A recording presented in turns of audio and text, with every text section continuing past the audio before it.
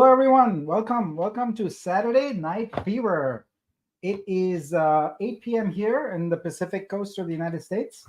Good morning, good afternoon, good evening, whatever it is for you. I think it's pretty late for some of you. I appreciate that you've joined us here. I see a lot of friends here, some familiar folks. We're gonna have some fun tonight, and my usual partner in crime here, Mike, is unavailable at the moment. He's driving, but he might pop in later once he reaches his destination. So great to see everyone here. And here's what we are doing tonight. Three things on the agenda. And the first is we are doing a soft launch for our community of the VO minting. So I want to show that how it goes. I want to talk a little bit about the bundle also. I think most of the people who are here probably are familiar with it, but it's always helpful to talk a little bit about it. And then we're going to do some fun airdrops. So it's Magic Square time. I must confess, I really wanted to get some new disco music, but I didn't have a chance to do it. I barely got the app going, and I'm keeping my fingers crossed everything's working in time. But I think we'll make do. We got some existing tunes, so we'll be okay. We'll do some airdrops, and also during the session, I will randomly be going through a Bitru search, now Exhibit search. We haven't rebranded it yet, but that's what the new name will be, and collecting some artworks. So it's going to be a smaller version of the buying blitz, but we'll have some fun. So we're going to keep on doing that. All right. So I think a good place to start is to talk about our minting, VO minting, because that's sort of the main reason for having this session here. So what I'm going to do is I'm going to share my screen here and get that going. All right. So let me add a banner here so you know where to go. So the app is live. It is beta. It is very much beta. You would have to go to veo.vitruvio.xyz. And as you can see here, and I'm going to demo for you shortly. Let me just demo the app first, and then we can go ahead and talk a little bit about it later. So it's very simple. You've got a slider that indicates how many bundles you want to buy. Each bundle is 5 USDC, and you just drag it and select whatever you want. Now, you basically have two main values you have to pay attention to. It is standard amount and UPay. So the standard amount is what is used in order to compute whether you get a bonus or not, because there's a special bonus just tonight while this session is on. The special bonus is if you buy at least 20 bundles, which is USDC 100 as your standard amount, not your discounted amount, then you are able to get 5 extra vibe. Now, it's not showing me any discounts right now because I'm not really connected. Let me connect to Vitruvio and show you what happens. So let's see. There's my account. That's good. I'll connect it. And there you go. You see right away that there's a discount there, a 20% discount. So if you are connecting via Vitruvio, there's an 80% discount. If you're connecting via another network, and we have a lot of support here, we've got 6 different networks in total you can choose from, 5 in addition to Vitruvio. So if you choose another network, then you're going to see what happens is it's going to tell you to switch the network. And well, actually, you can't see my dialogue, but you'll experience it when you do see it. And then the discount goes away.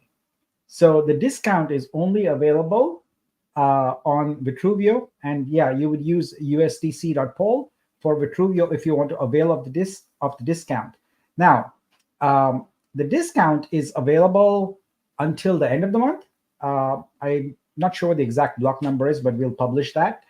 But the vibe special of 5 vibes extra, if you buy at least 100, if this middle column says at least 100, you're going to get 5 vibes. Now, it doesn't, actually, let me go to back to Vitruvio and show you this. Here's an important thing. It doesn't matter how much higher you go, that 5 vibe is only added for the first 100, all right? So if you want to really avail, if you intend to buy more than 100, you should do it in multiple transactions. That way you will maximize your vibe. But if you do it in only one transaction, you'll be losing out. So be careful about that. And I would highly recommend that if you're going to do about 100, to do it in multiple transactions. Now, this is going to compute for you the exact amount of Vitro, Vortex, and VUSD that you're going to get. Now, some caveats here. The VUSD that you're getting is a grant, which means it's only available for buying artworks at search.vitruvio.xyz. The Vortex is the standard Vortex. The rarity you get is completely random, and it'll depend on the luck of the draw for you. Now, Vitru, this is where you need to pay attention. It will say 200, 300, whatever amount you're collecting here. But pay attention to this note here on the very bottom here. It says 10% of Vitru coins are airdropped, 90% are auto-staked for 1 year at 15% APR. So please be aware of that. So in this case, the Vitru that you would actually see in your wallet immediately is for this amount here would be 20, and 180 Vitru would be auto stake for you. Now, where are you going to see those auto stake ones? Well, tomorrow in Scope, we are going to have the staking functionality available, and you'll be able to see it there then. So that's a word of caution about a Vitru. And last Vitro, the Vitro tokens are straight up dropped into your wallet. They are active, and so no constraints there. This, my friends, is an amazing bundle. It's amazing value. You're paying once, but you're getting 5 different things.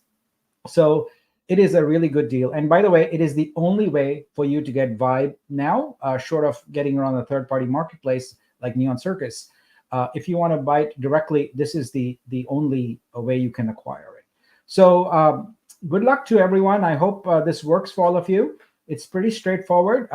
Like always, whenever you're using a token, you're going to have to do 2 approvals.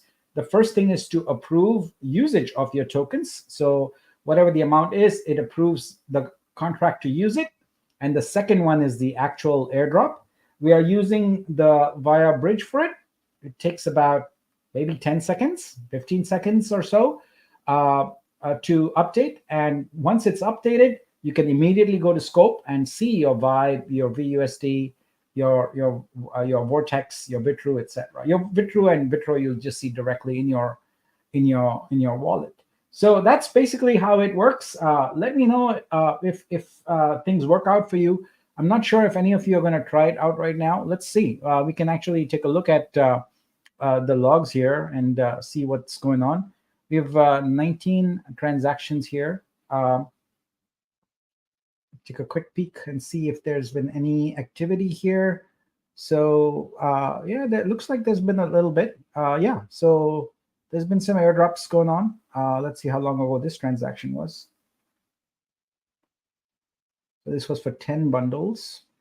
This was 6 minutes ago. All right, yeah, so things are moving along. And hopefully it's all working for you. Please drop in there if something is not working, but a comment like it is not working is extremely unhelpful. I need to know what is not happening. So we'll need to understand exactly what the problem is. Now, you have to be patient because it is a bridge. And if you're especially coming from another network, it's going to take a little bit of time. But with Vitruvio, it's instant. So you should see that. Looks like a lot of people are saying it's not minting. It's not minting. We've tested this earlier and it seemed to work fine. So let me do some troubleshooting here real quick and in real time. Let's do that and bear with me while I do that. All right. Let's check this out.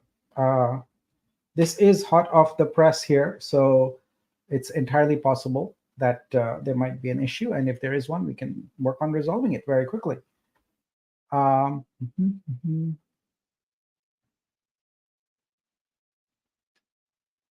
All right. Let me see. All right. It looks like it's working for me. So, Let me try it again and with a different account and make sure it's also working. Give me a moment here. Let's see. All right. I'm going to try it with another wallet here. Bear with me. All right.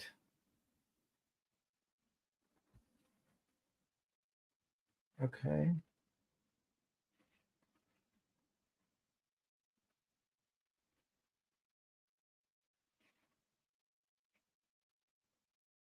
All right. So looks like everyone's having the same problem.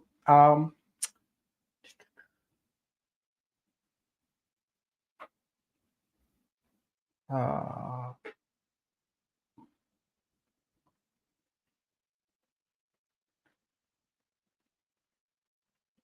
the transfer amount exceeds the balance. Here we go. Okay, I'm going to try and mint right now. Um, I'm able to mint just fine. And let's see if my transaction went through. And check it out right here.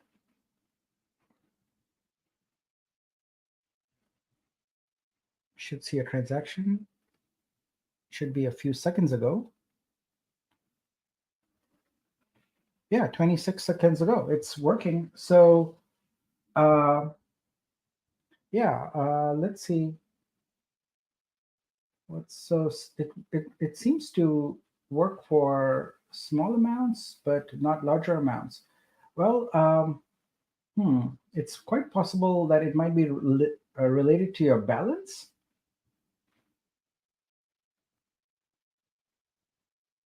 Um, All right, folks. You check this out. I'll do the airdrop, etc., and after that, I'll troubleshoot this some more. Like I said, we are doing this soft launch for the community before we go out to the wider audience and get all the different networks involved, etc. So looks like it's working for smaller amounts, but people having issues. Then all right. So looks like we got some work to do here on getting this fixed.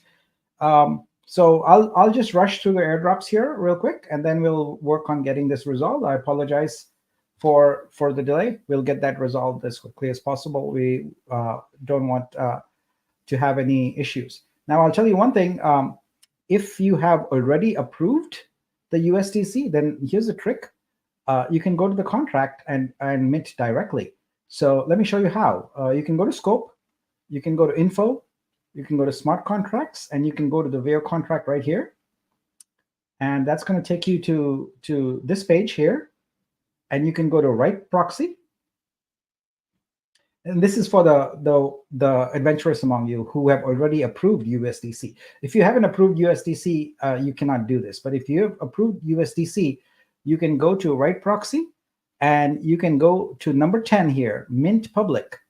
Enter how many bundles you want and click write, and it'll just do it directly. So you can bypass the UI there. So that's number 10, mint public. Put in the number of bundles you want, 10, 20, whatever it is that you want, and try that. So that could be something you want to try until after this session, I get it fixed.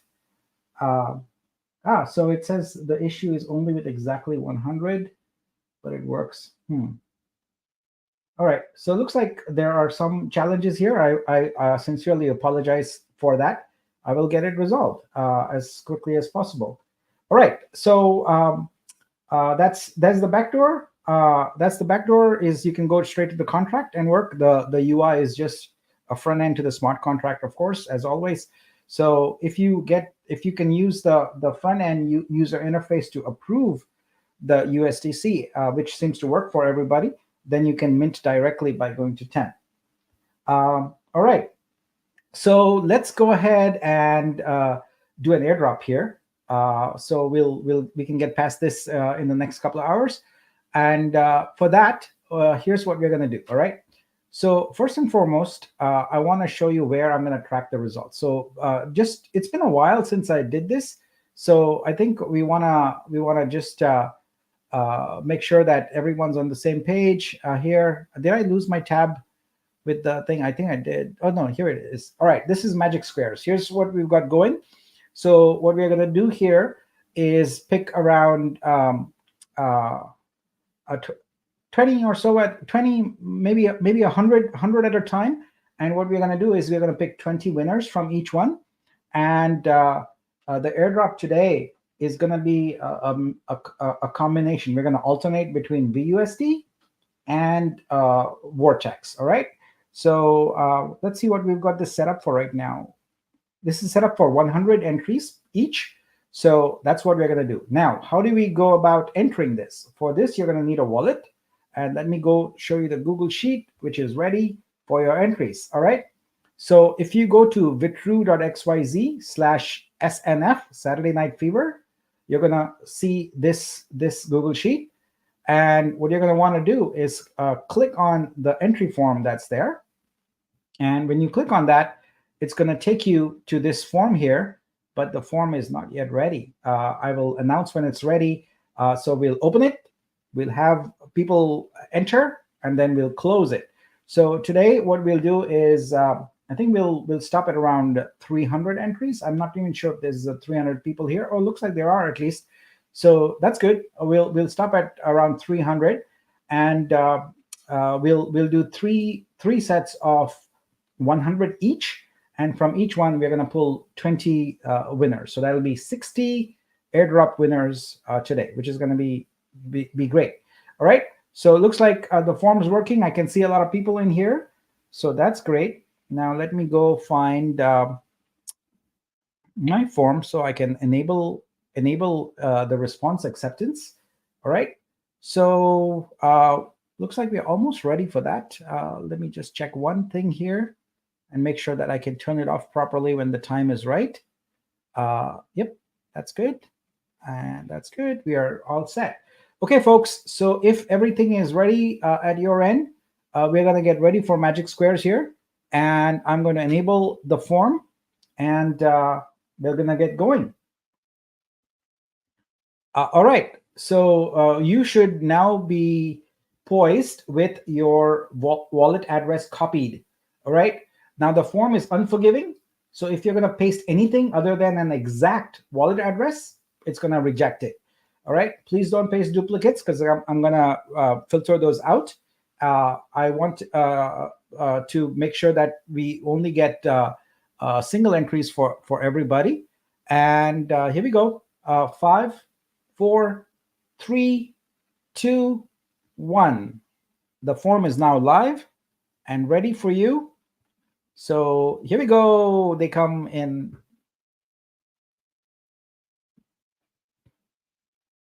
All right. The addresses are coming in. We are already at 20. This is great. Going well.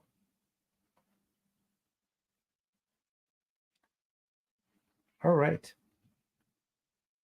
We are at 50 now. Still going strong.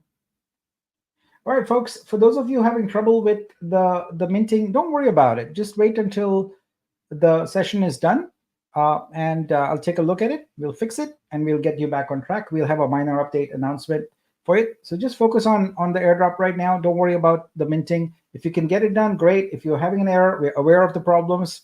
We'll get them resolved. There's nothing we can do right this moment. So just have some fun. All right, we are now at 100. So we're going strong. Here we go.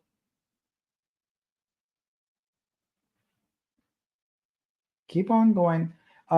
Folks, to get to the form, it's vitru.xyz/SNF, Saturday Night Fever. You'll find the form link there. And it's a standard Google form. It works everywhere. Yeah. All right. We are at 150, going strong. All right. And here we go. I can share this so you can see that. If you go to this spreadsheet here at vitru.xyz/SNF, the entry form is right there. A lot of people asking for it. So put that up there. All right. We've crossed 150, 160. And still going, still going. Let's see, we are at 170. Wow. All right, it's slowing down a little bit. So it looks like we are going to, oh, well, no, it picked up again. All right, guys. So if you're just joining us and you want to enter the Magic Squares giveaway, go to witru.xyz/SNF, Saturday Night Fever. And right there, you see on the screen, there's a highlighted entry form. That's a Google form. Go in there and enter your address. That's all you got to do. And we just crossed 200. And still going. So if you are having issues and it's not working, it's unique to you, because we have over 215 entries already. Make sure you refresh your page. Make sure your browser isn't blocking something, but it's a standard Google form and it works quite well. All right. All right, 230, still going. And CryptoGale, it's only not working for you, so it's something to do with your browser. We are at 250 and going. All right, we are coming up on 300 here shortly, and then we'll pause. And here we go. 270. Very close, very close. 280. All right, folks, about to shut it off here. 290. And we are going to shut it off now. Let's see, how many do we get? 200. We got 300 responses. Great. All right. 300 responses are in. Give me a moment here while I get things organized a little bit so I can we can start playing Magic Squares. Give me one moment. All right. I'm almost done. It's all right. I am ready to go. Here are the addresses. The first batch is in, and it's time for us to play. And here we go. The addresses are in, and there we go.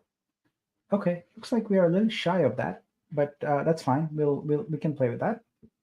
Okay, so what I'm going to do is we're going to play, and as we play, I'm going to update this sheet with the winners. So today we are going to pick, I said 60 winners, so I need to extend this a little bit. Let's do that. We're going to go 60 winners. All right. So what we're going to do here is start off with picking 20 winners from this board here, and each of the winners are going to get 50 VUSD, right? So that's 50 VUSD for buying artwork. That means that's going to be 50. That's going to be 1,000 VUSD in total. All right. Is everyone ready? We're going to go ahead and play Magic Squares now. All right. And wish you luck, everyone. Let's go. Okay.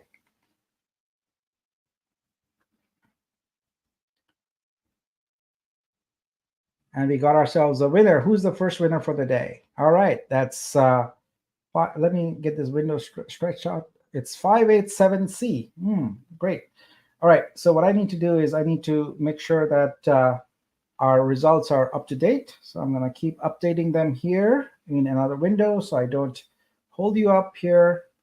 So we'll get that done. So we have our first winner in the board here. So I'm just getting into the hang of it after a few days now, actually more than a month now. So it's all coming back to be muscle memory. Here we go. Next winner is, who's it gonna be? Who's it gonna be? I hope it's you. There we go. We got 325AF. All right, congratulations to these winners. We'll keep this going.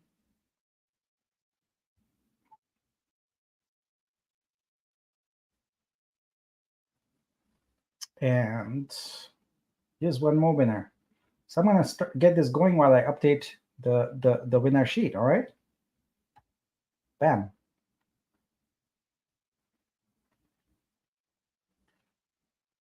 And we have 4. Let's go with the next one. This is fine. So this we are playing here for winning 50 VUSD each. That's the prize for these winners here. So far we've got 5 on the board. More coming up. Time for a sip of chai.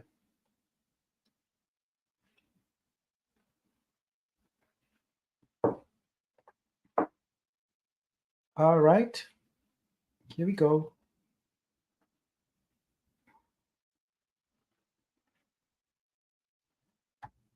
All right, next one. Suggestion: fix the mint and then do the squares. Well, I know there's a lot of people online here for the airdrop also, but I'm not sure how long the mint would take. So it would be unfair to just take a detour and do that. We'll get there. We'll get there. I apologize for the delay in that. It's a very short delay, so I think we can finish our airdrop here quickly and then get that resolved.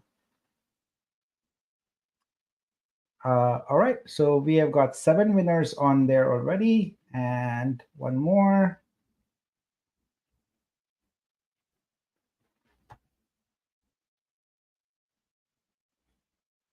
Identifying the problem and then pushing out an update, well, testing it and updating it is going to take a little bit of time. So I don't want to just hold up everyone here while get that done.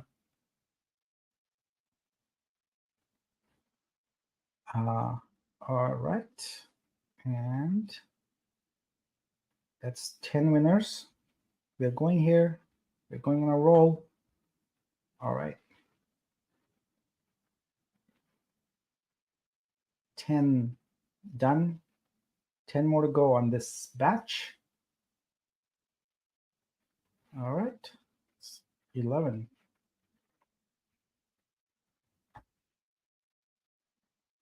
All right, folks who are joining us late, the entry for this airdrop is already done, so you cannot enter anymore. We've got 300, just a little over 300 entries here. So we're gonna resume our airdrops and do them regularly again. So if you could not get in today, please join us again on another airdrop here. We plan on doing it at least twice a week. So I'll definitely catch you again here soon. But today's airdrop entries are closed. We have over 300 entries. So, all right. And we'll keep going. My apologies again for the minting issues. Looks like it only happens on certain values. So we'll have to check that out and see what's going on there. Did test it out and worked. So there must be some edge cases there that failed to show up in the testing. So my apologies for that. We'll get this going. All right. So 16 winners done. 17 winners done, actually. And there we go.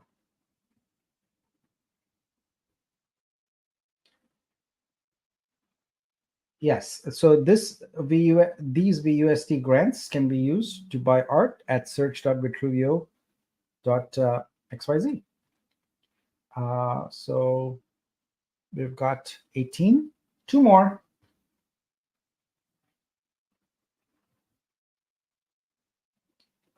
All right. I appreciate uh, your folks who are working on it directly to the contract. I know it's not the easiest thing, but um, I I will certainly make sure that we extend the Vibe giveaway because I know the deal was that it would be during the live itself, but don't worry about it. I'll make sure that we extend it a little bit so folks can get it. We'll set up a fair threshold for that so that you need not worry. I know many people stayed up for this, and uh, getting that vibe is important. So don't worry about it.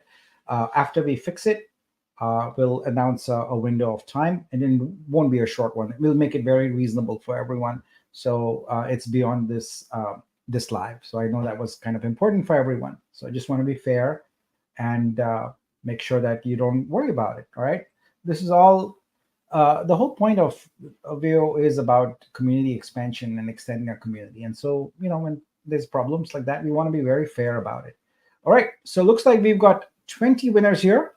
Congratulations to all of you. So I'm going to go ahead and set this up and say here that this here is specifically for 25 VUSD. So let's get that written. So it is all right. There we go. So each of you. Oh, I'm sorry. I mistyped that. That should be 50. There we go. 50 VUSD. All right. So each of these folks win 50 VUSD, and now it's time to reset the board and get going with the next batch. So let me get that going here, and we can go. Now, one of the things that the board does is automatically remove duplicates. That's why you see a fewer ones here than I loaded up. So let's load it up again and see what we get. This time there were no duplicates. So we got full 100 there. That's great. Okay, second batch is ready. And this batch, what are we playing for? This batch, we are playing for Vortex. So let's go ahead and update it. So each of the winner gets a Vortex here. And let's go ahead and queue up our response sheet. So I can go ahead and enter all the numbers in correctly. Here we go. We're ready to go. And good luck to everyone. Let's go. So this is for Vortex.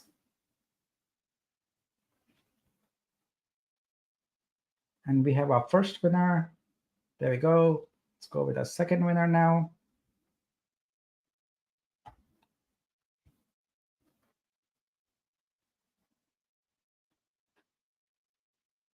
All right, great. Keep it going. We're gonna whiz through this. We're gonna blitz through it, so I can get to the important task of fixing the app as quickly as possible. So we'll pick our 60 winners here, and what I'm going to do is, in the interest of time, in order to get the app fixed, I'm going to take a pass on the artwork buying just for tonight. But I'll go ahead and do it, but I'll do it offline. So it'll still happen. I'll just do it offline because I do want to get the app fixed. So we'll do our airdrop with 60 winners, and then I'll go ahead and work on getting the app fixed. And after that, I'll do some art purchases, and you'll see them because I'll post on Twitter about them as I do them. So I think that's a fair way to go about and resolve this issue. There's problems that are always going to be there. You just have to work through them. Life of a startup. All right, so we are almost halfway there.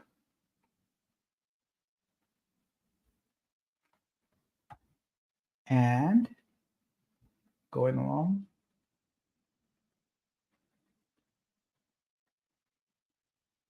And here we go. Yeah, I agree. Online blitz is more fun, but I have to be pragmatic about these things. There are folks who are waiting to mint their VO bundles, and I don't want to continue to disappoint them. So I think we can. I might even pop back online and do it once the issue with the form with the minting is resolved. All right, so we are at with this 10th one, we are going to be exactly halfway point here for this session, for this airdrop session. All right, and that's number 10. Bam. Oops. Whoa, what's going on there? Something interesting. Got a formatting issue here, but that's okay. We'll get that resolved.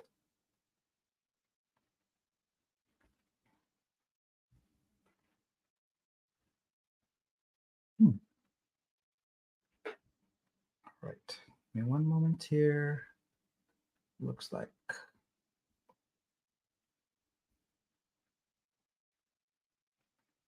All right, that issue is now resolved.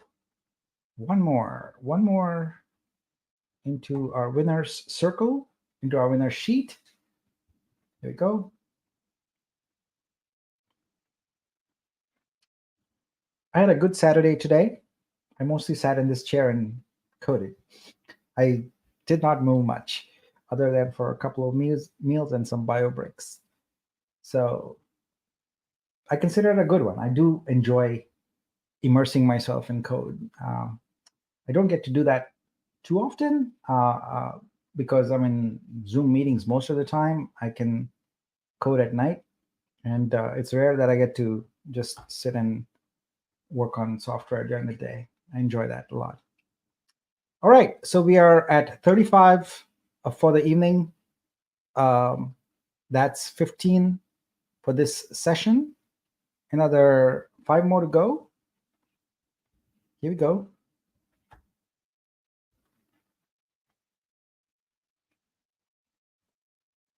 Oh yeah, I'm very sorry about the disco music. I promise you the next one I will have prepared more. This one, let's just chalk it up to rusty, just being rusty. You know, I haven't done one of these airdrops in a while. So in fact, and now I feel like I should just add a feature where it goes and pulls some random stock music from the internet. And oh, looks like I got a duplicate one in there. Is that right? Yeah, I got a duplicate one in there. So let me fix that. Yeah, it would be fun to just have it directly pull some music so I don't have to make a decision. But one of the other reasons that I have been a bit reluctant to get music going is the feedback is all over the place. Some people say it's too loud, can't hear anything. Some people say that it's just right. Some people say can't hear anything. So I have no idea what is the right calibration level, or the not calibration level, volume level rather, to set the music for these things, the background music. So anyway, we'll see. All right, you know what? We could do this. We could try some of this here. So this is very high volume right now. So let's reduce the volume.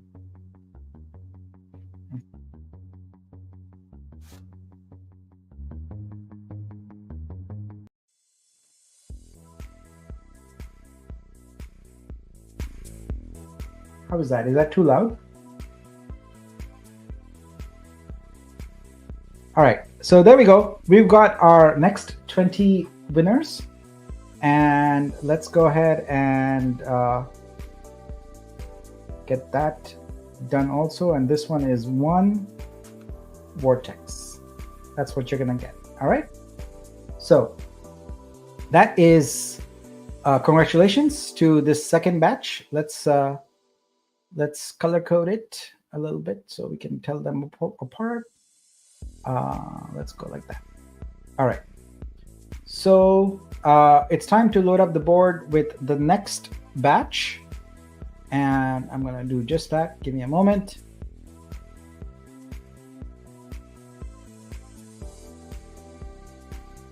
And this last batch,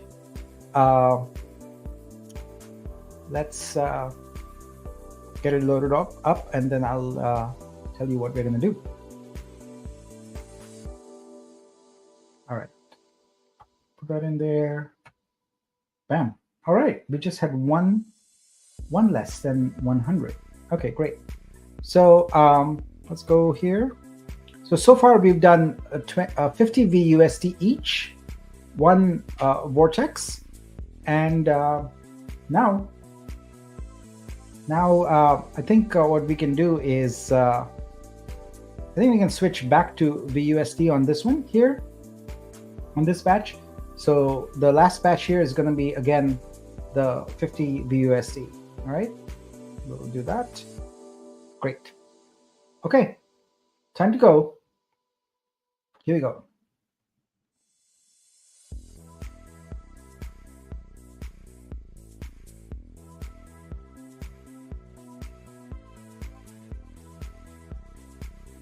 All right, we got one going. Yeah. By the way, folks, those of you who are interested, after the airdrop is done, you know what? I said I wouldn't buy any artworks. Maybe I'll go and buy 3 or 4 of them. And what I'm going to attempt to do is, since I have everyone here, we'll attempt to fix the problem in real time. All right? Why not? We'll just fix it live and see if we can get it done.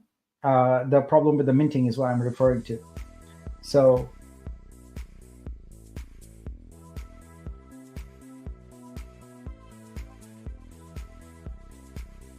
here we go.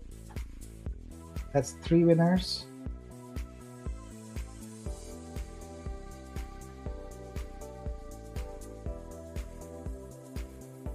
Yeah, there's a backlog of some vortex we haven't airdropped, so we'll take care of that. It's on my list of things to do. So we are gradually going down through the list of pending things and getting those addressed. So all right, folks, I think I'm coming up with a plan. Gonna finish the remaining airdrop here. Gonna go and do a few art purchases because I think those are quick and easy. And then I'm gonna spend some time online just trying to troubleshoot and fix the minting here. And hopefully it's a quick fix and we can get it resolved and get down to business. All right. So there's nothing like debugging smart contracts and React applications live on YouTube. I guess that's what Twitch is for. So, all right, here we go. 7 done.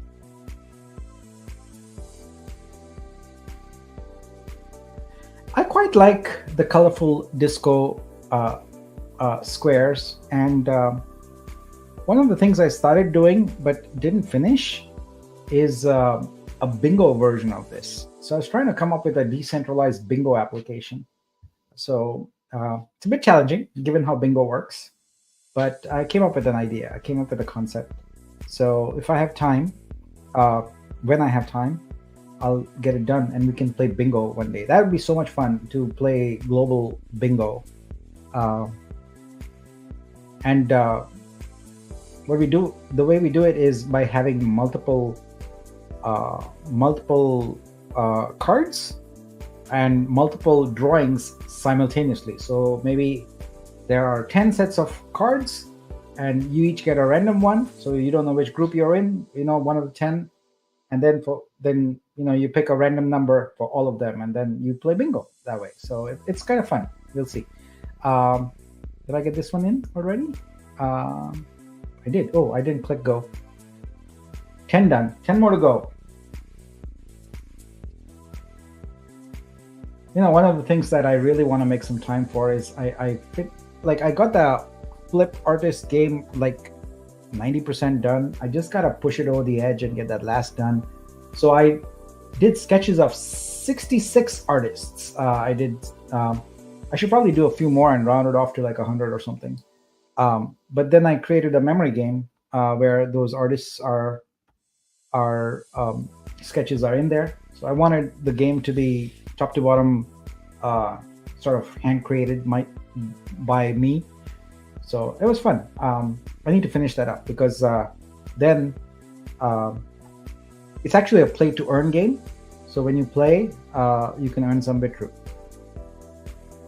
All right, if only I had lots of spare time, but there are only 30 hours in the day, and what do you do?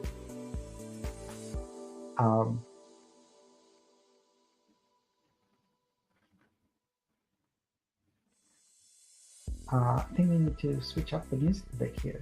Let's go with Disco Beach Party.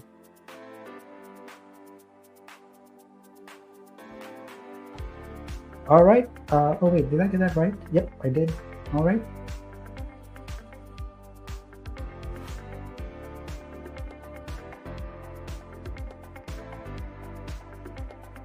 I like this one. All right, and 4 more to go. Then some artwork buys. A very quick.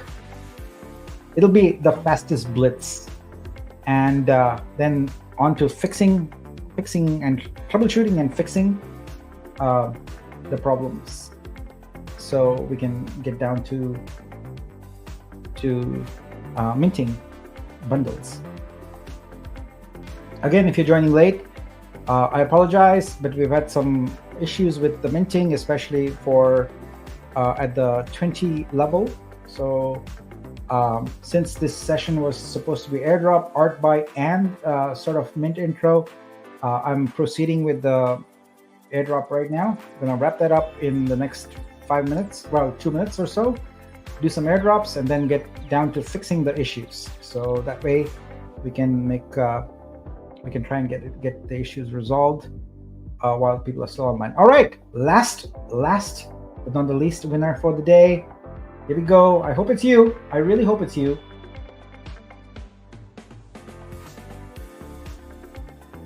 Here we go. That's D5762. I don't know. Some people read the last 4 digits. I always end up reading the first few. All right. So all of these winners will be getting 50 VUSD. So congratulations to all of you. That is fantastic. All right. Let's take a quick peek here. We are good to go. All right. Time to go to Art World here. Let's load it up and see. Let's see. Got to filter it by creator here. All right, here we go. So, hey, look at that. Some people are posting photos of me at the Bangalore conference. Interesting. All right, we're gonna go all out here, and let's pick some interesting ones. By the way, guys, thank you for all the postcards. I think I'll share some of them here. Give me a moment, and I'll queue them up and share them, because I really love the amazing work you guys are doing. Cannot thank you enough for that. So let me share those a little bit. So I challenged folks to kind of create postcards, and you should see the results. They are amazing. So let me do that real quick, and then we'll get into the art buying, and then we'll get into the fixing. So here we go. Here's the thread, and I have not finished reviewing. I'm nowhere close to finishing reviewing, but I'm going to airdrop BUSD to the ones that are cool. But look at these. These are so great. Love it. Very creative. I'm not just looking for the exhibit logo slapped onto your artwork. It needs to be integrated in a nice way. It needs to be interesting or creative. So that's kind of what you're looking for. This is just vibrant colors. I love it. Very good. Some beautiful work here. But yeah, so it needs to be integrated beautifully. This is kind of a no-no. So we don't want you changing our logo. By the way, both the logo links are here in my post. There's the dark logo and the light logo, the SVG. So you can size it however you want, but please don't change the logo. So this is a no-no. We don't want our brand identity changed there. It's a new brand, and we want to build upon it. So interesting. Wow, this is some really nice stuff here. I just love these creative submissions. So I'm gonna go through these and airdrop 100 BUSD to the most interesting ones. I don't see any exhibit here, so I'm not sure. Wow, that's clever. That's very nice. This was one of my favorites here. I did like it. I will be airdropping to this one. It's a literal postcard. Love it. Very nice. Some of these are really well integrated. Others are merely the logo on an artwork. So like I said, I'm really looking for integration here, some creativity, making it interesting.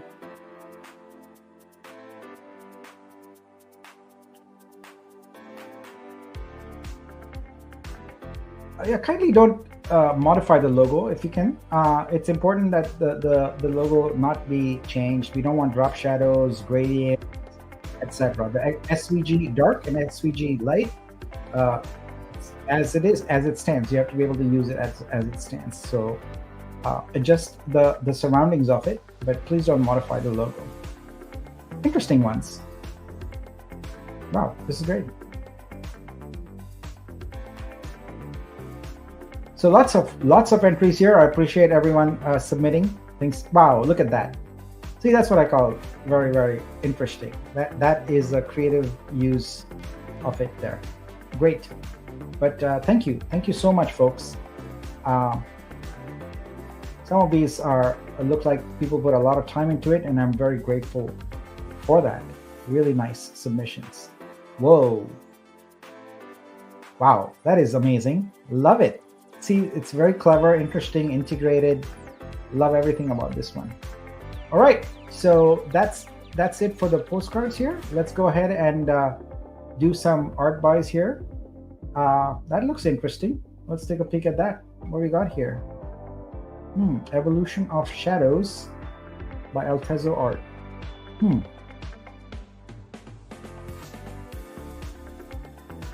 So be loading here shortly. All right, let's go ahead and collect this one. Looks great. Congratulations to Altezo Art. And we'll reset search and go back here.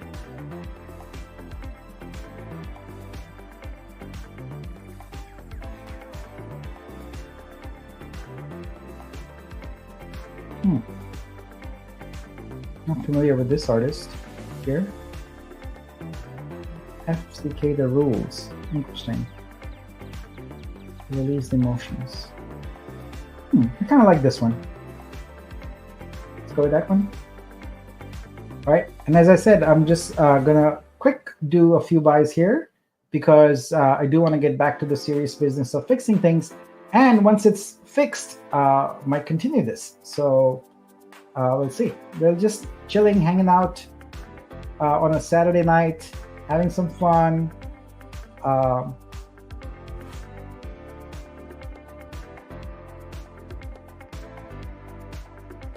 And buying some artworks here. Ooh, I like this one.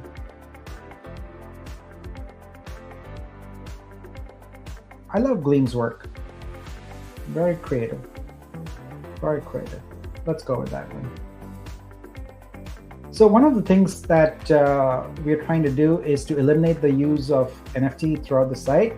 So if you do see an NFT, let us know. We use digital artworks there. So in time, we'll have eliminated all of it. We are prepping the application for non-crypto users, and that's going to be a journey, but we don't want to use the word NFT anywhere. So here we go. All right, that's a few done. Let's jump to page 3.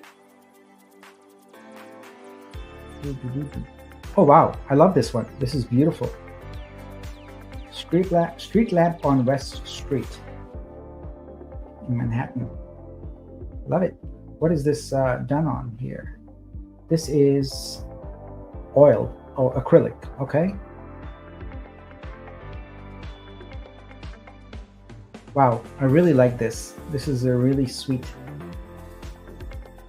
artwork. Yeah.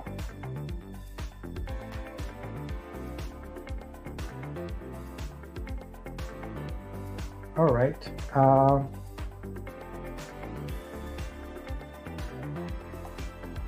Vivek says, buy from the artist present here.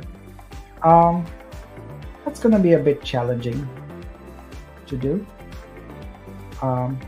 Let's see. Because if I do it for one, I have to do it for others also, and it's going to be very difficult for me to do that. I need to think about a strategy for that. I need to maybe have a submission form or something like that, or just pick randomly. These are great. So I'm going to buy a couple more, and then I'm going to work on fixing the issue that we're seeing, and then maybe get back to drawing. Oh, I like this one. This is interesting.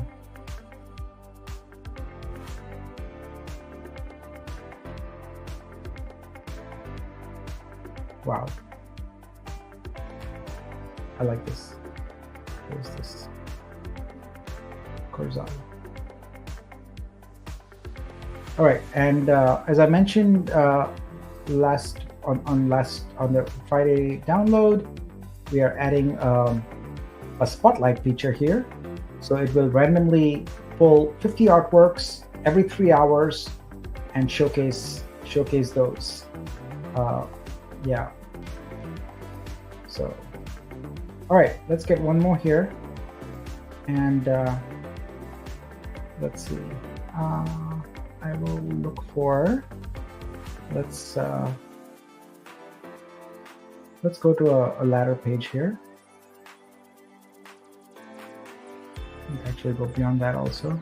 Oh, actually, I'll jump directly. Let's pick page 10.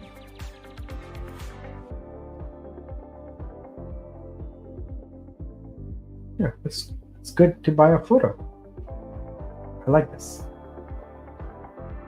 Let's look at the collection. Oh wow, he's amazing. Love it. I think I like this one the most. We'll go with that one. All right. Bam. All right, folks. So that will do it for now for the artwork purchases. I want to go back to fixing the issue, and then I might come back and do this if folks are still around. All right. So all right. So what we're going to do now is we're going to try and understand what the issue is here. So as I understand it, it is not working for 20. So when you have 20, it's not working correctly. All right. Yeah. So let me first look at the transaction logs here and see what's going on. We are now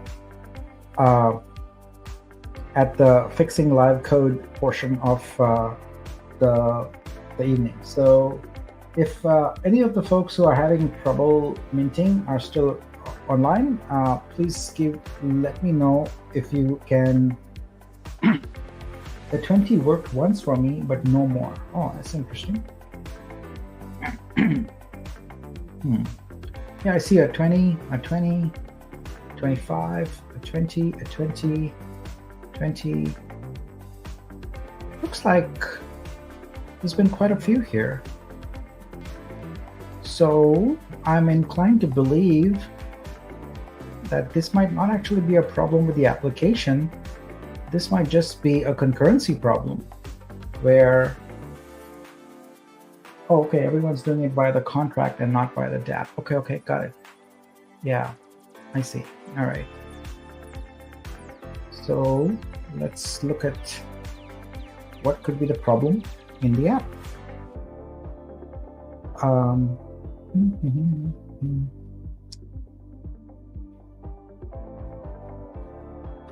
All right, so time to dive into code and look into it.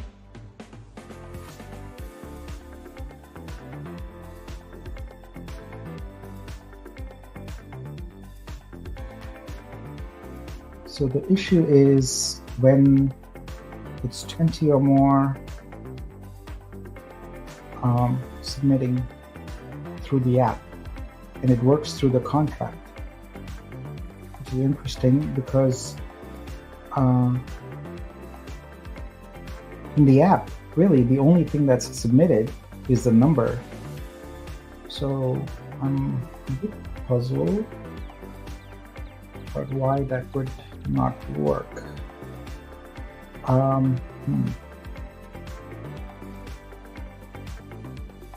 Public quantity. I'm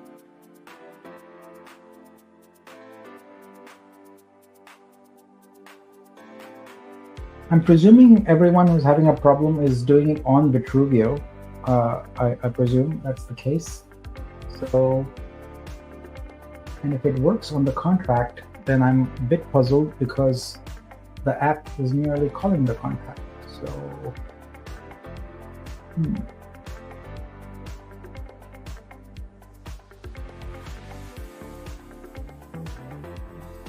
I'm looking at the code right now, trying to see if there's anything here that might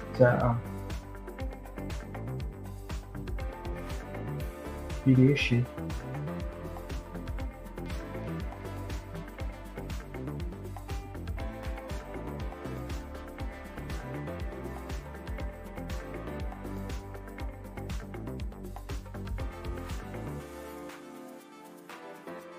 So far, I haven't seen an issue. Maybe I can read some. The contract approval is going through and nothing happens after that. It's picking the standard amount, not the one you pay. So the contract works with bundles.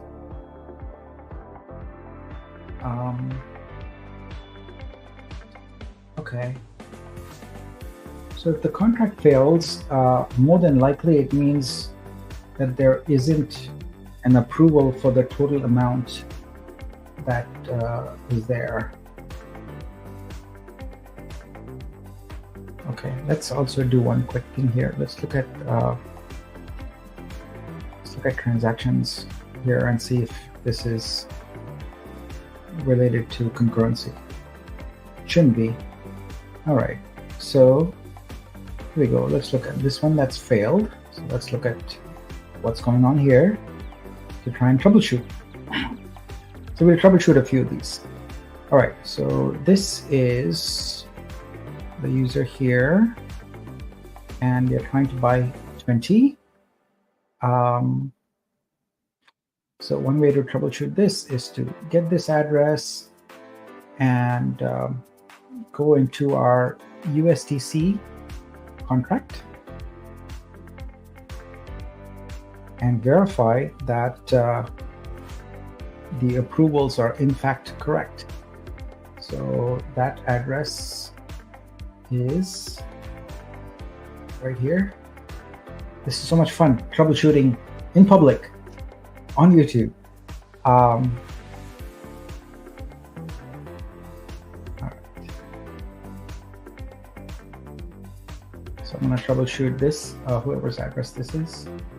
All right, we're going to go ahead and go here and make sure that there is an approval. So it should be for around 80 USDC. So we are going to go to the USDC coin contract here, and I'm going to grab the address of the user, which is right here, and going to go here to see the allowance. So the allowance basically says, okay, have they approved the USDC for the contract to spend? So that's the address of the user, and then I put in the address of the VO contract here, and in the spender. So the VO contract is the spender, and the authorizer is the person with their wallet. So we check this here, and it says here that they have authorized. So this is 6 digits precision, 20. There's a problem right there. So that is not gonna cover the cost of it. So maybe that's a clue there. So what this is telling us that perhaps the allowance we are getting is for the quantity. Nope. I'm looking at the code right here, and the allowance target is correct. It is for the quantity multiplied. The allowance can be anything. You can set it to like thousands. It's just the upper limit. But I can see here that it is set correctly. So in this case, this approval, this particular transaction for this particular user failed because they only approved a 20. Now 20 is the number of bundles, but the cost of it is going to be 20 multiplied by 5 less 20%. So that would be 80. So it's going to be attempting 80 USDC, but this failed because it was only approved for 20 USDC. As you can see here, you got to strip the 6 zeros, and that tells you the amount there. All right, so that's one we troubleshoot, and that's a legit failure. Let's troubleshoot another one. Let me see if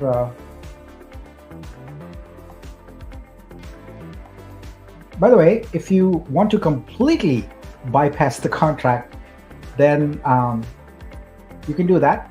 You can what you can do is you can go to the USDC contract directly, go to write proxy, and you're going to need two pieces of information there. It's basically, you're going to need to know the address of the Veo contract, which you can get from scope. I updated scope, so the address is right here. You will need to go to approve under write proxy of the USDC contract, put that in there, and into value, what you want to do is you want to click on this plus here and select 10 raised to 6. So that's going to give you your 6 zeros. Then get rid of the 1 and type in the number you want to approve for the actual number. So if you want to approve for 100, you type in 100. So remember, you got to have 6 zeros after it because that's the precision of that contract. And then you hit write, and then you've approved the contract to spend that much. And then if you come back to the Veo contract and do the mint public, it should, in theory, work. All right. So, but anyway, let's go ahead and troubleshoot this next person here. So this address here, they attempted to do a transaction for 20. So at minimum, the USDC approval should be for 80. So let's check on that. And we are saying here, did the under allowance, did the owner, and that's the address I just copied, and I need to get the address of the Veo contract, which is right here. Get that address. All right. So who's the spender for Veo contract? Let's query and see what we got. Okay. So this here has approved for 8 USDC. So that's going to fail. That's not going to work. All right. So that explains that transaction. And go back and look at some more. Actually, yeah, we'll view all transactions. So far we are coming up blank on why these are failing. But my guess is it's related to USDC approvals based on what I've been seeing so far. All right, so this one is also for 20. This is a different address. Let's check on that. And we can keep this contract here and just keep changing the first one. All right, seems like this is a persistent problem. So let me check the logic again in the thing, because if folks are doing this with the UI, then obviously the approval amount is wrong, and I can't see why it's wrong.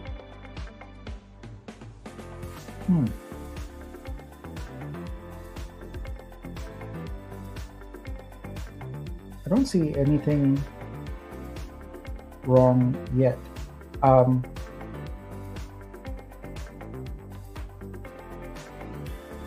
Via the contract, Jeff says it has worked twice out of 6 attempts. The rest failed at minting.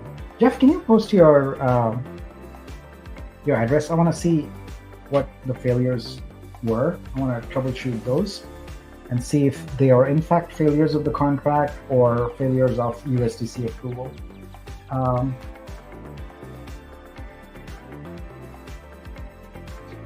Photograph says the bundle does not appear in my contract. I can see that it has been written off.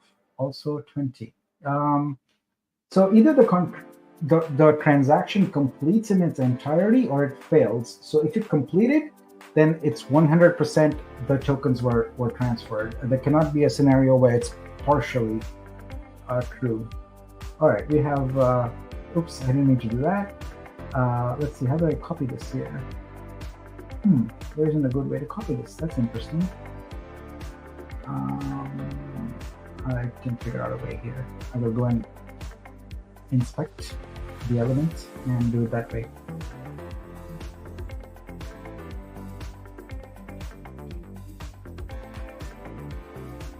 All right. Where are you? Where are you? 0x52b. Okay, here.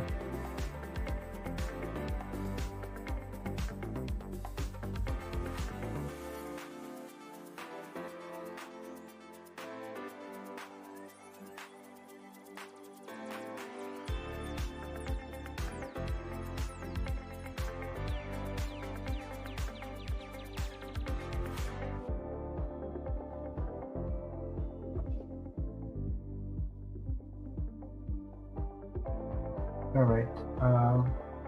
Looks like StreamYard is not letting me copy those addresses, so just worked again twice in a row. Does anyone know if the first 1,000? Oh yeah, they probably have not, but it's very easy to tell. Let me show you how to do that. If you go to, and I'll surface this in the UI also, but if you go to the Veo contract, which I think the easiest way to do is to go from here and then go to read proxy. It's looks like there's been 854 transactions. Wow. And the number we are looking at is, where is it? Bonus text count. So it looks like it's 393 so far. So we got a ways to go. Bundles sold 8,540. All right, so it looks like it's working for a lot of people, but it's not an issue with balances, because make sure there's enough coins and everything there. Let's take a quick peek at our Vibe and Vortex contracts and make sure that there's no issues there, because those are dynamic mints that are happening. Transfer. Looks like all the vibes are working there. All right, so that's not an issue. And we can get a handle for, oops, not wrong place. You can get a handle for that number. That number is going to keep going up. 663541. We'll keep an eye on it. Vibe is working correctly there. Let's take a peek at Vortex minting. I think it could possibly be just a large number of transactions at the same time. So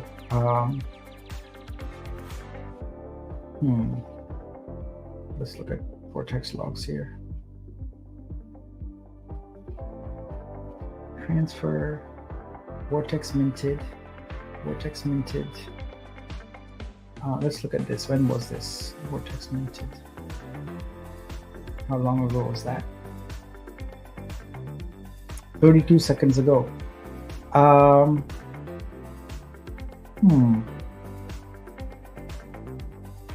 In that same transaction. Yeah. All right, guys. So I'm coming up blank so far with why this is happening. I'm looking at the code, and it will say it's for 20, exactly 20. I'm not seeing anything that would cause that. I'm just double checking here.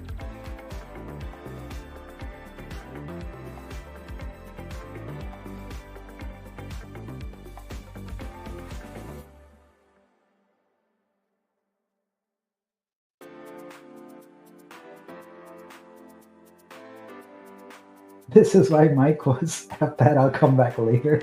I like it. Doesn't have to troubleshoot this.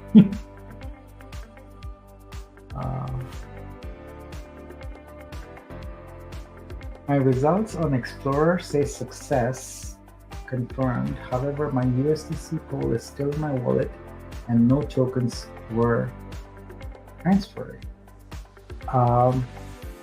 So Explorer wouldn't say success. Your wallet would determine that. So folks, I'm having a hard time figuring out what the issue is here. I need some information. I need to figure out a vector for what the problem is, and I'm not seeing that given the large number of successful transactions. There's some edge case. I don't deny that there's a problem. It's just seems like a real edge case here. Seems hard to troubleshoot. I'm keep digging. I'm sure it'll pop up here. Yeah, so we've had 854 transactions here on here. Let me keep this open and pinned so I don't keep losing it. Pin that. All right, so this contract says that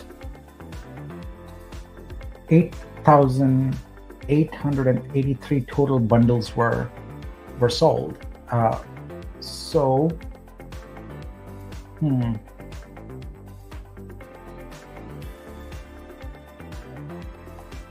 Everything here appears to be exactly as it should be. 409 bonus transactions. So the bonus transactions, they're going to go until the end of the month. So not to worry about that. And like I said, not to worry about the Vibe also. I'll speak to Mike and we'll make an announcement and extend that out. I just don't want anyone to feel gypped or whatever, right? I mean, it's obviously the contract has a problem or the app has a problem, and we'll get to the bottom of it. Let's see here. Everything here is correct. You know what? I know what to do. I'm going to go find one that was successful and make sure the amounts were correct. So let's do that. Let's try and reverse engineer this.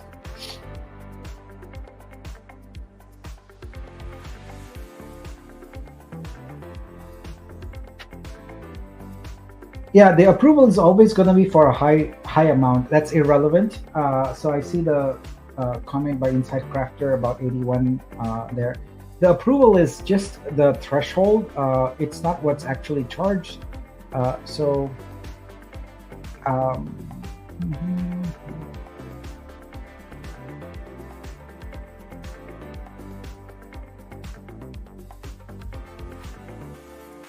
It's not a gas issue. The gas is very low. This one worked.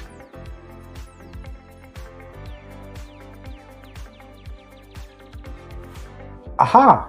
I found the problem. It is a gas problem. It is in fact a gas problem. Here it is. The gas threshold is being exceeded. Okay, folks. Thank you. I now know why it is so random. I have identified the problem. So let's do this. I'm glad I looked at the successful transaction because that gave me a clue what the issue was. Updated. What's going on, party people? Hey, how are you, Mike? I'm good. So some people were having some issues, and I was debugging and troubleshooting live, and I just seconds ago identified the problem. So Oh, you so did? now, Yeah, I've been following it. I've been my event ran late, so I just got in right now. But I've been following it since you've been live. okay, good. So you know of all my trouble, Yeah, and yeah. It's kind of weird because we tested it earlier, so I'm not sure what the issue yeah. is. Well, it turns out to be a gas issue. So Ah, let's see. yeah. I put some USDC in my wallet so I could run a test myself. Yeah. All right, it is deploying, folks. It is building. 37 seconds. 42 seconds. And are we ready? We are ready. Reload the page. Reload the page. We have new gas values in, and it should work consistently for everyone. So I'm really hoping that was it. But as far as I can tell from the data, that was the problem, because I can see here that it exceeded the 2 million gas threshold that I put on there. So I forgot that it is a linear scale, right? So in particular, the Vibe or the Vortex, it's minting more for the higher transaction levels, and as a result, it needs more gas. So I have more than double the gas. It should not be a problem anymore. Yeah, this was the problem. I'm pretty sure of it because I've checked all the code, I've checked the smart contract, etc., and the logic was pretty sound. So Gus says you have some singing to do to make up for it. So sorry, folks, about that delay, but it was good to. I hope we got to the bottom of the problem. I hope so. Yes, it was gas. Yeah, yeah, it looks like it's going through. I'm gonna try one too. My sincere apologies, folks. That always comes to bite me. I have to remember to always make that higher, but I try to be conservative on that. Yeah, but this is what happens when you try and finesse your smart contract and build an app from scratch in less than 24 hours. So that's, but it's working, so it's good. Yeah, it looks great, Nick. Gosh, you've been holding down the fort. 752 online. That's great to see everybody. Oh, okay, so if this is working, then I guess we have to do some art buying. If the artists are still here. Let's see here in the comments. Are any artists still here? If so, then we need to do some art buying here.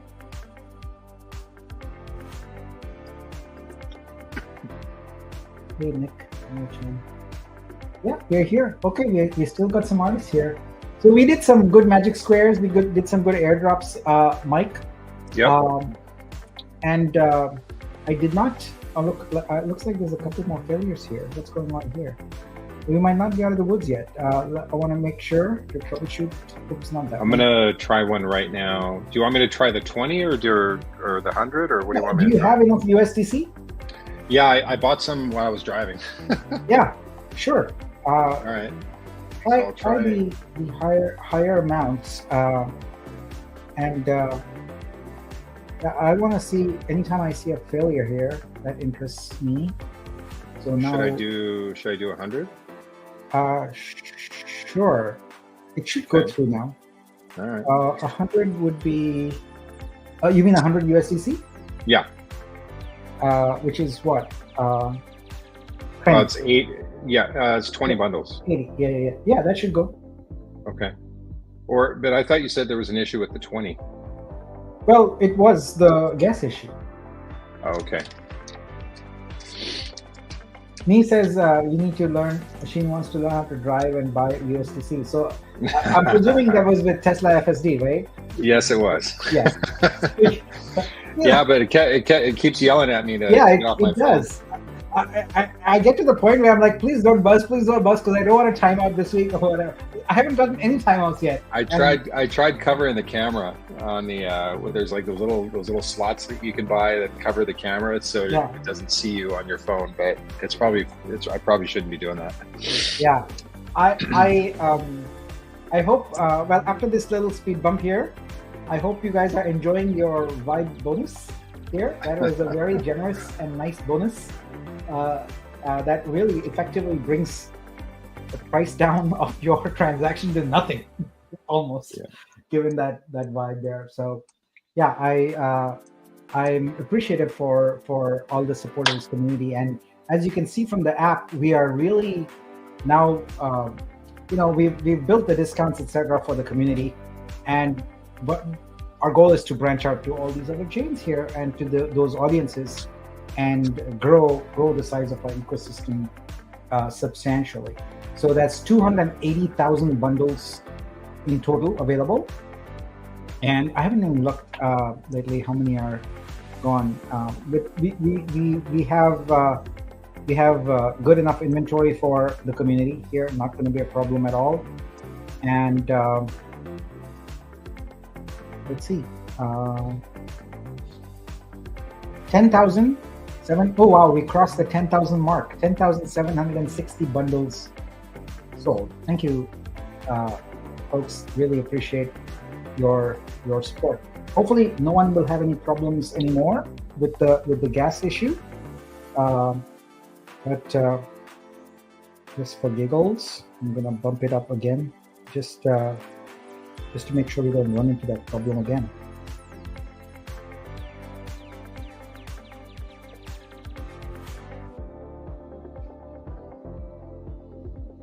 I think for the most part, I think everyone who is buying right now from Vitruvio is going to be doing it at that 20 level to avail of the extra vibe. So I think we'll be fine for now. So Mike, one of the things that we'll need to talk about is because I did say that the vibe bonus would be as long as this live was going on. So I think the artists want us to buy artwork, which means we'll keep the live going and we'll extend it. That way, folks who couldn't get in earlier can still do that. Cool. Yeah, let's do it. So that way we'll keep the live going for another, I don't know, half hour, something like that. And that's how much time you continue to have to get the extra vibe. So when I did it, it looks like the USDC poll went through, but on the VO minting DApp, it still says bundle minting. Yeah, that's it's not exactly looking at the contract, so you can just hit refresh. Apricot, you say I can't swap Vitru to USDC poll because of insufficient wrap Vitru. Well, you don't. Oh, I see what you're trying to convert Vitru. That's not going to work very well here. That was probably not the pathway, but I can see how that is a pathway. But the pathway that you would want to use for this kind of scenario is you would have USDC on Polygon and you would bridge it over versus trying to swap. So the pathway you've chosen would deliberately, I mean, the circuit breakers there, so it wouldn't work. Gus has got jokes. I didn't see Gus's joke. Where is it?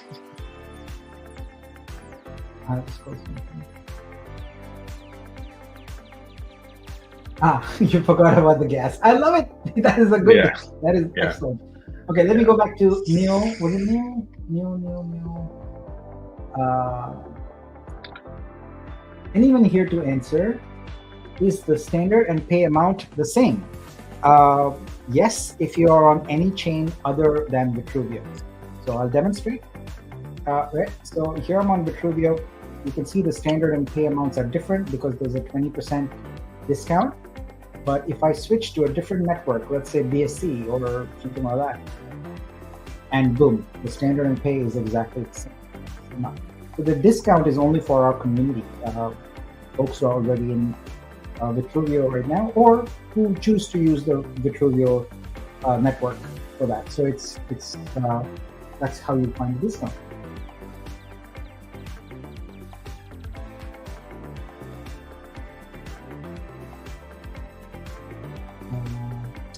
Phantom, I paid full Yeah, price. I was right.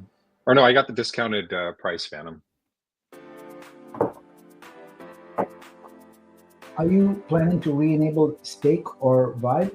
Yeah, so the staking functionality will be available in scope tomorrow.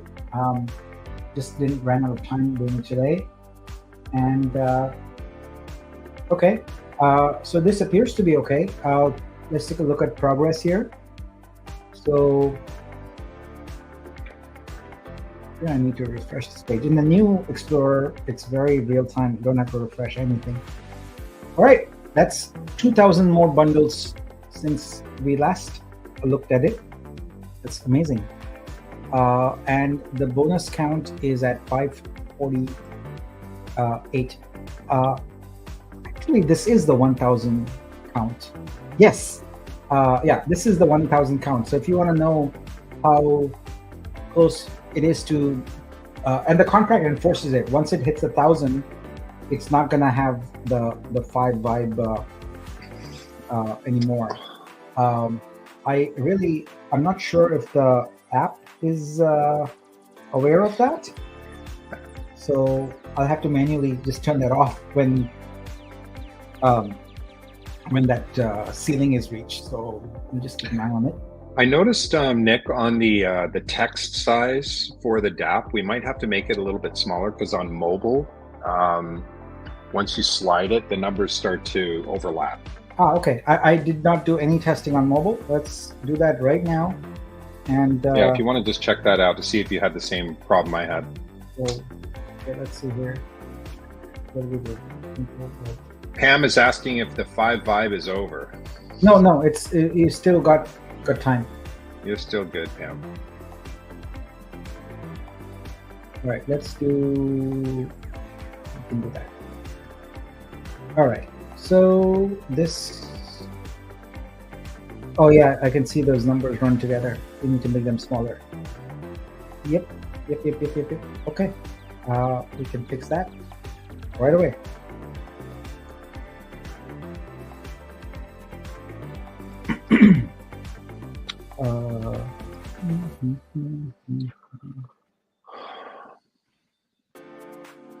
It's a good point.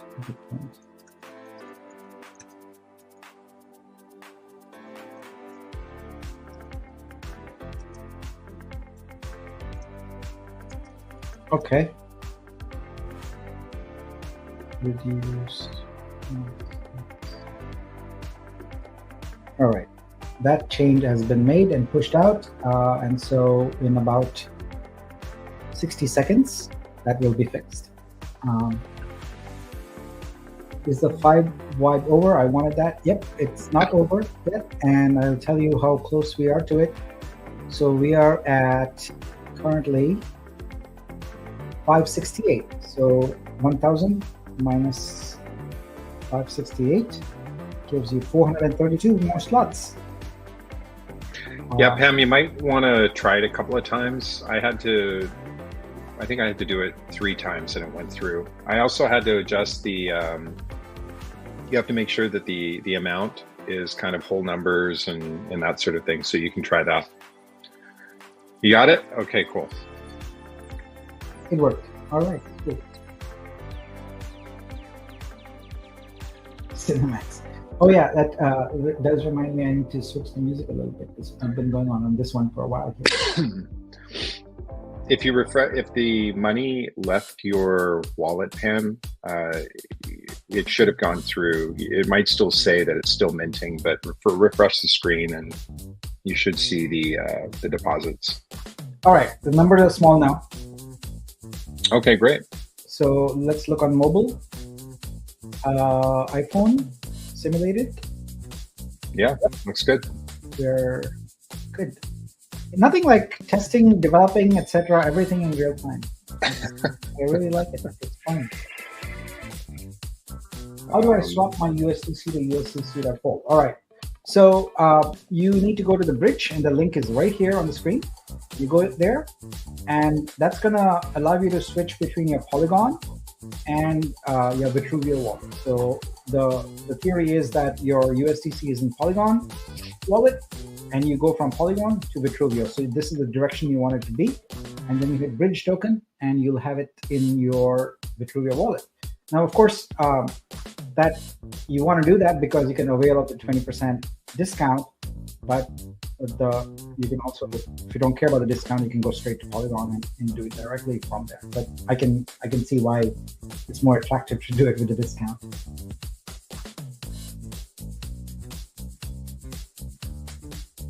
All right, let me go here and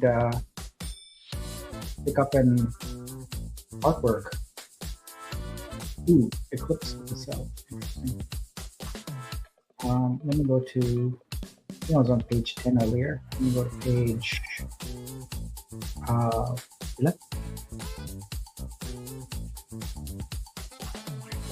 This is interesting.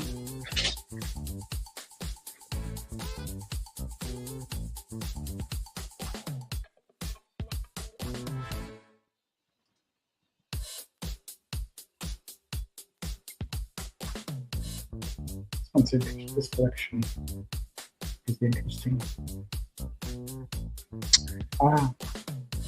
Photo, yeah, the Vibe should immediately appear in scope so long as you purchased above 10 bundles. If you purchased under 10 bundles, there's no Vibe.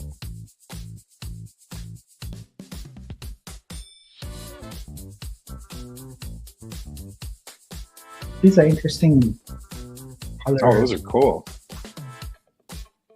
I like them. Yeah, I'm digging that. Whoa, what's going on with that one? The Mistress of the Forest. That's scary. Well, I love shades. So let's go with that one, Yulia. Let's get going. All right. So we'll keep an eye on things here. We're going from transactions to artworks, the two extremes of technology here. You've been all over the place, man. I felt so bad for you when I was driving. I was just like, oh my gosh, poor Nick. He's flying solo. It was fun. I got the winners picked and all that. Yeah. 13,106. We are at 602. So we are a little under 400 bonus Vibe left, I guess. We just stay online until we hit that number. That's the fairest way I can think of to do this.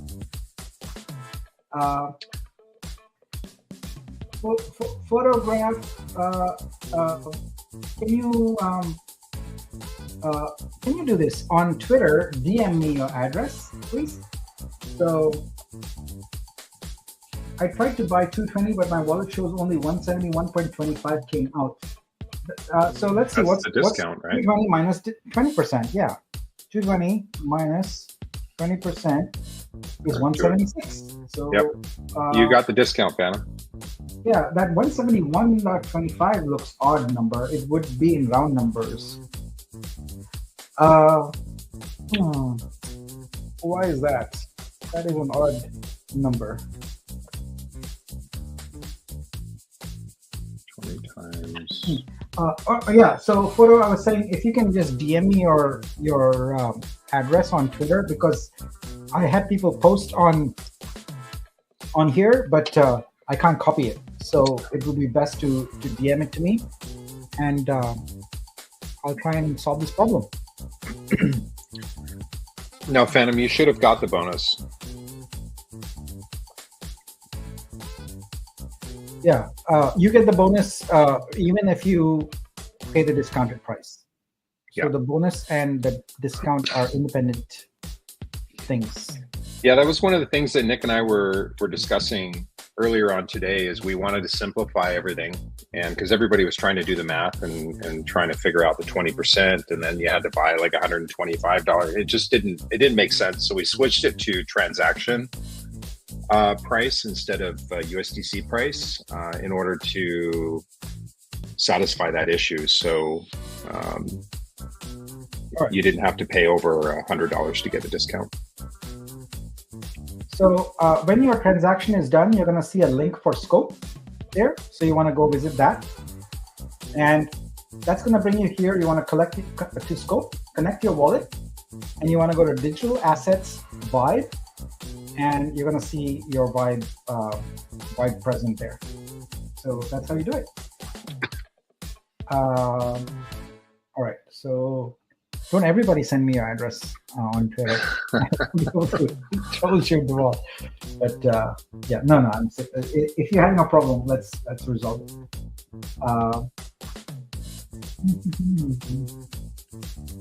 You're welcome, Phantom. Thanks for hanging in there, and it's always great to see you on Discord. Yeah. Now, let's see. I don't have any DMs yet.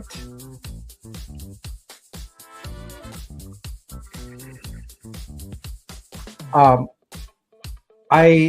was catching up on my DMs from late June, so that's I'm there. So just in a couple of months. So this one You're I'm a gonna mess. go and find this. Here we go. Hey, this is all right. I got the address. Thank you for doing that. All right, we'll just toss up a new Explorer window. Okay, so wait, what is the issue I'm trying to resolve with this address, Phantom? Phantom, he said he bought $220, but his wallet only shows 171. 25 came out, so it was just an odd number. It should have been like 176 or something, right? Yeah, 48.75. All right, so I'm trying to think of the best way to troubleshoot this. The best way to troubleshoot this. There's not going to be any transactions here. So you got a bigger discount, Phantom. That's what it looks like. I know, but that's what to do.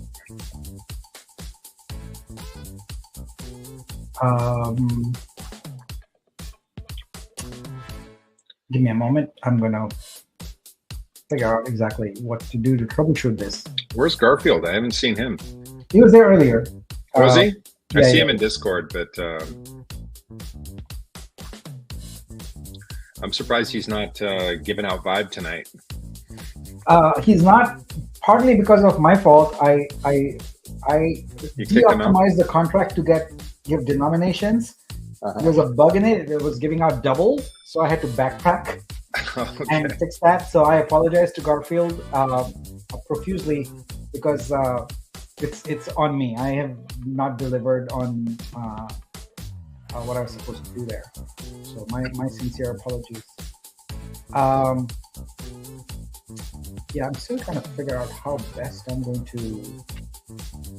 Do I have the tools to? Garfield says, I'm busy buying, guys. Oh, That means he's doing multiples. thank you.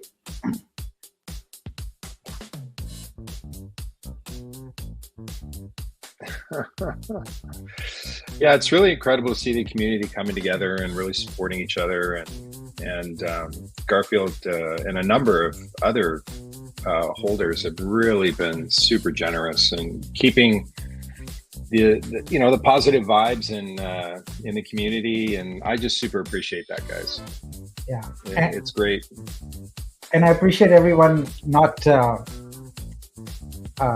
going ballistic on me for the earlier bug with the yes. I apologize for that. That was clearly my mistake, and I apologize. Yeah. I'm still trying to figure out. I need to find a transaction that has that. Okay, I think I got it. Okay. I will probably need to write some code for this, but let's see. Yeah, it's going to be a little challenging to do because there's so many transactions, and I'm looking for B9BA. Well, keep going. Hey, Arjun, if you have any issues, he's like, I'm going to stick to creating art. You can reach out to maybe one of the community managers, and we can help walk you through it if you need more one-on-one direction. I know it's a little bit tricky, but there's a few steps you might have to do with the converting USDC to USDC pull, and then bringing it over that way. But we can help you help support you through that if you need it.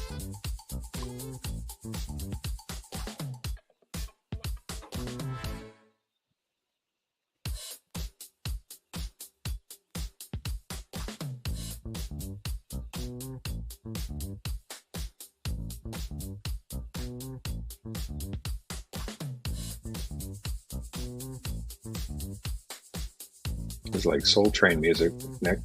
Yeah.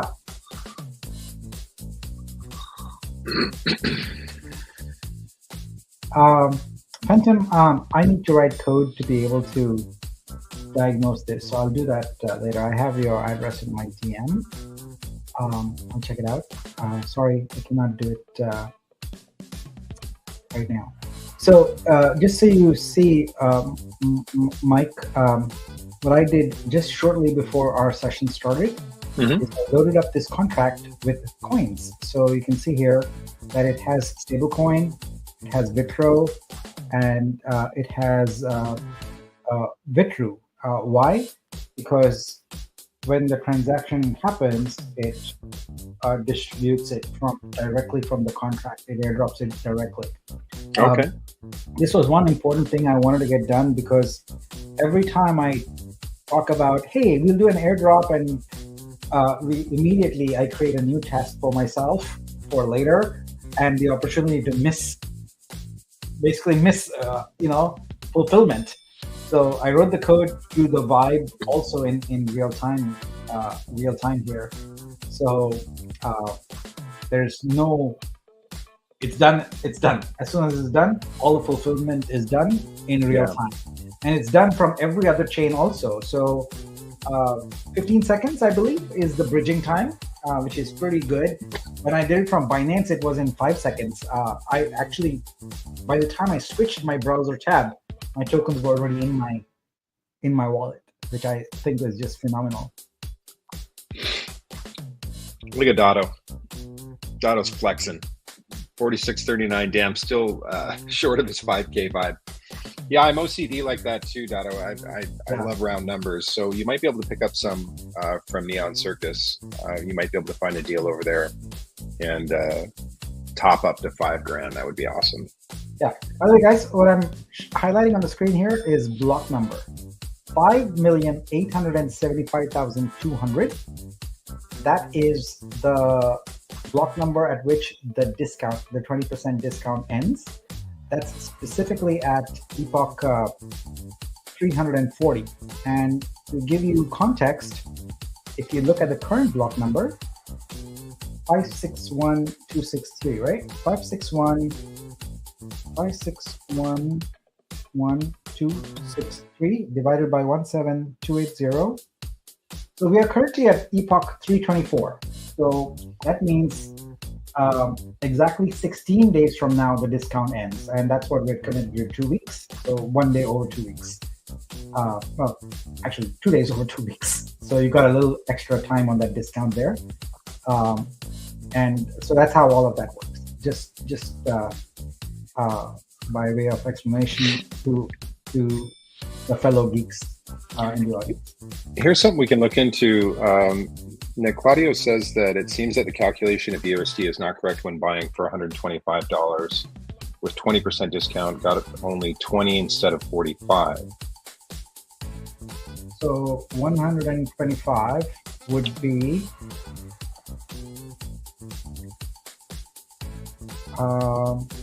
25 bundles. 25. Wait, $125, right? Mm-hmm. Yeah, so you would be getting 25 VUSD.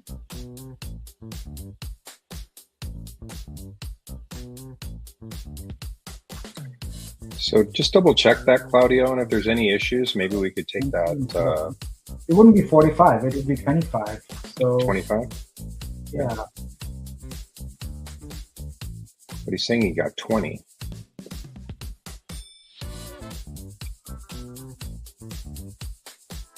Right, 20 from... The discount is irrelevant for the purpose of computing the tokens. Yeah, he's talking about VUSD, though. He should have received 25 VUSD. He's saying that he only got 20. He's saying instead of 45. No, he's thinking he should have gotten 45. Yeah. But with 25 VEO bundles, he should have gotten a 25 VUSD credit. So double check that, Claudio, and Here he specified, I bought 8 times 125 and received 200 BUSD. I see. So 100 and... So if you do purchase amount 125, and then we'll just multiply that by 8.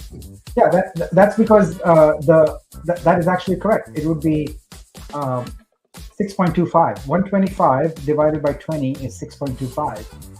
So it's integer math. It's not fractional math. So you wouldn't get any partial amount. So it's 20 for each bundle. It's 20. Sorry, it's divided by 5, right? So let's see. Oh, wait a minute. I'm thinking Vortex, and I should be looking at VUSD. I was confused there for a second. Sorry about that. So it would be 125 divided by 5 would be 25. Yeah, and they said they got 25 times 8 is 200. So that's exactly correct. My math is so. 125 divided by 5 is 25. 25 times 8 is 200. So what's the problem?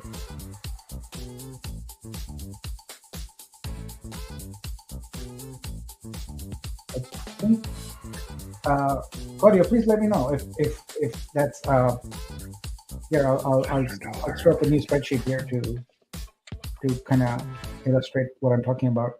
So 125 for each one, you would get for each bundle you get 5 VUSD. So that's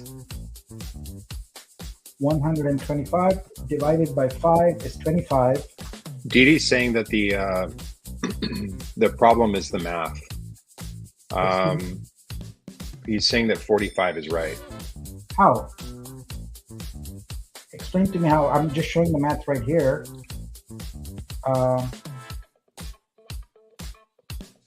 Didi, here it is right here. I'll throw it on the screen. 100 gives 20. The $5 bundle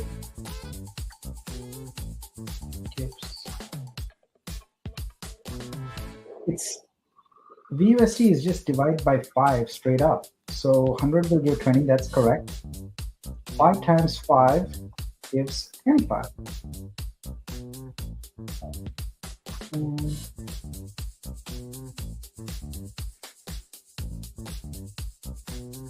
5 times $5 bundle gives 25. 5x the $5. Yeah. I'm breaking it down on the screen here, right? So if your buy amount is 125, your VUSD per bundle. Okay, so that is how many bundles? That's 25 bundles. Most creators are I hate math. Yeah. All right, let's go and get some art.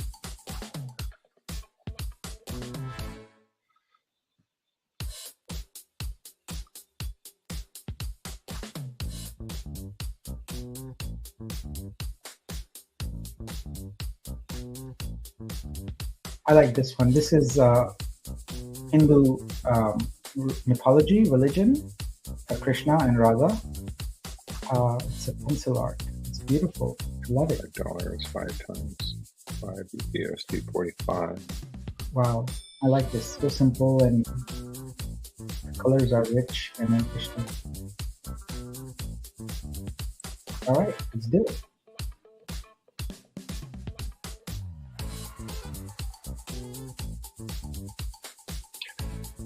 All right. 25. We've seen any more?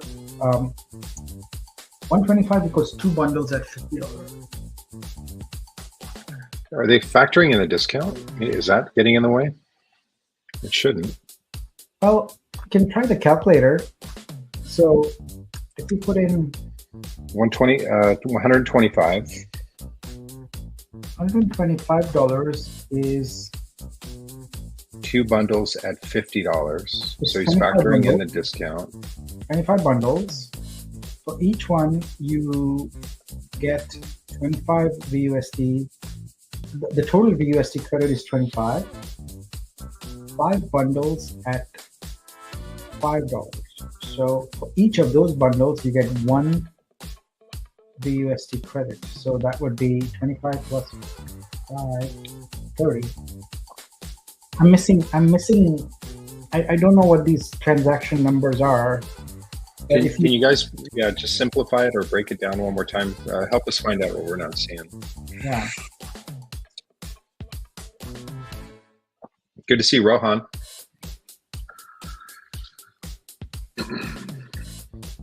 In the deck is 5. Oh, he's looking. Maybe there's a mistake in the deck. All right, let's check it out.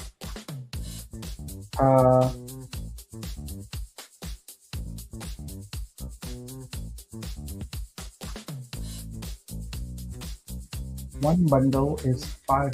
Oh, is that the problem?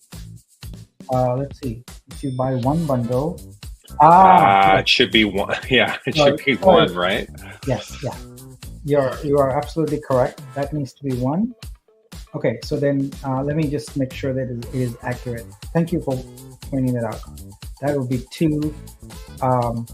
And I know this was a change we made that caused the problem.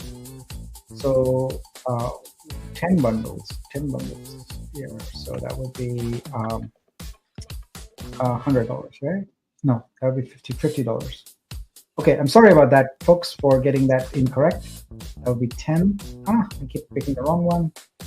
No, that's correct. 10. So maybe the others are all correct. The 1 was wrong. The 1 bundle 1 was wrong. Yes.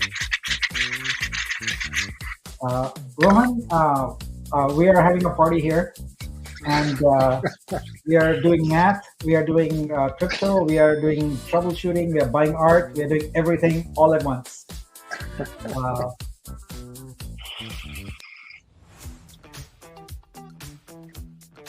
Good morning, Vlainart.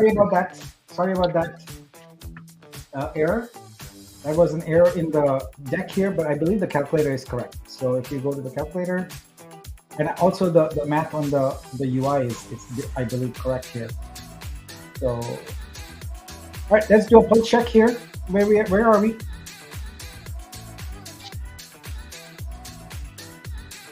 We are at 742. That leaves us how many vibes? How many vibe? 258 more bonuses are remaining. 258. Bonuses remaining. Oh, we still got some little bit left. Yeah, and we'll stay on. We'll stay on for a bit. All right. Let's get some creators on board. Creators, let's get some bundles before the creator equity pool comes out. The difference between the creator equity pool and the actual getting the individual vibe is when you get the individual vibe, you're not actually swapping Vitru. You're actually keeping your Vitru but getting the vibe. In the creator equity pool, you're actually trading in your Vitru for the vibe to be a part of that pool. So it's definitely has an advantage to purchase the VO bundle at this point to get the vibe. I don't know if that makes sense, but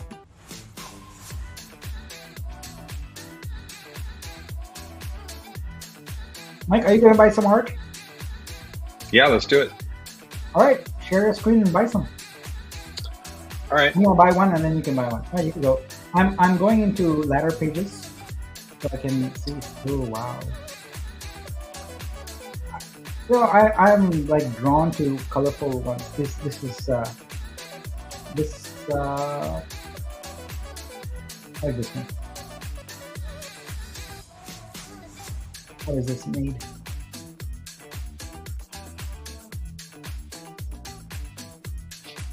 Mixed media, airbrush, digital. Love it. Very interesting piece. All right, I've got one of my favorite artists up. Hey, you gotta share your screen. All right, I'll share my screen.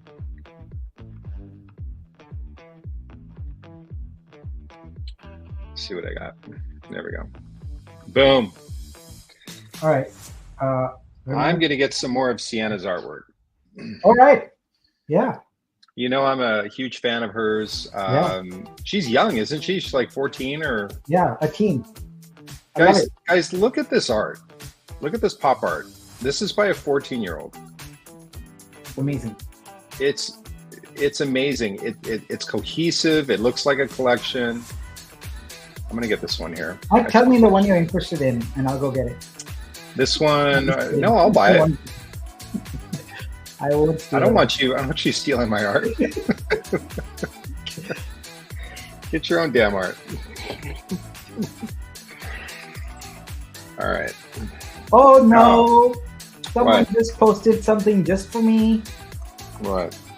I'm gonna share my screen here. I'll wait till you're done with that one. I'm trying to support teen artists right now that are cranking.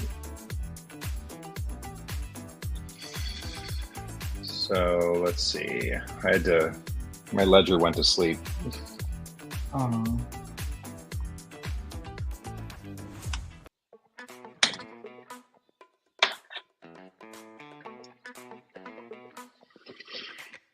Let's see. Okay, do this. What's going on? Mike definitely is not able to blitz with his... I'm not, because I got a stupid ledger that I'm tied to. I need to... For art buying, you gotta have a separate one. I can't transfer my VOSD, Nick. Can we fix that? Oh, no. Yeah, we can fix it. Yeah, I'm blowing it over here. Let me see. All right, I want to show the cool thing someone posted just for me. Yeah, go for it. I'm gonna be plugging away trying to buy her artwork. I think people know me by now. Like some people know that I'm gonna pick up the thing the moment it hits. If it's pop culture, you know, if it's Hollywood, Bollywood, and it's decent art, I'm gonna pick it up. And I want to show you this one here because I am Back to the Future all the way. Man. What do you got? Back to the Future. Here's the DeLorean. Oh, okay. Gotta get that. The DeLorean shall be mine. I was in a parking lot here at a Starbucks or something and came out. There was that exact same DeLorean there, and I spent a lot of time looking over. I'm like, how can I acquire this vehicle? We see them. Yeah, we see them every now and then in Los Angeles. Very cool. All right. That was the original stainless steel body before the Tesla Cybertruck. Wow. So look, my art collection is looking so amazing.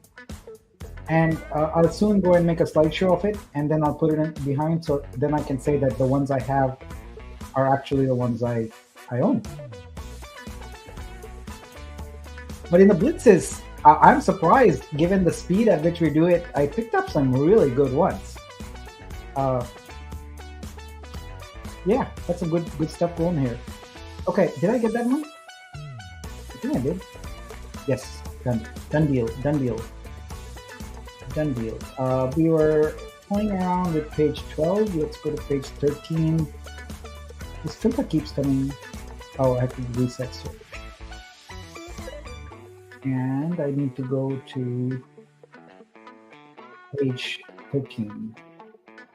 Page 13. All right. Diego Mac. This is interesting. Very subtle animation. Yeah. I do want to pick up more. I like it. I'm going to get it. More artwork like that.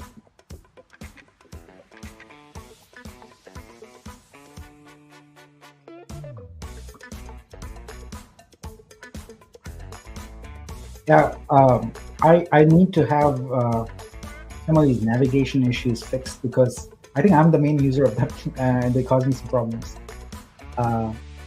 Never die. Interesting.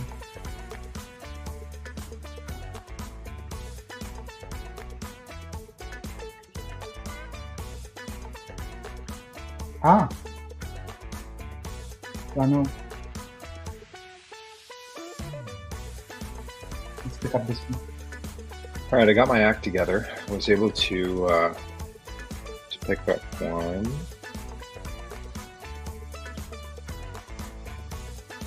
Let me, I'm going to buy one of Southern Fried's. All right. She was very helpful on the last buying blitz. Yes. Oh, I love this animation. My black and purple. Oh, that's some interesting animations here.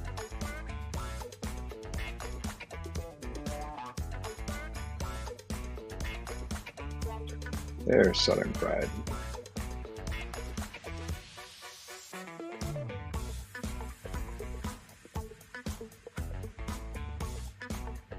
I wonder, Nick, if whenever we click on, you know, when we click on a piece of artwork, whether it's sold or whether it's, it'd be great just to be able to click on one button and then go to all of their artwork that's listed. We can do that right now from here, right?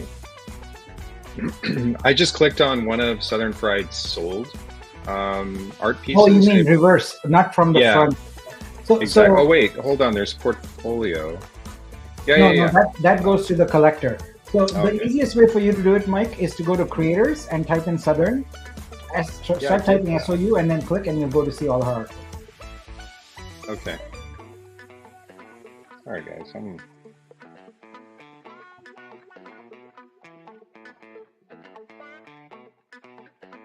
There we go.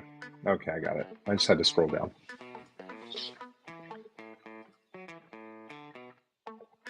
Okay, I got some pop art from. Nice. That's exactly what I wanted.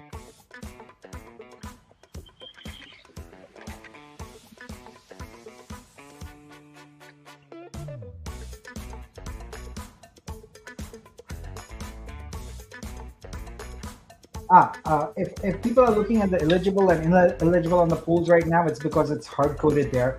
It's not looking at your wallet or anything like that. So don't pay any attention to that. That page needs to be updated. So don't worry about it. New UI coming for both creator and general pools. I love Igor's work, so let's pick up a few of those. Boom. Let's go. Okay, Southern Fried, I bought your Bitcoin pop art one. Super cool. Okay, who else wants something bought? Yeah, there we go. Mike is taking requests. I'm just taking requests. Who wants me to check out their artwork?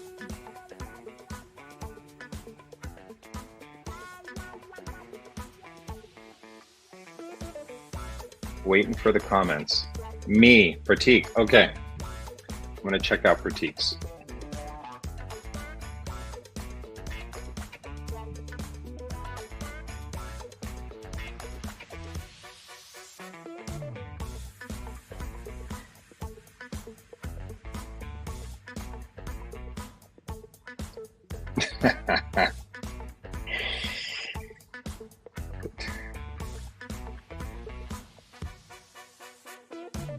Pratik, I'm hold on, let me reset the search.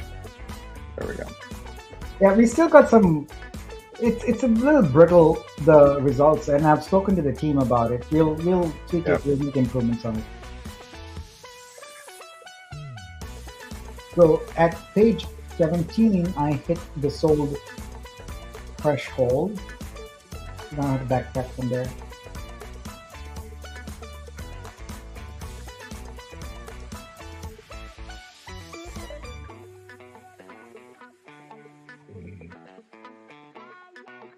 I'm in particular interested in creators who have not yet had. Yeah, I think you have to reset the filters anytime you pull up an artist. Yeah, need to fix that. We'll go with consigned date old to me. Takes a bit. Okay. So now we are going in. These are colorful. I like them. Okay.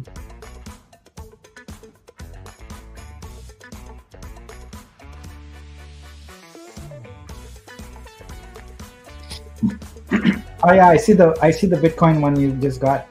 Very cool. Yeah, I think it's cool.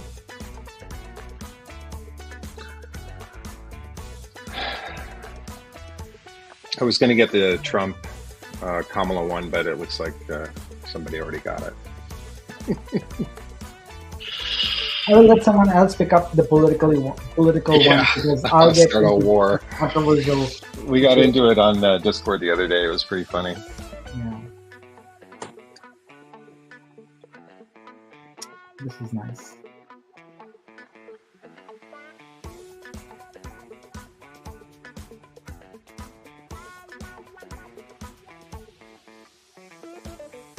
All right, let's do a check on our numbers here. What we got? We are at 785, which means how many more wide packs do we have to go? 215. All right.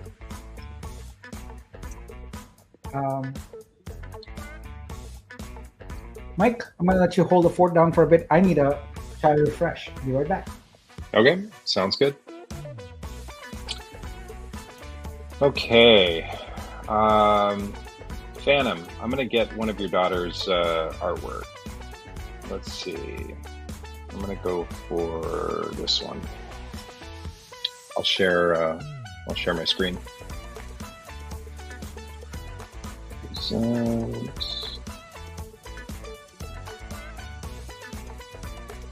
Oh, Nick's already sharing. So let me just pick this up.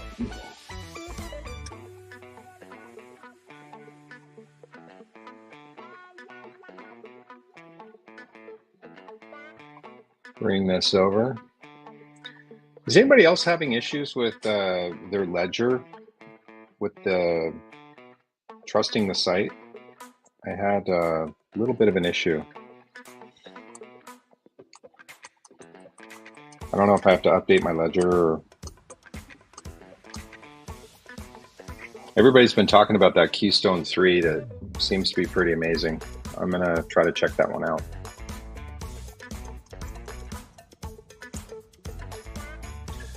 Okay, Phantom. I bought Orion's Boar.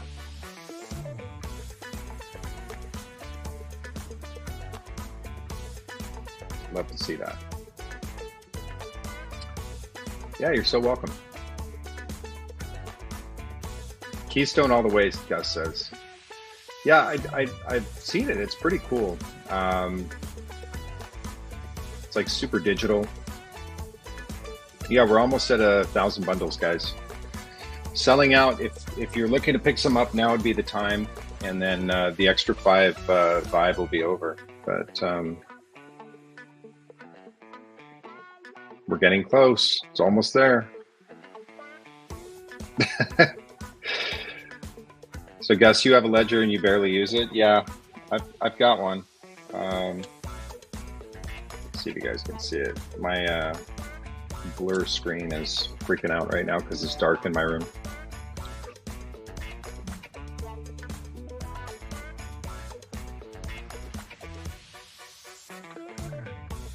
Okay, do you guys have any other questions I could field while you've got me on here? I know I was in Discord a little bit today answering questions, but I'm happy to revisit any questions that you guys, just random ones. I know Nick doesn't like to cover that stuff on here, but I'm happy to do it in his absence.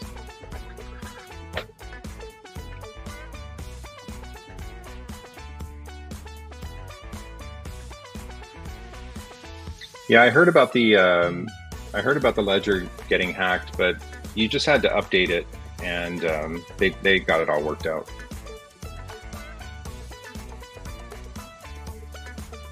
The Elastic Editions is coming out. There's a couple of things that I really want to pin Nick down on to get worked out. this upcoming week. Let me just see what my notes are. I want to get the Dex pool debacle wrapped up. So the people that submitted to the Dex pool, I want to get them made whole, and then come out with a new Dex pool liquidity pool. I really want to. I feel like we screwed the pooch on that one, so I want to make sure that we fix that. Obviously, the stake and unstake, we want to get that done this weekend. The Vortex Live winners, that's on my list. I want to see if we can get that done next week. The pop-ups on MetaMask browser mobile on search, I want to get that fixed this week. Obviously, the marketing for VO, we're going to start targeting that this week, or building that out. Obviously, Vortex, we're working on that. Sneakers campaign, we have to circle back and come up with a resolution, either deliver the sneakers or provide some sort of other incentive. Perks pool on Scope, we definitely want to get working on that, and the booster activation. So that's kind of everything on my list, guys. Everything that gets said to me, I write it down, and those are things that we've just got a lot of loose ends that we need to tie up.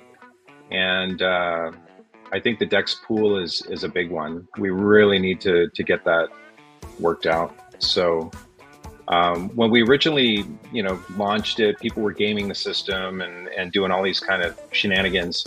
So we pressed paused and then just said, yeah, we'll get back to it, not realizing that a lot of people had invested quite a bit, and we really put them in an awkward situation. So our apologies on that.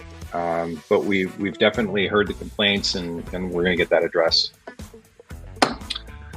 What else we got, guys? So Ravi wants to know if the 1,000 is done. No, we are at 793, so we got room to go. So Mike, yep. I wanted to show you something I tweeted about today. I keep saying tweeted, X-posted about today. My daughter got me these from Trader Joe's. They are chai. I'm sorry, they really screwed up the name, but they call them chai tea mints. I have mint now and a chai flavor. That's crazy. So I try to get into chai tea. I can deal with chai tea every now and then, but it drives me nuts. It drives me nuts, and I'm like, It's like someone didn't care at all, about. Yeah.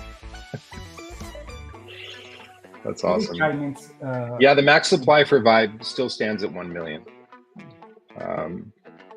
We haven't messed with that supply. That's going to stay that way, as far as I know. Yep. I'm not going to change that. Janelle, I think it was Trader Joe's, which is a California corporation. I don't know if Trader Joe's is in other states, but I know it's pretty big out in California.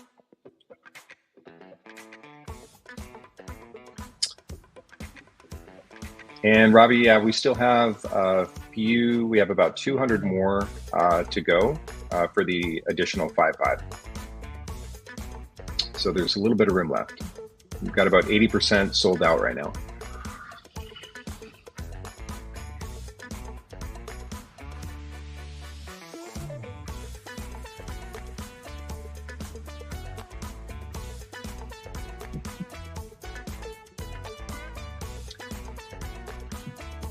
You want to take some general questions, Nick? Yeah, always ready to do that. So Mystique was just asking about the equity, the general, and the creator pools. Contracts are done. Need to get the UI done. The order of operations there is get the stake UI in Scope, which my goal is to get it done tomorrow, but might bleed into Monday, and then immediately after that do the UI for the pools. Actually, submitting to the pool is very simple. It's one button, like how much victory you want. What I want to do is show you actually what percentage of the pool you have, and things like that, and the claims on it are, all the math on it is done. I can, since we were geeking out earlier, I could probably share that. It's a very interesting contract. I think all the geeks have left the building though, so only the artists here. So I'll lose them if I start sharing code. So I'm gonna stick with buying artwork. You'll lose me if you start sharing code. Yeah. Okay.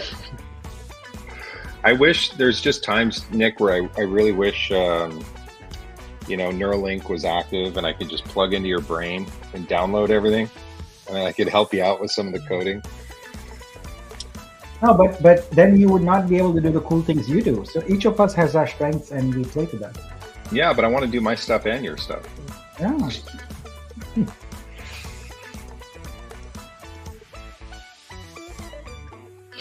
So far, I think I picked up probably like 10 or 12 artworks. You got me beat. I've picked up 3. I'm gonna keep going. I'll pick up some more. Yeah. My intent is to keep going until we hit the vibe limit, and I don't know if that'll be tonight or tomorrow or when.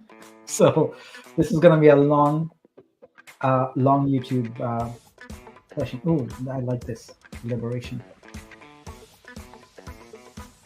Wow. Now see, this is so cool. How is this made? That's pretty sick. Wow.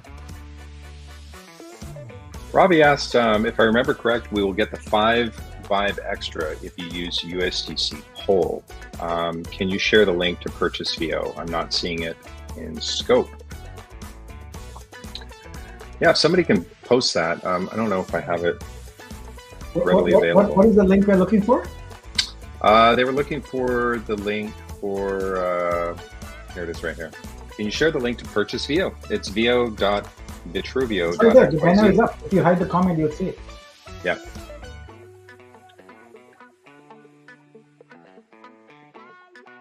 Yeah. So Photo saying he's a little worried because the new Vibe doesn't show up in scope. Yeah, I asked her to send me her address, but don't be worried, Photo. Everything's on the blockchain. If anything, it might be just a glitch or something, but we'll see it on the blockchain if it went through. Well, let me show you an easy way to test whether you have Vibe or not. All right. So here's the steps. Ready? Okay. You first go to Scope. And this is a general thing you can use almost for any contract. There's a way for you to query the contract and see what your holdings are. So go to Info, go to Smart Contracts, and then click on the Vibe address here. That's going to pop up a new window and show you the Vibe Smart Contract. Okay? All right. Then what you want to do is you want to go 1, 2, 3, 4, 5, 6, read proxy. Go to that. And then what you want to do is, if you're using MetaMask, copy your address. So I'm going to copy mine. Copy. All right. And then there are multiple. Anytime you see owner and address here, or account and address, you can go and put your address and check. So this one here, get Vibe NFTs by owner, number 16, is actually very useful. You paste your address there and hit query, and it's going to tell you all the Vibes you have. It's going to tell you the token ID, the denomination. So this is 1001, and how much have I claimed. Now, don't worry about that number. You got to divide it by 18. So it's 18 zeros. So that you actually knock off like that much. Anyway, you can see here all the Vibe in my account, and similarly, you can see all the Vibe in your account. You'll see the token number of each one and the denomination of each one. So Vibe is like currency. So you have denominations. You have 5, 10, 20, 50, 100, and $1,000 denominations, and one also. So 1, 20, 1, 10, 1, 5, 10, 20, 50, 100, 1,000. I think there's a 500 also. No. Yeah. Just 1,000. So it's just like currency. So this is the best way. Number 16, get Vibe NFTs by owner. That's the way you're going to be able to feel assured that your Vibe are in your wallet. Or you can go to Discord if you're overwhelmed by this and you feel like you're gonna, screw something up. Just DM the community, one of the mods, and we'll help troubleshoot. Yeah, anyone can do this with your address. This is not restricted to you doing it for your address. Anyone can do it for your address. There was a question here about print on demand. Yeah. Yeah, this is kind of a really exciting concept that Nick and I have been working on the last, I guess, week and a half. We've actually had meetings with companies discussing this very thing. It's really important whenever you're dealing with print that you find the right vendor. And if you think about it, we have to find 7 different printers that all print fairly consistently, or at least really high quality, because we've got, let's say, 7 continents, and for shipping reasons, you kind of want them to be relatively close, to each continent, and to keep the shipping costs down. So with the print on demand, I have a digital imaging background, so I know a lot about printing and the different substrates and the different types of prints, and in addition to framing and that sort of thing. So this is something that we're definitely going to be attacking pretty soon and have a solution. I think it's just super cool to be able to convert digital art into real art. I shouldn't say real art, but physical art that we can put on their walls. Like Sienna's artwork that I like, I'm just a fan of her work. I want to be able to print that and put it on my wall in my home. And I've already kind of have an idea of how I'm going to lay things out. I already have print labs that I work with, but it'd be great to have it integrated into Search and or into the store, rather, however we're going to do it. But it's definitely on the books, and we're going to offer probably some basic printing to begin with, and then we'll expand the product line. Same goes for Stream. Nick and I are already working with manufacturers to make our own custom digital display that actually looks like framed art. And, we're looking at this, what was it called? E-ink technology that's very low battery powered, and with magnetic frames, so you can customize the frames and put a variety of different frames on the actual display that are magnetic. So you can change the way the display looks, but we want it to look. We don't want it to look like a TV. We want it to look like framed art, and so we're talking with, or at least we're building contact lists in China to find and source the right manufacturers for that, so that we can come out with our own Vitruvio display, and that way we can market that to various businesses and galleries and that sort of thing. So. Definitely something cool to be looking forward to. Yeah, we'll probably have multiple print partners. The lowest hanging fruit for us, the easiest one to work with is Gelato, because they have an API. Having an API is super important, because otherwise we cannot automate anything. And so that won't necessarily be the only one. The other thing is we are basically inventing the technology to allow artists to take certain products and their templates. We're coming up with a model for templates, and apply their art purposefully in the way they want it in that particular product. So, you might want a portion of your art to be in some specific part of the product, which has the best visibility or for its intended use, etc. So we don't want to just randomly slap on a rectangular piece of artwork on an odd-shaped item. So it's going to be interesting. Yeah, it's going to be one of the biggest challenges, Nick, is all the different formats. Do you scale it? If you scale it, the art doesn't look right. It's almost like the display has to have a real natural. If maybe if you took if it was a horizontal display and you had a vertical piece, it was almost like you would have to choose colors, a base background color that complements it, but then you kind of change the image. So it's not an easy problem to fix. Yeah. So, Photo, if your transaction completed and you don't see the Vibe, it means that you may not have purchased at a level where you could get Vibe. So again, I invite you to DM me on X your address so I can check out what you got going. But without an address, there's not much I can do to help you.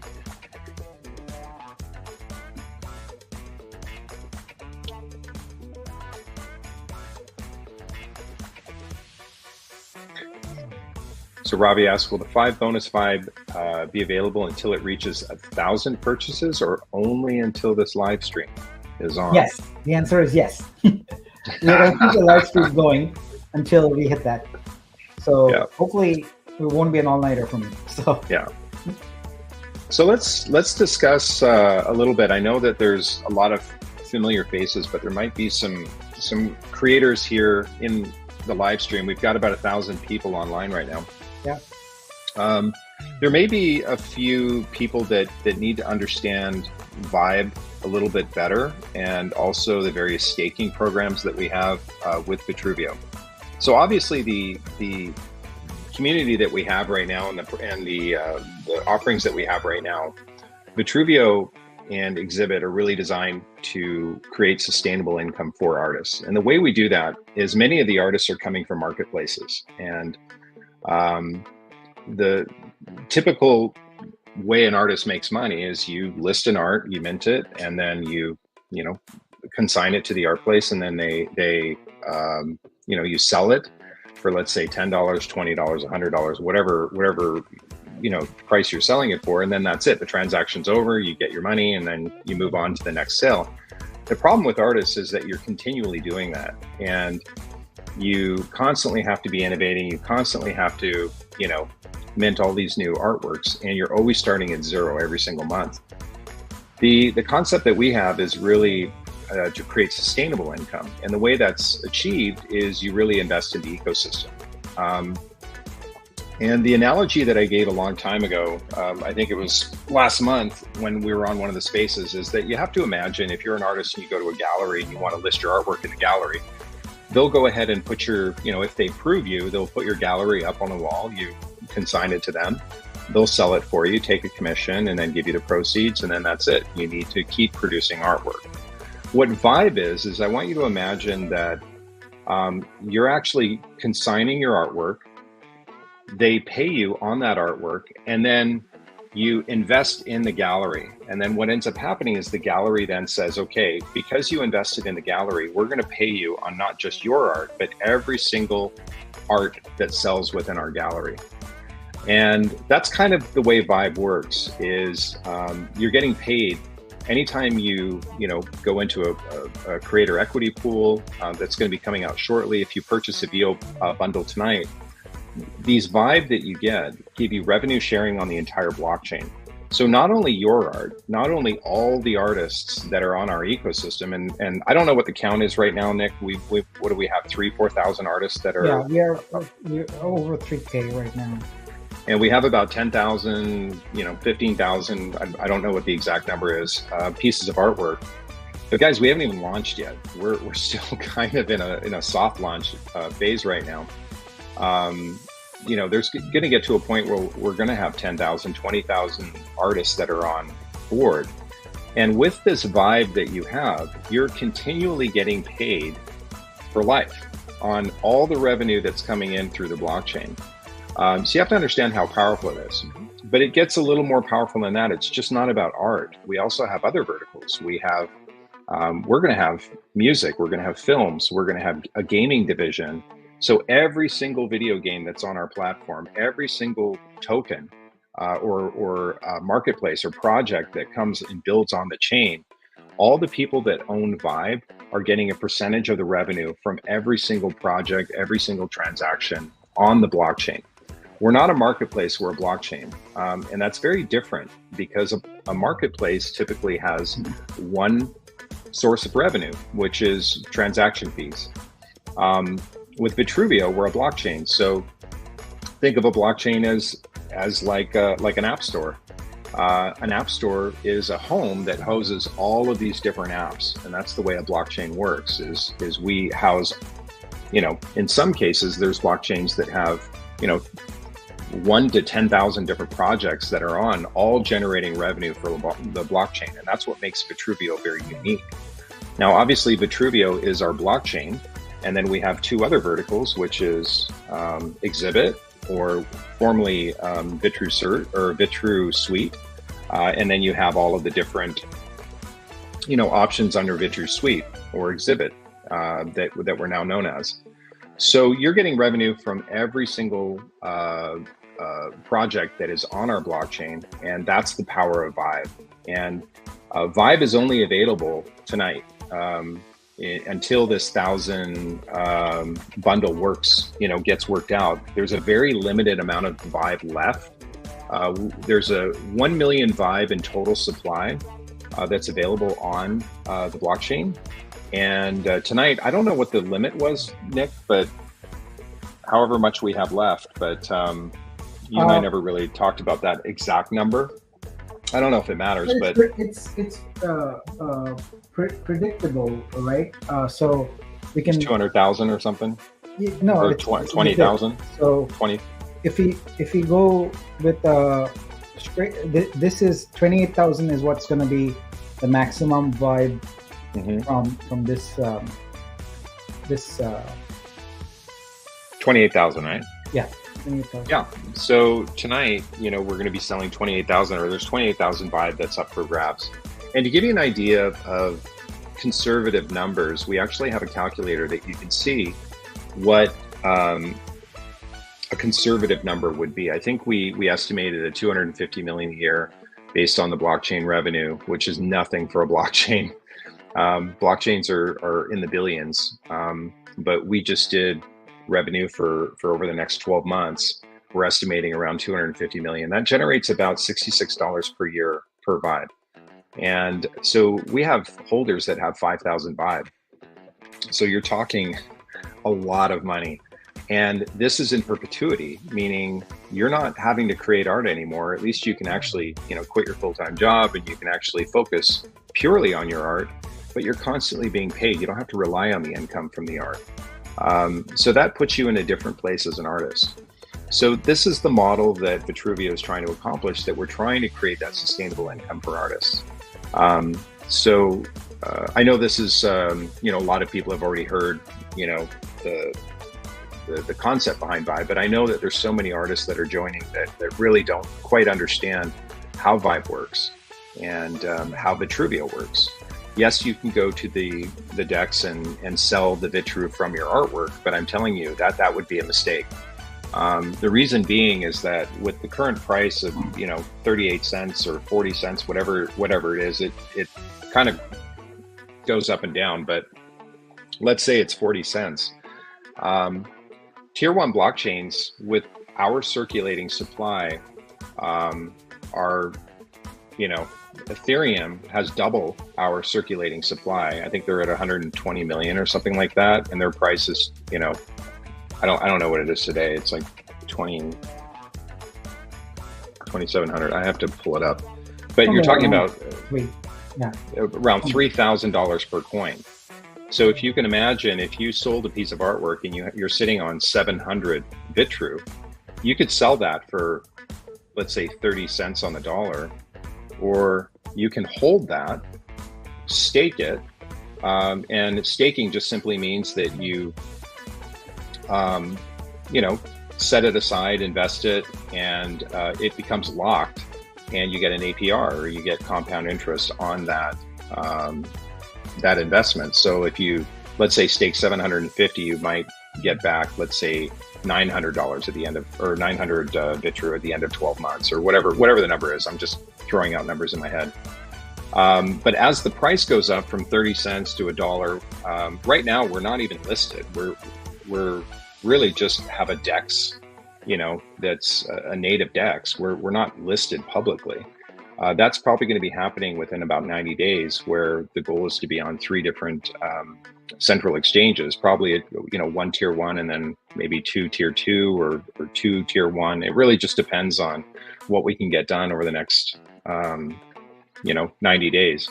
We still have to get audited, which we're going to be tackling that probably in the next 30 days or maybe 45 days. We'll have to look at where we are in about 30 days, but we have to get audited. And then we have to apply for the SECs, and that their due diligence usually takes about 30 days to get that done, and then we can list. With that comes a lot of exposure, a lot of outside money that comes into the project, and a lot of liquidity. So these are really exciting times. As you see the price at that time, that's when price matters. Price really doesn't matter right now, because the only people selling right now are just people that maybe don't understand what they have in a tier 1 blockchain. The others maybe just need the money and they just absolutely have to get it. And we're not going to, knock anybody for doing that. But we really do want to encourage people to hold, invest in the blockchain, stake as long as you can. We're going to have some new APR staking programs that are going to be coming out in scope very shortly.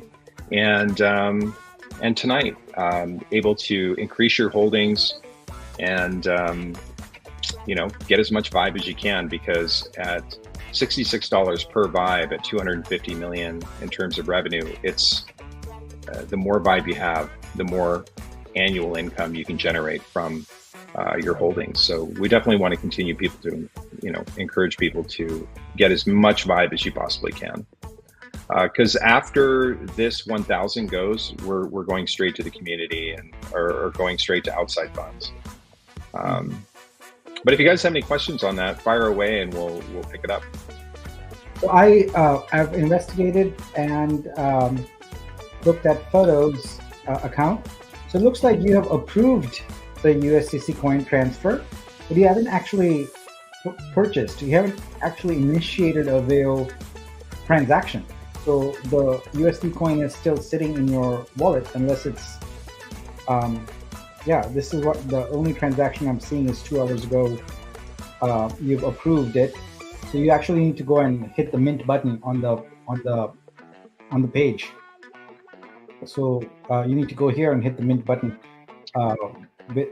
Because like I said earlier, or actually for any token, it's always a two-step process. You first approve the contract to spend your money, and then you actually initiate the transaction where the contract then takes its authorization you've given it and spends your money. So please do that, and then you will have your Vibe. You should do it soon because it's getting close. It's getting close. Yeah.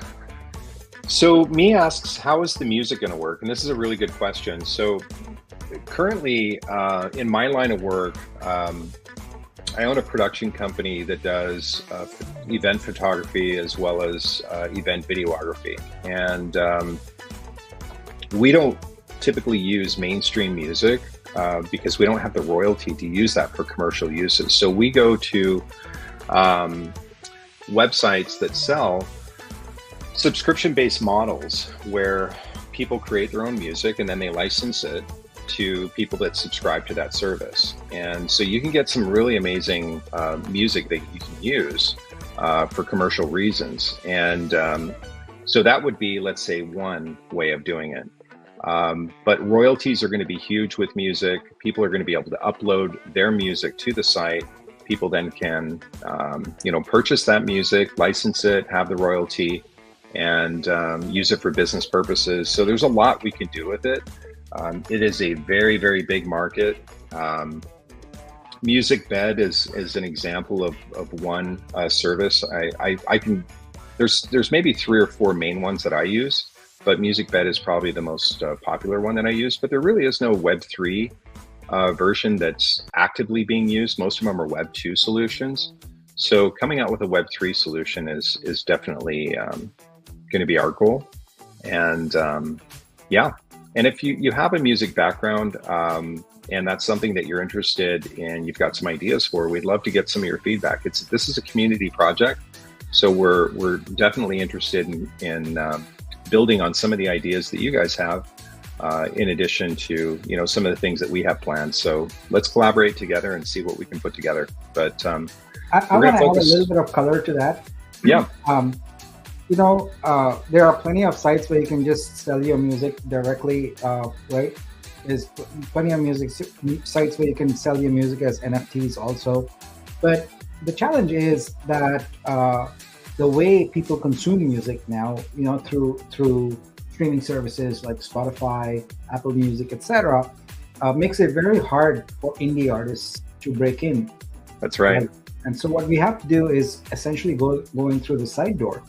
And our approach is really not to start off by offering the music directly as sort of solo, license it as NFTs, etc. I think what's better is for us to enable the tools where with the exhibit stream service that we're going to launch, curators can curate not only artworks but audio that goes along with it.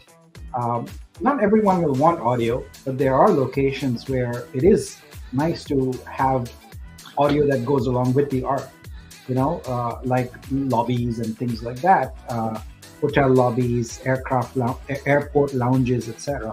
So by offering the music streaming not as a standalone thing, but coupled with art, it really makes it, first of all, it creates a ready channel, because when people are buying the art, the music comes along with it.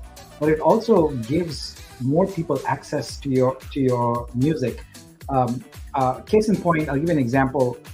There are so many music artists that are discovered. I myself have discovered some because I saw they used to have these displays at Starbucks. They stopped them now, where they had music playing.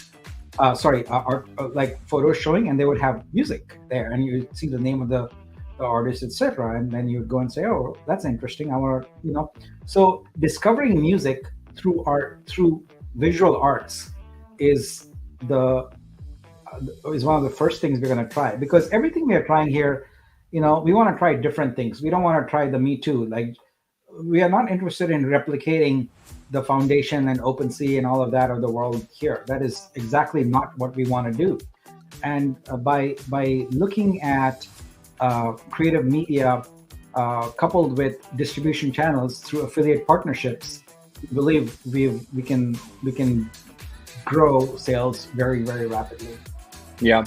I mean, if you look at Spotify, they pay 0.3 of a penny for every stream that an artist plays. All we really need to do is come up with a really compelling offer and get some mainstream artists. Obviously, we're going to, go after indie artists, and we want to be the blockchain for all creators. But all it really takes is really to offer a very compelling service that can beat out, let's say, Spotify and some of these other offerings, and we can do really, really, really well. I think Spotify paid out $9 billion in royalties in 2023. So there's a huge opportunity there. There was another question from Gus. He asked if music and film will fall under exhibit. I think music will obviously be its own vertical. Nick, do you have any color on that? That's what I'm thinking it will be, and then film will have its own. And well, I think it would be the brand would be exhibit, though. It would be we would need to figure out how to delineate, because that's the whole point, right? We created the gaming and the art vertical, so these would be major divisions, I think, under it. And really, I think we need to look at it how consumers look at it. Consumers don't necessarily approach it like you're watching a film, but then there's the music that goes with it, right? Or you're watching a music and there's a video that goes with it, etc. So it's really, I think, to our advantage to have that cross-pollination of and mixed media, So we have a lot of thought to put into it. But the nice thing is that by then, through the visual art, we will have the foundational tools done. So then it's just a matter of applying it, and we already have video, so it's not much of a stretch to get music going with it. And to the extent, we can create collaborations, I think, between visual artists and musicians. I think it'll be a win-win for both. So yay, photo solved the problem, got vibe. Gino, you were asking about how to buy VO. You go here, vo.vitruvio.xyz. Uh, Rohan consigned a new figurative abstract. Cool. All right, let's do a pulse check here real quick. What do we have? Is it a weekday or the weekend? I've completely lost track of that. It is the weekend. Okay, 852. 852. So that means how many do we have? 148 to go, folks. 148 promo vibes to go. And then the 5 vibe deal is done. Okay, Alvaro Nakul says he's consigned 3D artwork based on Meta Fashion. Hope you like it. Artwork, Artioka. All right, let's check it out.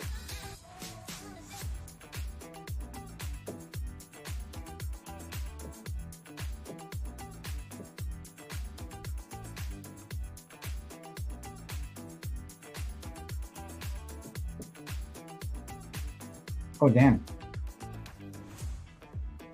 Oh, that's different. Oh, it's Nakul. I didn't recognize you from your name there, Nakul. Hi, how are you? This is nice. I like it. So one of the effects of us having some of the constraints that we've recently put around, basically I would call it VUSD abuse, is that people now know that the limit is sort of 2 per crypto investor, 2 artworks based on a $550 thing. So it has had the nice effect of leveling off prices at around 250, which I think is very healthy for our market because it's a good, reasonable price point for these artworks. Before I was seeing crazy ass prices, or thousands and thousands. So I have no problems with people pricing the artwork that way, but it better be high quality. It better be good. I don't want to see that kind of price as a collector for Me Too artwork. It's gotta be amazing.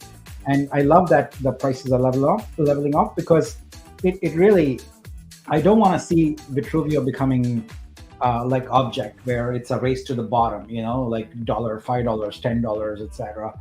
for artwork. We definitely don't want that. We want to make sure that everyone has a sustainable income. I know it's not going to be achieved by having low priced artwork, but we also want what I consider fairness in pricing. It should be fair, both for your peers, the other people who are in there, and also for buyers, right? We don't want to scare away buyers with crazy, because ultimately perception is what matters. And if people are skimming through the artworks and see artworks that are not what they would consider valued at the price points they're seeing, then they generally are not interested in the whole thing. So it's like throw the baby out with the bathwater kind of scenario, right?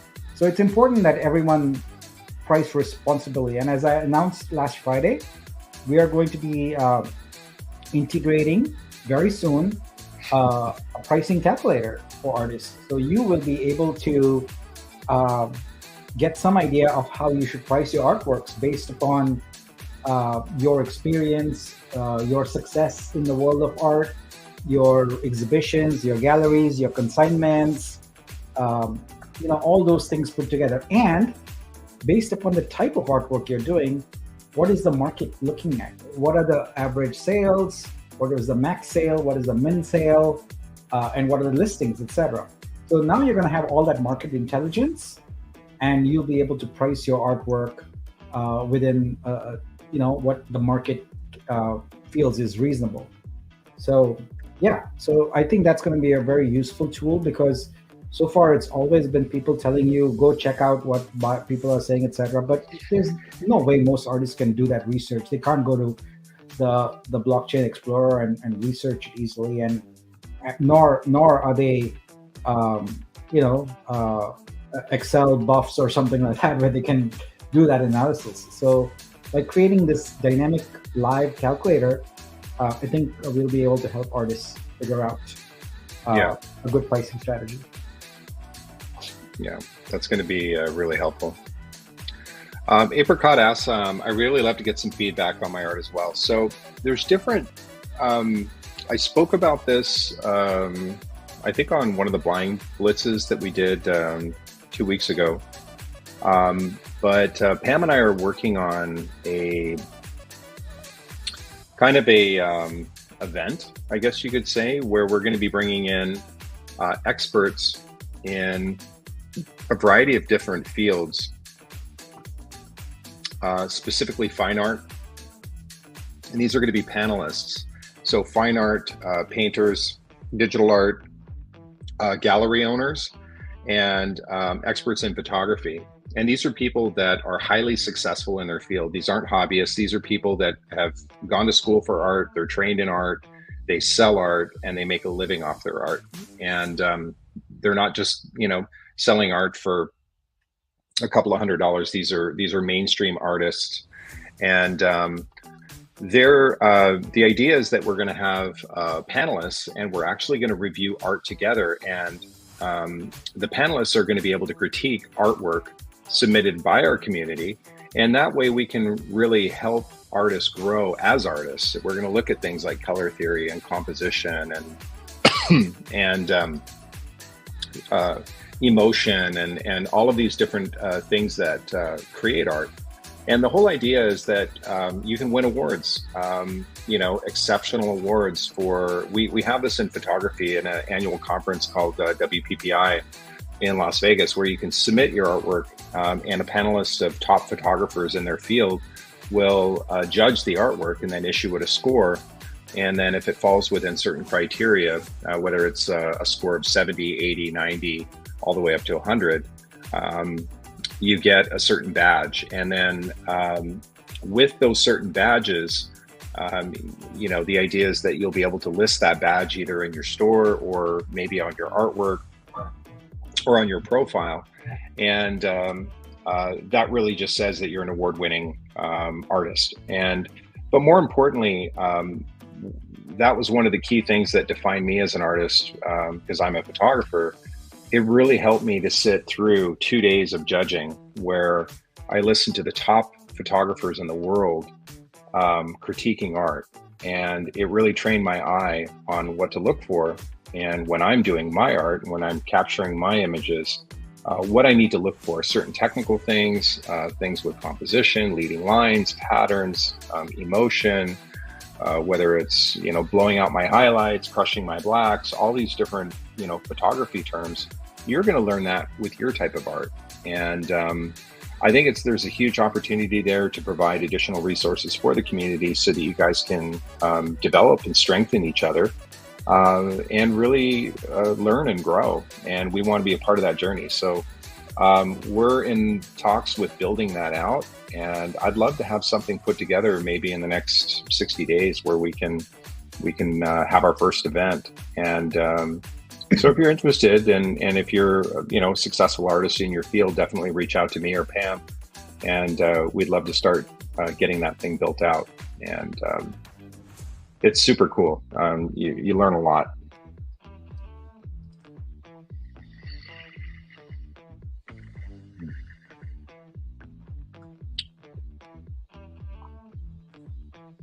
Yeah, feedback is super important. Because a lot of times you don't know, a lot of artists are not technically trained. They just go off, they're inspired by other pieces of art, and then it takes them maybe 5 years to find your own voice and find your own visual aesthetic. But whenever you have structure and someone actually giving you, like when you have a gallery coming, critiquing your work and saying, hey, try this, try doing this, make this adjustment. Guys, these are people that are selling, artwork that's, $2,000, $3,000, $10,000. You can learn a lot. The worst thing you can do as an artist is be stuck in your own world where you're not really, growing. You're just kind of doing your own thing. It's very difficult to be original.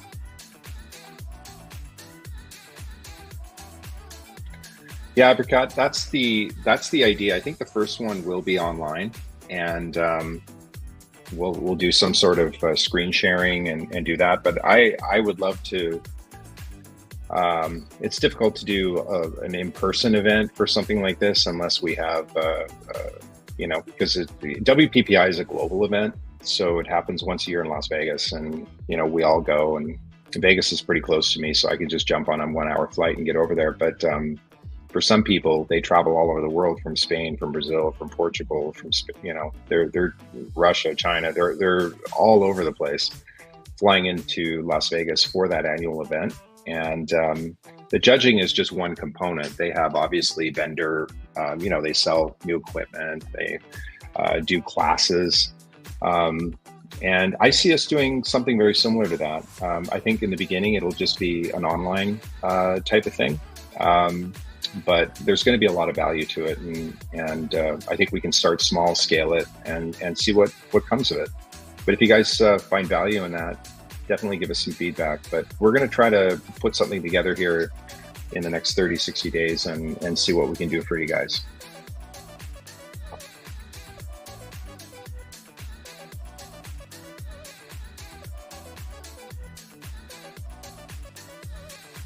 Yeah, the Netherlands.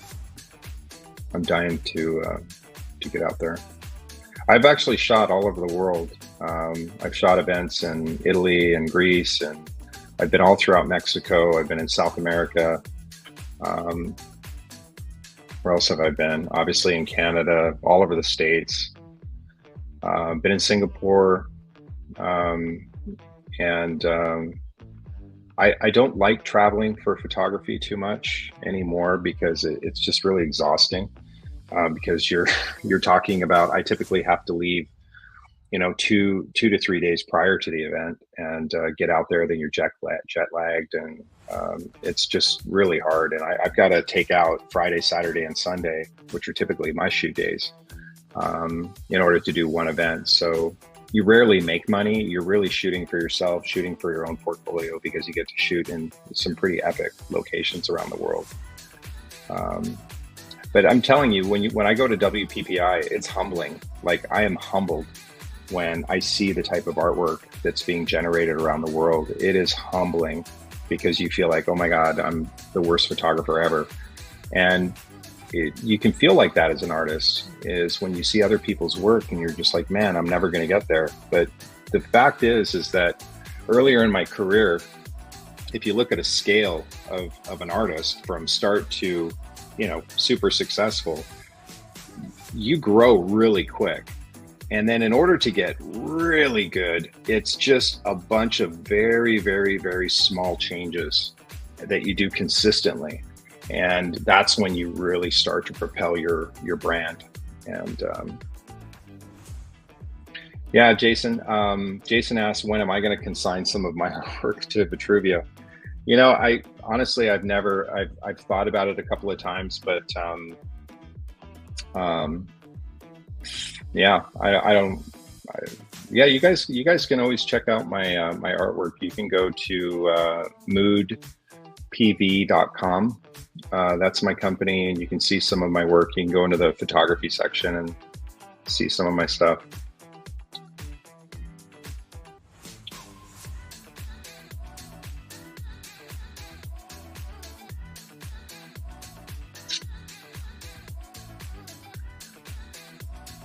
Very cool. Robbie said, finally got into the VO bundle, and whoa, I got 1 Ultra, 1 Rare Vortex, plus I got 7 Vive, plus 720 Vitru. Now the patient game starts. Thank you, Nick, for everything. I'm a believer since day one. Holder of Seifu. That's awesome. Thank you.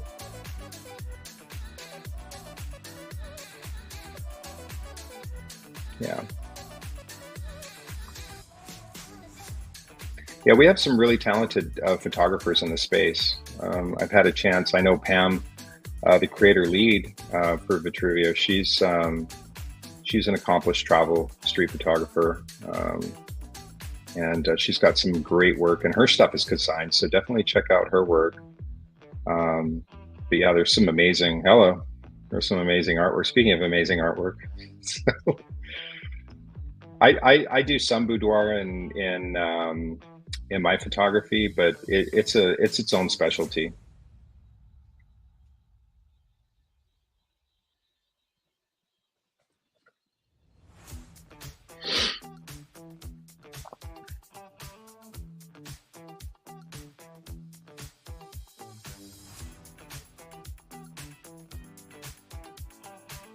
Dotto's up to 4,700 vibe.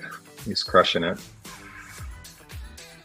Yeah, to give you guys an idea, 4,700 vibe times $60, that's 282,000 a year in perpetual income.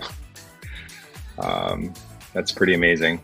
That's assuming, what was it, 250 million a year, Nick? Something like that? Yeah, we'll blow past that. Yeah.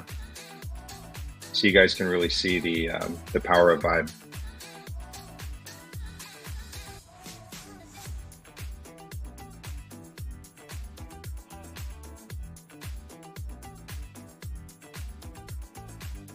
Yeah. Where's Doc Martin? He's an exhibit. He's exhibiting. Oh, he's exhibiting. Yeah. That's pretty awesome.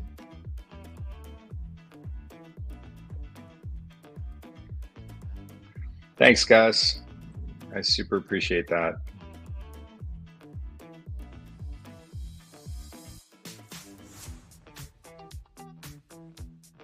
Gino says Jen says I want one bundle, but I don't know how to get the USDC. If you can get your USDC into your Polygon account, from there, what you can do is go to our bridge, and that bridge is right here, linked on the page. And from your Polygon account, you can transfer your USDC to your Vitruvio account. It becomes USDC.pol there, and you can use that to not only buy, but also get your discount. So I think I picked up probably 30 artworks or 35 so far. Mm-hmm. So Nick, Apricot asks a really great question. We talked a little bit about having, as an artist, having a cohesiveness in your collection. And typically when I go through and I curate and I go into search and I look at an artist's work, a stack, let's say, and I click on it, you can very quickly see when it fans open, if all of that artwork looks somewhat cohesive, and you can recognize a unique style that's in that artist. That's really what you want. Is it should be that I can take, let's say, 100 different pieces of artwork, and if you've listed 5 or uploaded 5 on our platform, and I put it among those 100 images, I should be able to, if I look at one image, I should be able to point out 5 others that I think belong to you. That's when you really know you're kind of down the right track of building a cohesive collection. But Apricot asks a good question, is like, hey, I do a bunch of different art. I do AI or partially AI, but I'm also a physical painter. Would it be a problem to start adding physical art to my collection? So this is something that we've talked about. Yes, you can take, let's say, a digital photo. If you take a high resolution camera and light it properly, you can take a digital photo. That would be the cheapest way of doing it. You can have artwork scanned,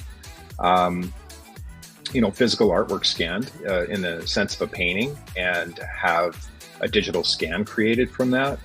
But the cheapest way to do it is just light it properly with soft boxes or umbrellas or something like that, really soft light, and take a digital image of that, make sure it's super, super high resolution, as high resolution as you can, and then upload it. You might need some help with that. And there are companies that can do that, where you can bring in your physical art and they can produce digital images from it with professional cameras and professional lighting to make sure that it's a true representation of what the artwork looks like.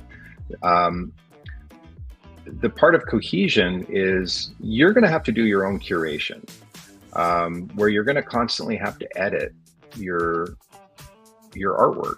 And you'll even see some of like Michelangelo's sketches, and you'll see, them playing around with ideas and that sort of thing. And maybe you produce something, maybe you feel a little different emotion one day and you produce something, that breaks tradition from your traditional style.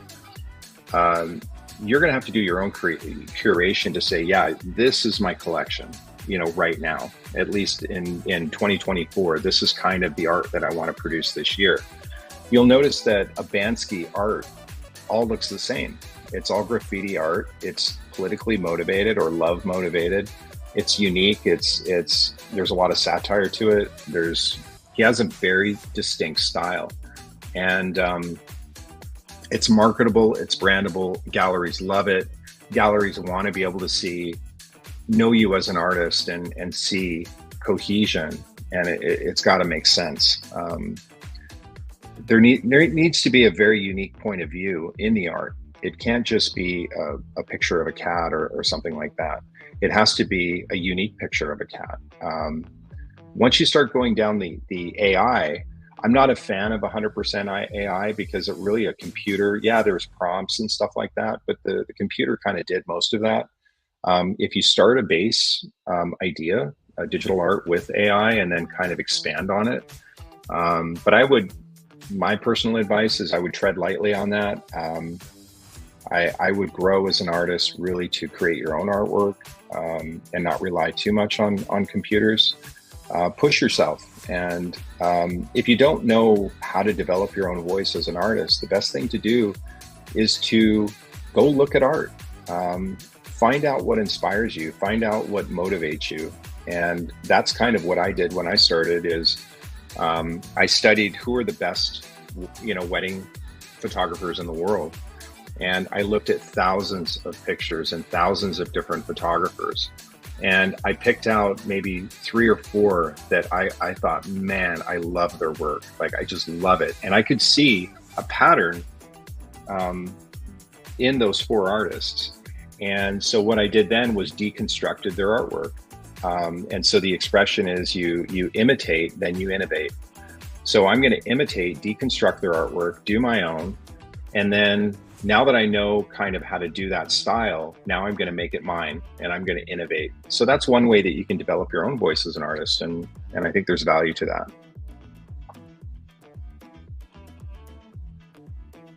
Oh, I just realized we blew past our record. We have 1,264 people on our live stream right now. Yeah. All right, that's great. Let's look at where we are number-wise. 889, folks. We are closing in on our 1,889. Oops. 111 to go. 111 multiplied by 5, so that's 555 vibes go. And then the promotion is over. And our live will end. And our buying spree will also end. So maybe that's why people are not getting those bonuses, because our buying spree will end. But I picked up. I'm now on my page 3, I think, of today.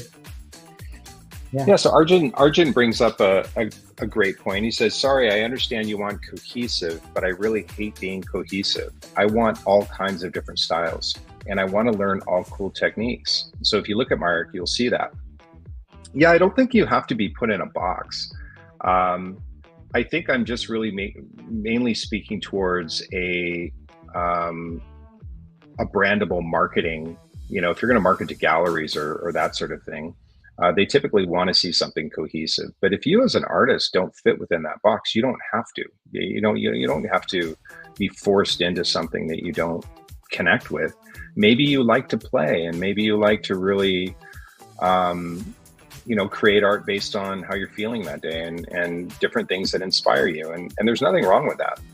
Have at it. But I think what will happen over time is you will find yourself, you'll finally go, ooh, I really like this. And you're going to get a lot of feedback on it, and other people are going to like it. But I do know that it's very difficult that once you do have a certain style, it is very difficult to expand it, scale it, and continue a certain style without, kind of doing the same old thing. You'll see that musicians have the same problem. They're constantly trying to reinvent themselves. And sometimes they they do a great job, and other times it's like, whoa, what happened on that album? They were totally lost, and you could tell because it just wasn't, it didn't sound like them, or the beats just didn't sound as good, and or they went with a different producer, or what have you. So it's hard. Being an artist is not easy. But I appreciate that insight.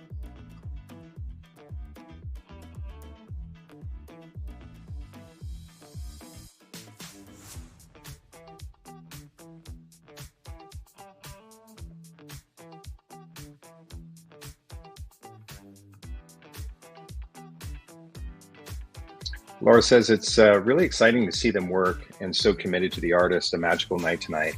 Thank you, Vitruvio family. Thank you, Laura. That's awesome. Yeah, this is a pretty amazing community, and it's growing every day. If you look at the website statistics, Vitruvio is up something like 200% in the last 30 days. So the ecosystem is I growing. cannot wait for is I What's that? cannot wait to begin IRL exhibitions and out. So my goal is to do at least one every other month and be out meeting artists around the world and onboarding them, onboarding them. So we start off with an exhibition, but we converted very quickly into a workshop, coffee, so I want to do it at large eating establishment, like really big ones, and bring in essentially mobile screens on stands, etc. So create a very fun environment where I hang out with artists and really get them to understand and get over their concerns and hesitations around a Web3. Make it extremely, extremely welcome. And I've been trying to think of where. So we had a really good conversation with gallery in Melbourne, but I also think someplace like Barcelona might be a good place to get started. I already did one in Dubai, so I'm quite familiar with the Dubai scene on what to orchestrate there and all of that. But that event that you put on out in Dubai was stunning. Thank you. It was amazing. It was so modern. It was beautifully done. Yeah, I had no idea what I was doing, but boy, did I learn fast. I learned how to talk to gallery owners and all of that. It was a joy. But it came with a lot of pain also. Yeah. Physically moving easy. Monitors and mounting them and all of that kind of stuff. So this is an interesting question. Yetalan asks, I wish we could see collection by collection instead of artist by artist. Yeah, we can do that also. Easy. Yeah. So need keywords though. We deliberately did not start with the model of other marketplaces where you start with a collection and you add to it. We wanted it to be very loose.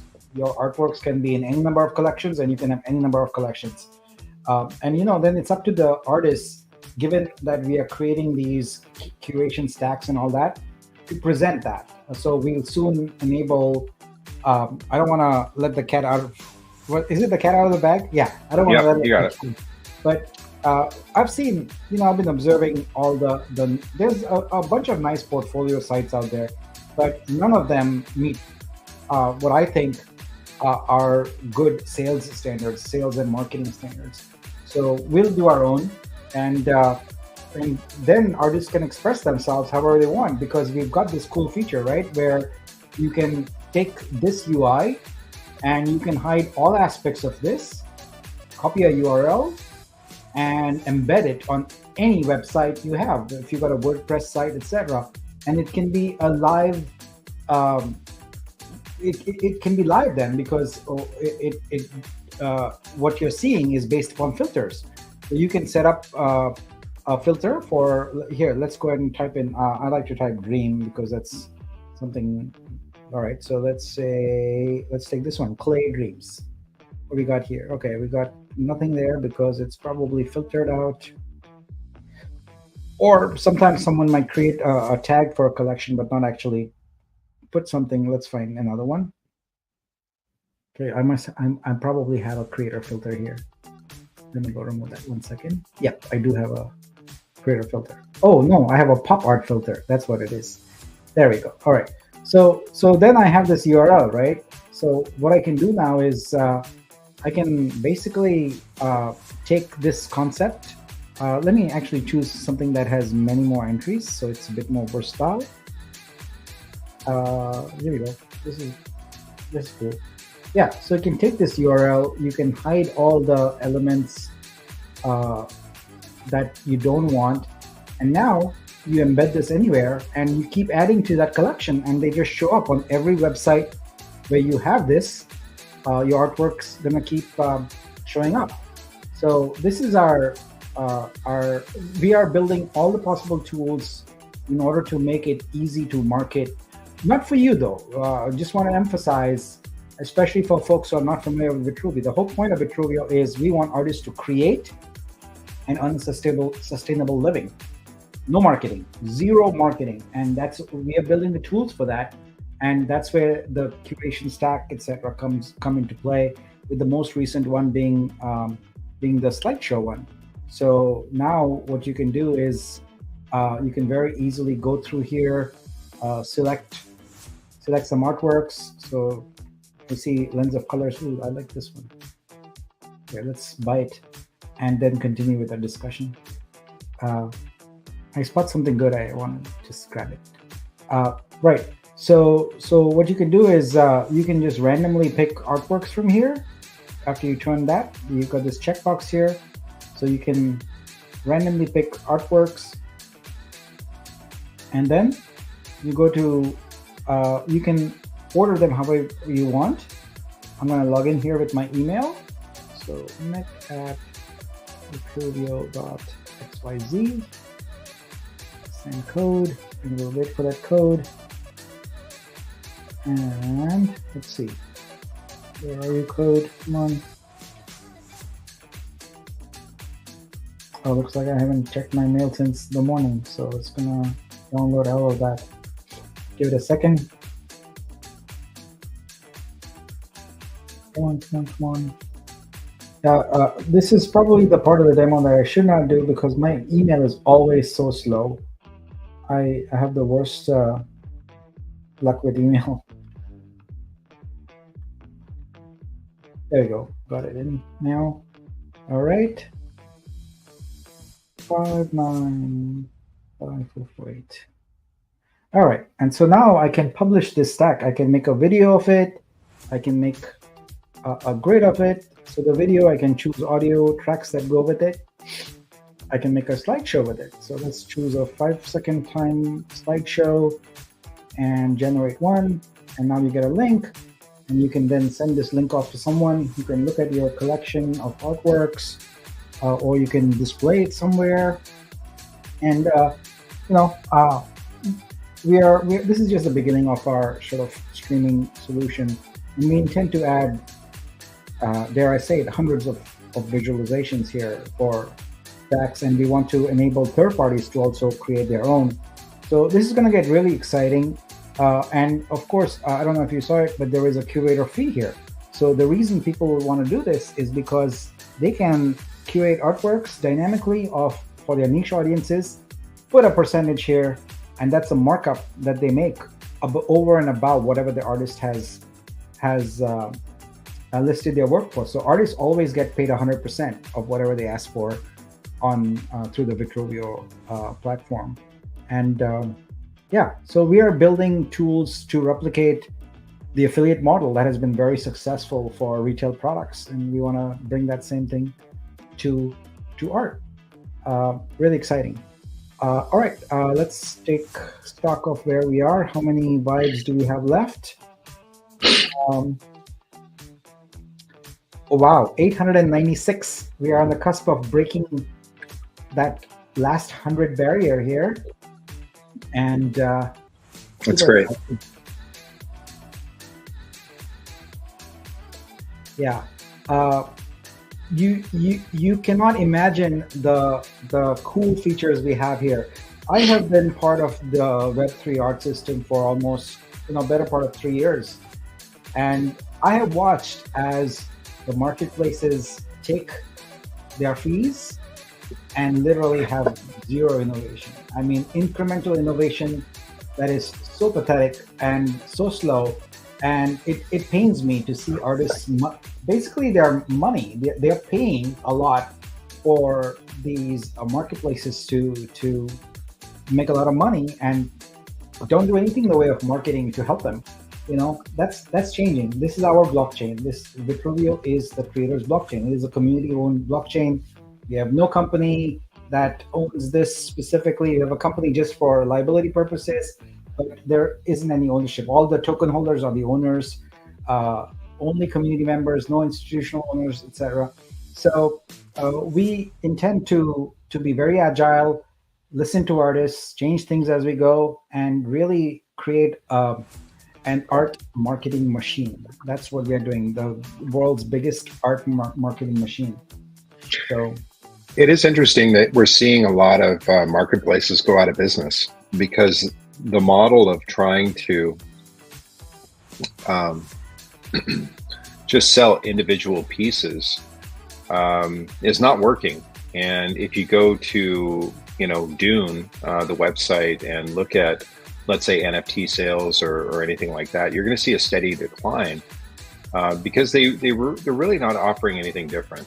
And the problem is that if they're not doing adequate marketing for the artists, the artists typically have to do all the marketing themselves.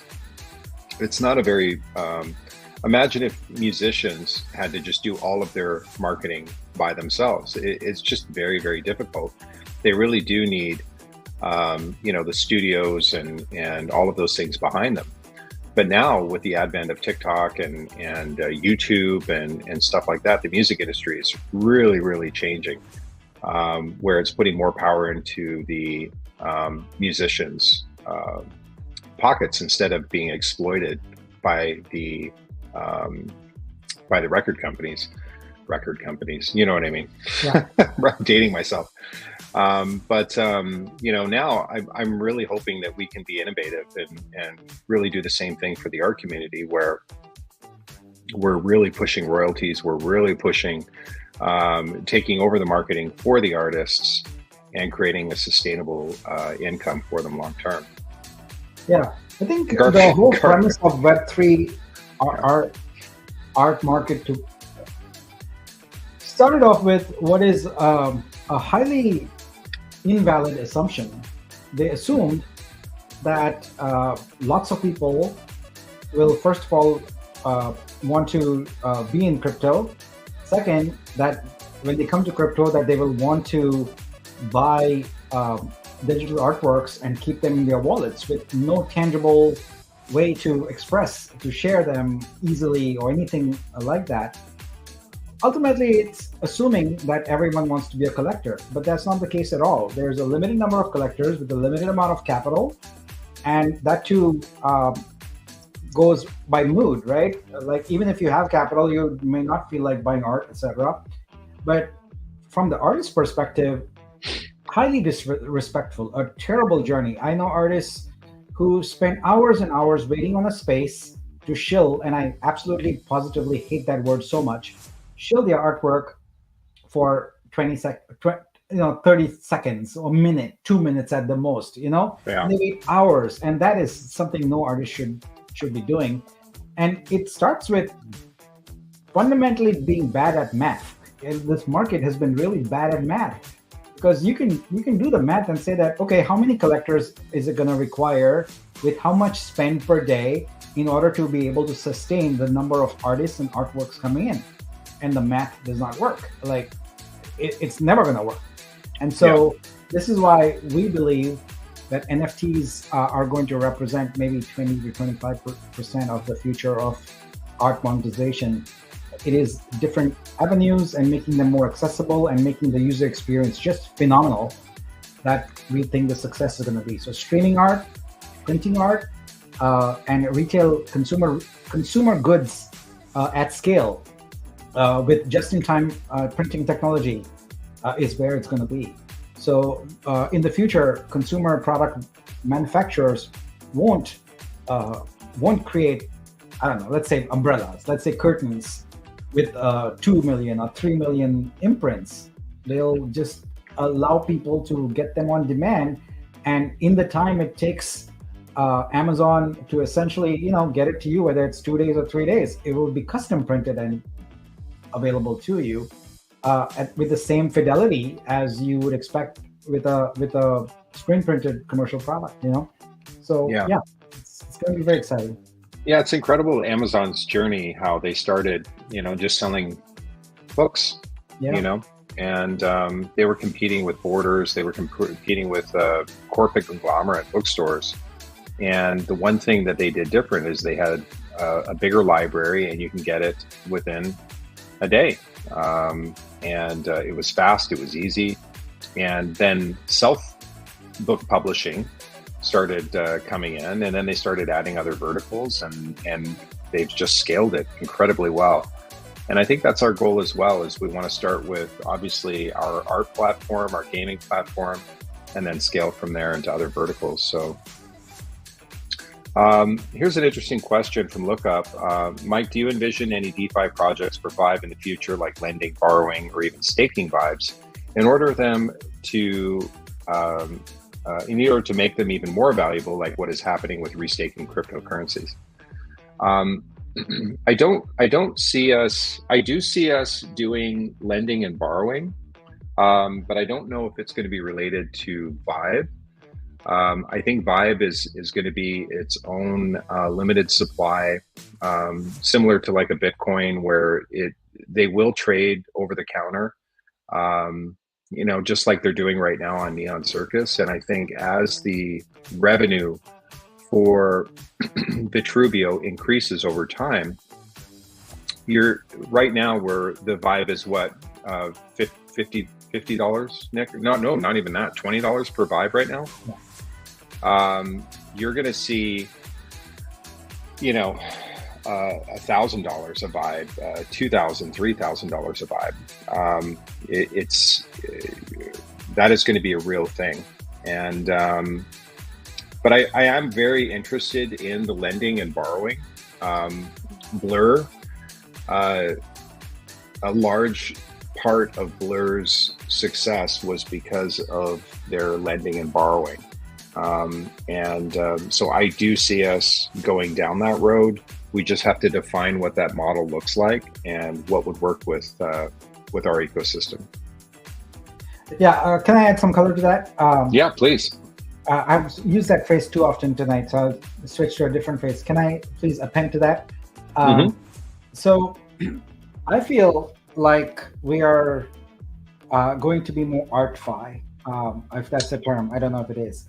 So what I'm particularly interested in is creating DeFi products that take our tokens and amplify them with an art component. So whether it's fractionalizing art purchases, which is done already, but we are preparing a gallery offering, which is a one-stop shop for an offline gallery right now, which has nothing to do with crypto, to essentially with one stop and maybe a couple of hours of their work, onboard all their artists, all their collectors, all their patrons, everybody, and introduce a token and have a mechanism by which anybody in the world can fund artworks that then will appear physically in that gallery, right? And so there's some DeFi components right there that we want to do, where people, so you can take a gallery and that could previously never afford $1 million artwork, and it can now do it because people from all over the world are able to fund it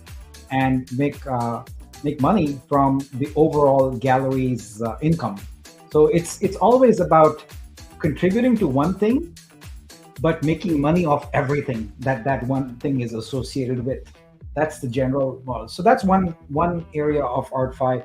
The other thing is also keep in mind that we are very, very bullish on streaming. And so with streaming also, there are going to be components of DeFi that come into play. For example, when you take artworks, you can essentially stake on a particular artwork and its rotation, the number of displays it's going to be shown on, etc. and the income that the artist is going to potentially derive from it, we will be able to tokenize that. So the artist can monetize that even before that artwork is rotated. So artists can tokenize and get money today, and the people who have invested in it can get their money long term as the artist's art goes into rotation. And the more it goes into rotation, the more money they make. So we're going to do some innovative things like that are at the confluence of DeFi and art, because we think that everything we do, and also gaming. Let's not forget gaming. That's our second vertical, right? So we'll do DeFi things in that context also. I don't think it is our. I think there's enough EVMs out there to do standalone DeFi things. That's not of interest to us. But when you intersect it with art and with art organizations, we are all over. So that's the whole point of Vitruvio. Everything related to monetizing and expanding the scope of art and gaming, we are there. Can we convert Vitru token into Vibe? Not at this time, but I think we'll be able to. Roundabout way to do it. Yeah, but I guess the creator equity pool and the general equity pool, you'll be able to swap your Vitru for Vibe to participate, but it works a little bit differently. Rather than just getting an individual Vibe, you join a pool and you have a share of the revenue that pool gets based on how much you've submitted. So individual Vibe, probably not, but the creator and general equity pool that will be coming next week, you can swap your Vitru to get into that Vibe. Yeah. So that'll be coming. Garfield, did we pass 900 yet? Yes, we are at 911. 911. Oh my gosh, you guys. 89 more bundles left, and then we are sold out. Well, 89 more Vibe. Vibe, I should say. We have bundles left for the other chains and all of that. Here's a good question. It would be great if we can combine Vibe tokens for larger denominations. Yes. So there is, in fact, in the contract right now, commented out a split and merge functionality. Just haven't activated that because the UI on that would be a pain in the ass to create. I don't have the time for it. So, but it does exist already. So we just have to make it where that can be done. I think I'll introduce it in a simpler way first. I'll just introduce a merge functionality, which is auto merge. You have no options. It just looks at your balance, it figures out what you have, and it says, okay, I'm going to give you the most efficient breakdown, and doesn't let you choose. So it's your choice to do that, but that's one way to do it. So the other way to do it is also to create a simple UI that doesn't look at it account-wide, but lets you just choose a certain number of Vibe and say, give me change. So it could be anything. You've got 100, all right, break it down and give me 10s. Or you got 10s, combine them and give me 100. So, but doing it for your whole account holding is a bit more complicated than doing it for one-offs like that,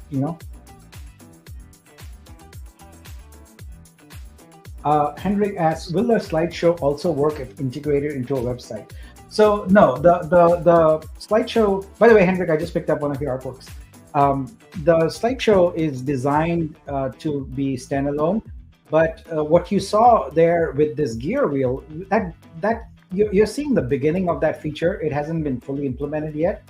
This is the embeddable thing here. So you're going to be able to specify different visualizations and all of that, and then be able to embed them. And as I mentioned, we are creating amazing sort of landing pages for you, and a bunch of them will be animated slideshows with special effects and things like that. So a lot of things coming, folks. If you look at my notes, the number of features that I've penciled in there, the only way we are going to be able to achieve it is to start creating APIs for these. And so that's really one of the high priority items for later this year, is to create a developer SDK, a software development kit, and an API, so other developers can start building these visualizations.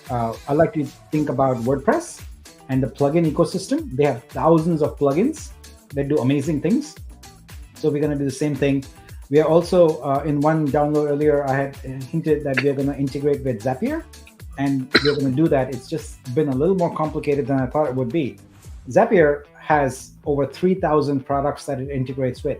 So now we'll be able to feed your products into just about every product that's out there, that's online, and create new ways for distribution and marketing. So really, if there's a mechanism by which art can be marketed to people, we're going to exploit it. We're going to build for it. All right, let's do spot check again. Guys, we are very close to getting to midnight. Let's get this wrapped up before midnight. So that might be a stretch, but we'll try. But thank you for your amazing support, and sorry again for the snafu, the delay caused by the gas earlier. But looks like everyone was able to catch up finally, so I'm glad for that. Yeah. So right now we have let's see how many, 19,580 bundles sold, and we've got a long ways to go. Our plan was to go about this for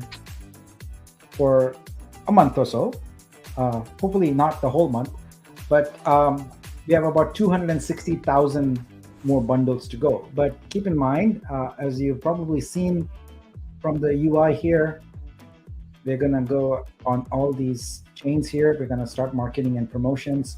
So this was our soft launch to our community. It's, folks we know, with the discounts and all that those discounts, etc., don't come for anybody else on the other chains. But we are gonna promote there and get things moving. And we'll be doing it simultaneously on a lot of with a lot of communities. So, oops, wrong place. All right, time to pick up some more artworks here. I'm picking out a few myself. Great.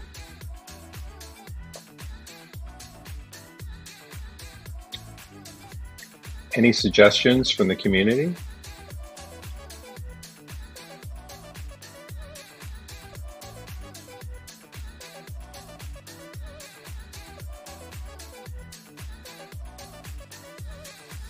Browse.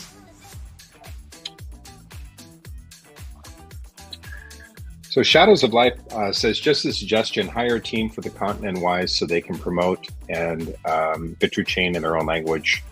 It will work. Example, Japanese prefer to connect more with their language. Yeah, it's a good point. I know that Pam has been working on building out an ambassador base from the community where we have a part of our team ambassadors that represent different languages, and then that way they become an ambassador for the chain and end up offering support and host events and that sort of thing. So that's definitely coming. I know that's being built out right now. But it's a great suggestion, and obviously as we get more people on board, we may be able to provide more additional support in terms of tutorials in different languages, as well as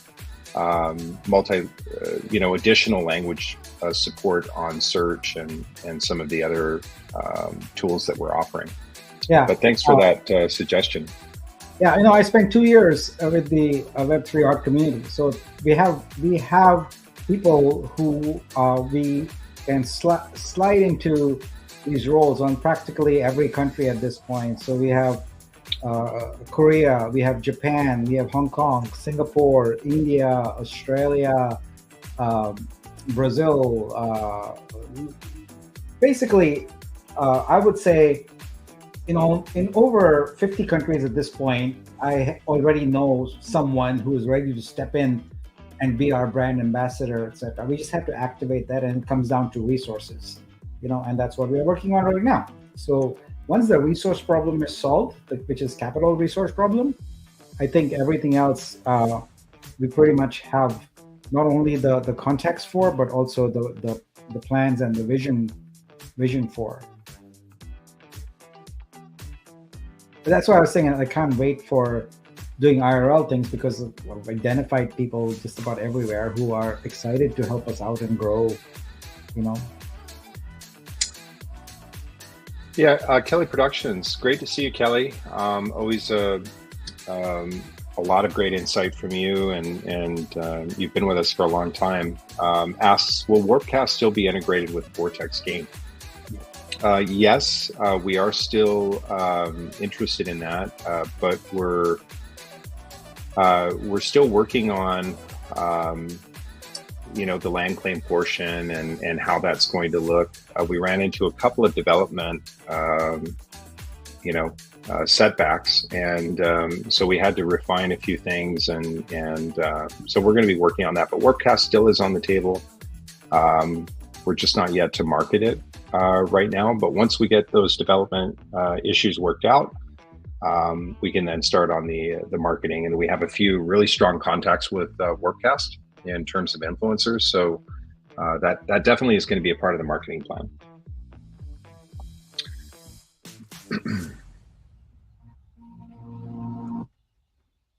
Wow.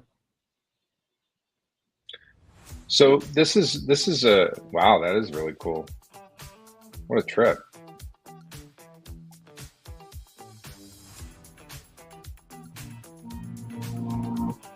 It's amazing.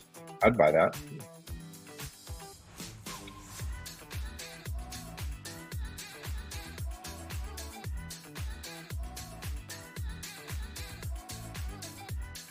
It's great to see so many people that are willing to volunteer. Janelle, I'd like to be a part of Team India.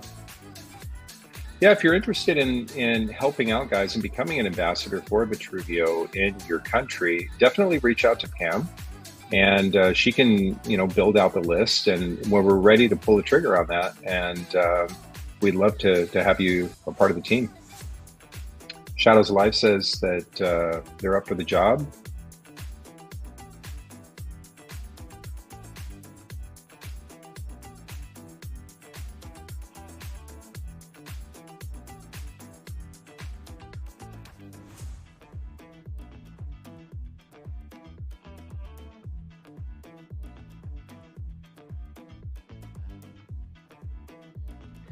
All right. So Gus says I should check out some pencil drawings. All right. Let me see. Why don't we look into that? Yeah, let me just grab this one and then we'll do that. All right, let's do it. Pencil. So, I tried. Gus, are you an artist? I think he is, right? His wife is. His wife is? Okay. Well, he might also be a closet artist. I couldn't find him under creators.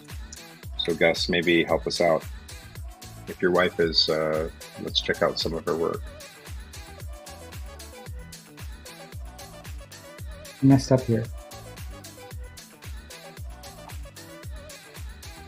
So someone asked Nick, if you get tagged in a Twitter post, does that bother you? So I think they're referring to more of a support question in Twitter as opposed to being tagged, because those are two different things. Yeah, if you ask me a support question on Twitter, I will unfollow you, I will mute you, and I will hide your reply. So do not do that. Go to dreamverse.vitruvio.xyz on Telegram and do that. As far as tagging goes, tag away. I every time I go into my notifications, I have hundreds of them, so I'm pretty much immune to them. I don't browse Twitter by notifications. I just go by lists. I have some lists I follow, and that's how I consume X. So there's a good chance that if I get tagged, I'm not going to see it anyway. So it's not. It's very hard to manage, and Twitter doesn't give you very good tools to manage. So lists, I think, are the only reliable tool that exists. So as I encounter artists that I connect with and like their work, I add them to a list.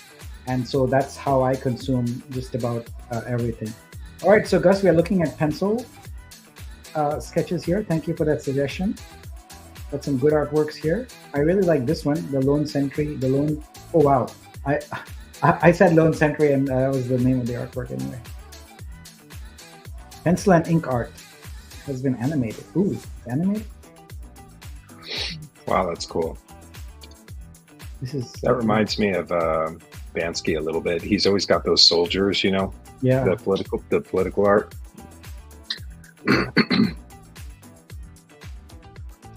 Hey, Photo, I had a chance to see some of your artwork. It looks great. I really like it.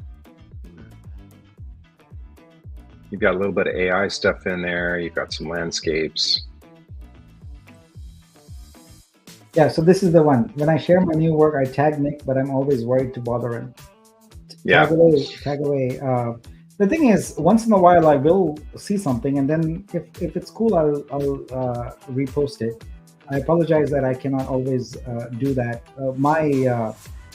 I love Simran's artwork, so I have to always go and pick up some. So my Twitter experience is very haphazard, but like I said, the key is to get onto my lists, and once you're on the list, then I see all of. You don't have to tag me anymore. I see all of your posts. Yeah, in terms of support, it's really hard for Nick, because Nick does a lot of the developing. It's really hard for him to get tied up into support issues. He just can't. And we have so many different platforms. We have Discord, we have Twitter, we have Telegram, and you can literally spend all day in support, and we just wouldn't get anything done.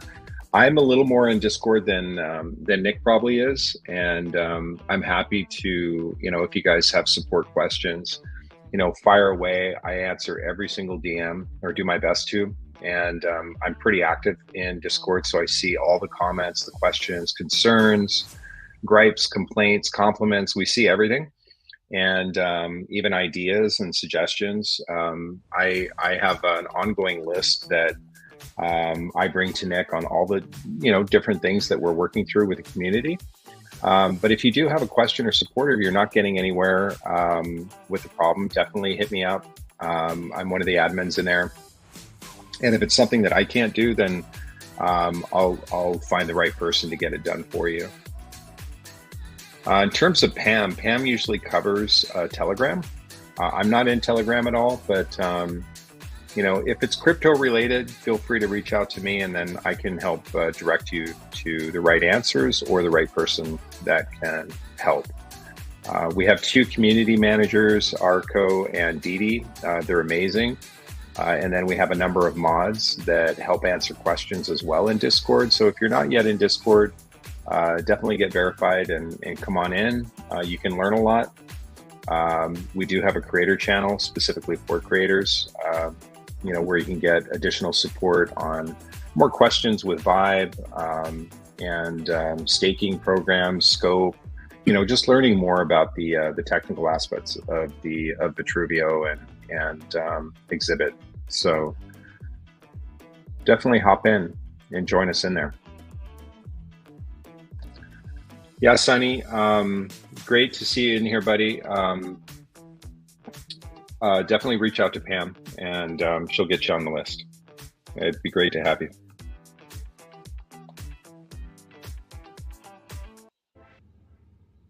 Let's see. We're at 915. So we got 85 more to go.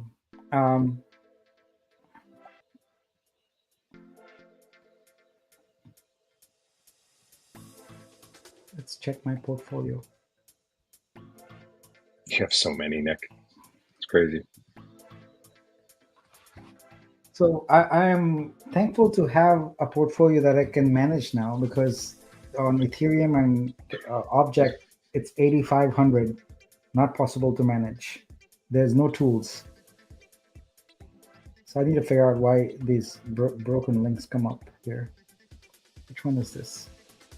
It's probably that video. It's taking too long to load, would be my guess. Oh no, it's not. It's just a high-res artwork. All right, well, we'll have to get that fixed. I am buying a very cool piece of artwork. Yeah?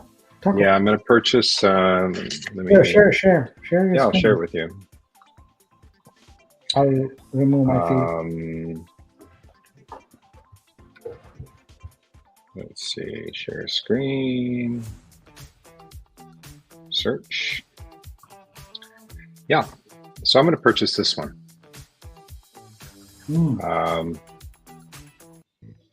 I really like it. It's kind of got this whole good versus evil type thing. I'm kind of a biblical scholar, so I love that. I didn't know that. That's cool. Yeah. So I've studied the Da Vinci Code guy partially. I mean, he does all the symbolism and all that also. Do you do that also?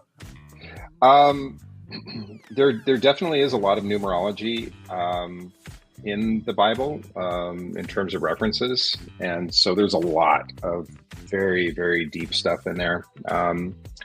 I don't get too deep into that. I've studied it, but I don't get too deep into it because you kind of miss the overall message. Yeah, I've studied the Bible for probably 25 years.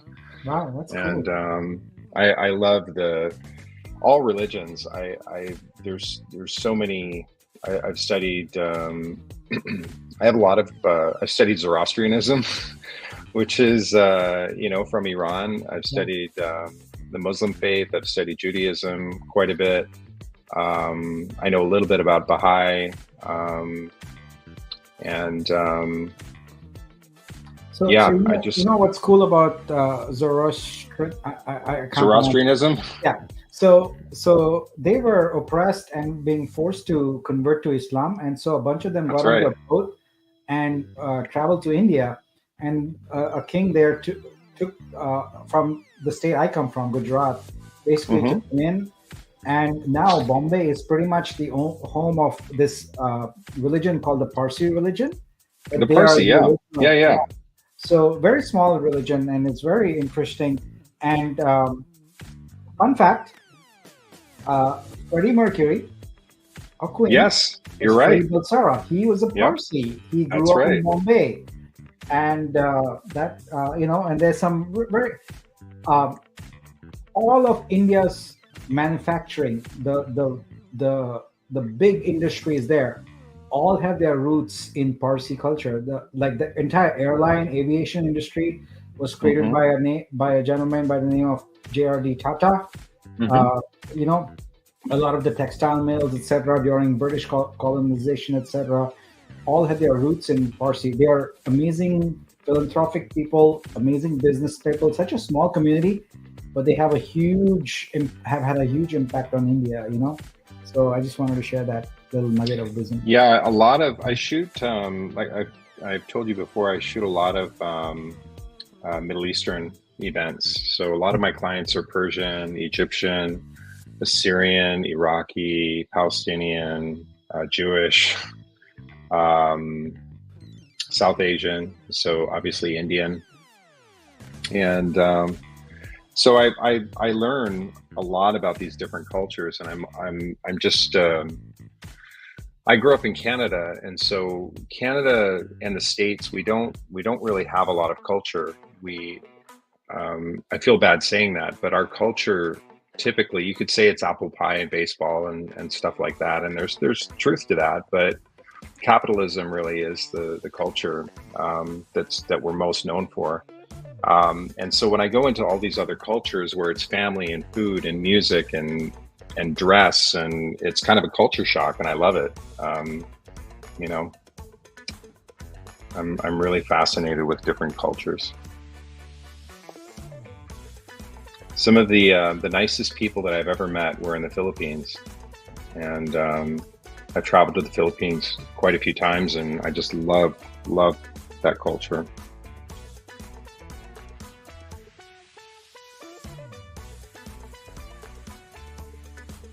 Okay, I picked up that piece. Amazing.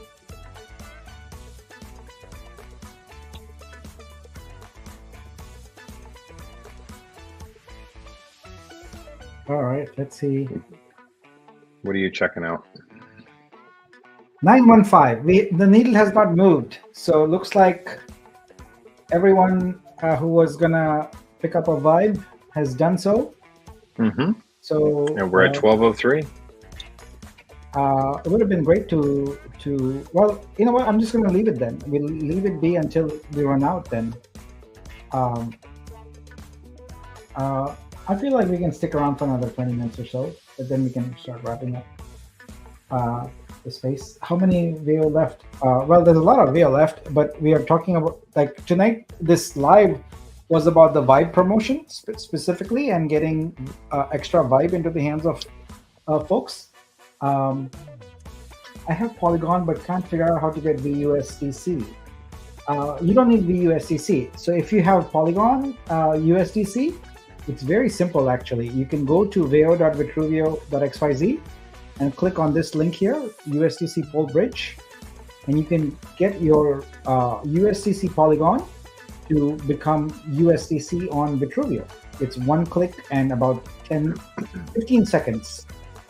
That's it. So if you have Pol, then you can just use MetaMask or something to swap to USDC. It's that simple.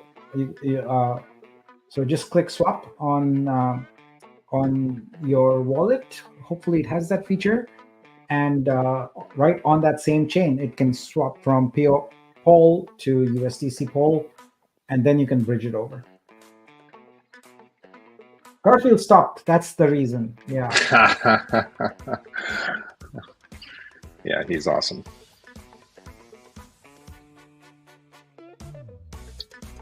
This is great. Yeah, I think this is the longest live, 4 hours. And we've crushed our record of 1,400 viewers.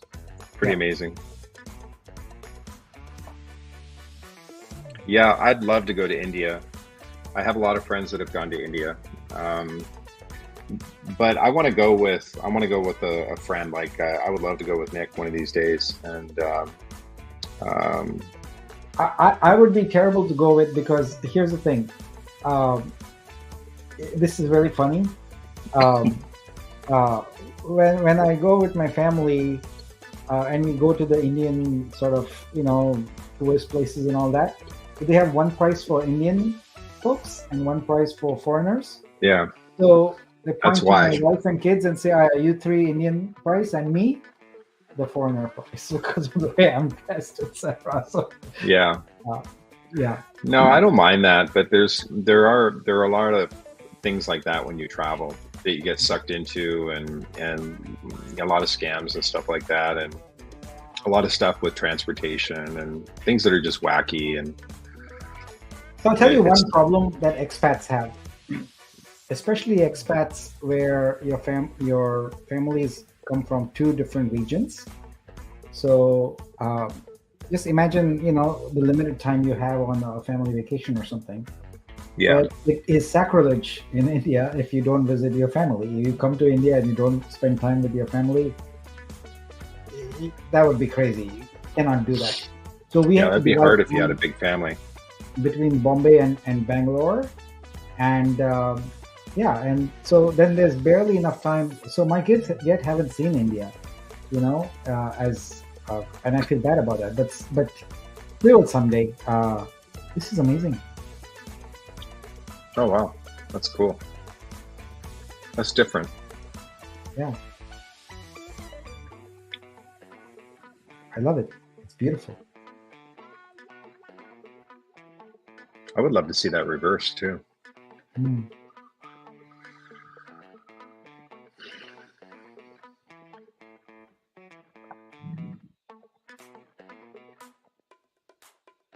Yeah. Nick will teach me some Hindi words. Yeah, I can teach you that. I'll teach you some Hindi cuss words also.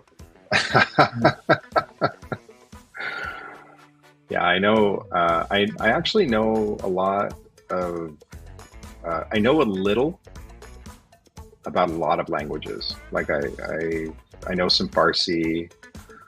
I know French. I can understand. I can understand French, but I think in English, so I have to translate in my head. I know some Spanish. My wife's Brazilian, so she's teaching me Portuguese.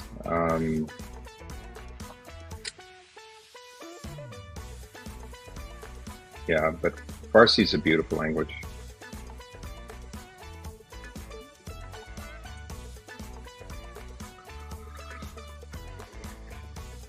No, I don't know any Slavic languages. I heard those are some of the hardest, like is it Icelandic or no? Like the Baltics and some of those. I heard those are some of the hardest languages, if I'm getting that right, Frodic.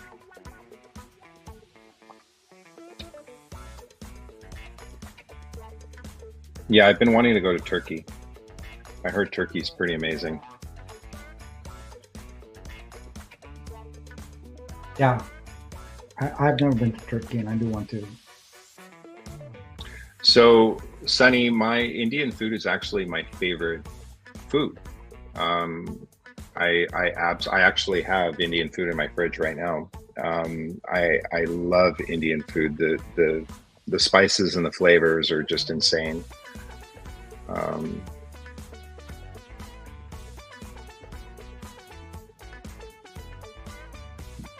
yeah, I've seen pictures of the Blue Lagoon Mystique. It's pretty amazing, and the history too. I just geek out on the history. Yeah, I guess that's true about Portuguese. There are a lot of similar words with Italian and Spanish. Um, my wife is actually 25% Japanese, 50% indigenous, and 25% German. So she's a beautiful woman.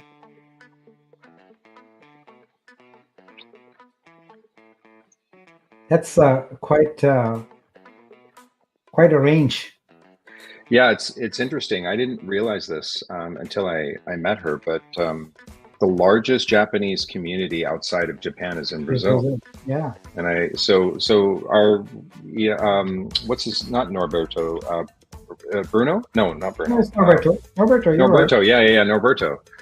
Full Japanese, but speaks Portuguese. You know, it's Yeah. just a trip. It's a trip to see My that. daughter's best friend, they are Japanese from Sao Paulo. Yeah. Yeah. Um,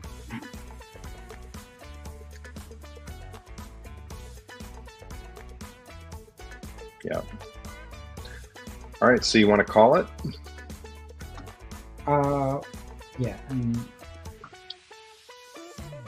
Let's see where we are.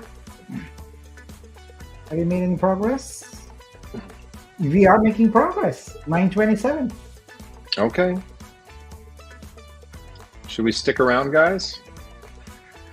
You guys want to drive us home? We're almost there. 1,400 viewers right now. We've crushed our record. Wait. Thanks for joining us, guys. We've done a lot tonight. I thought I missed it, Nick, and I was like, "Oh crap, I'm gonna miss it." And that was at 9 o'clock, and here we are at midnight. Yeah. We're going strong. Yeah, El Loco is getting his vibe right now. Almost there. Give me 5 minutes. Yep, you got it. Rohan's still with us. Let's go to the 1K vibe promotion is hit. We're almost there. Klitsch says, let's stick it out to 1K. Yeah. I'm game. All right. I was coding and fixing things live anyway, so next. Yeah, are you working on this? Are you working on the staking contract? Not yet. I could do that.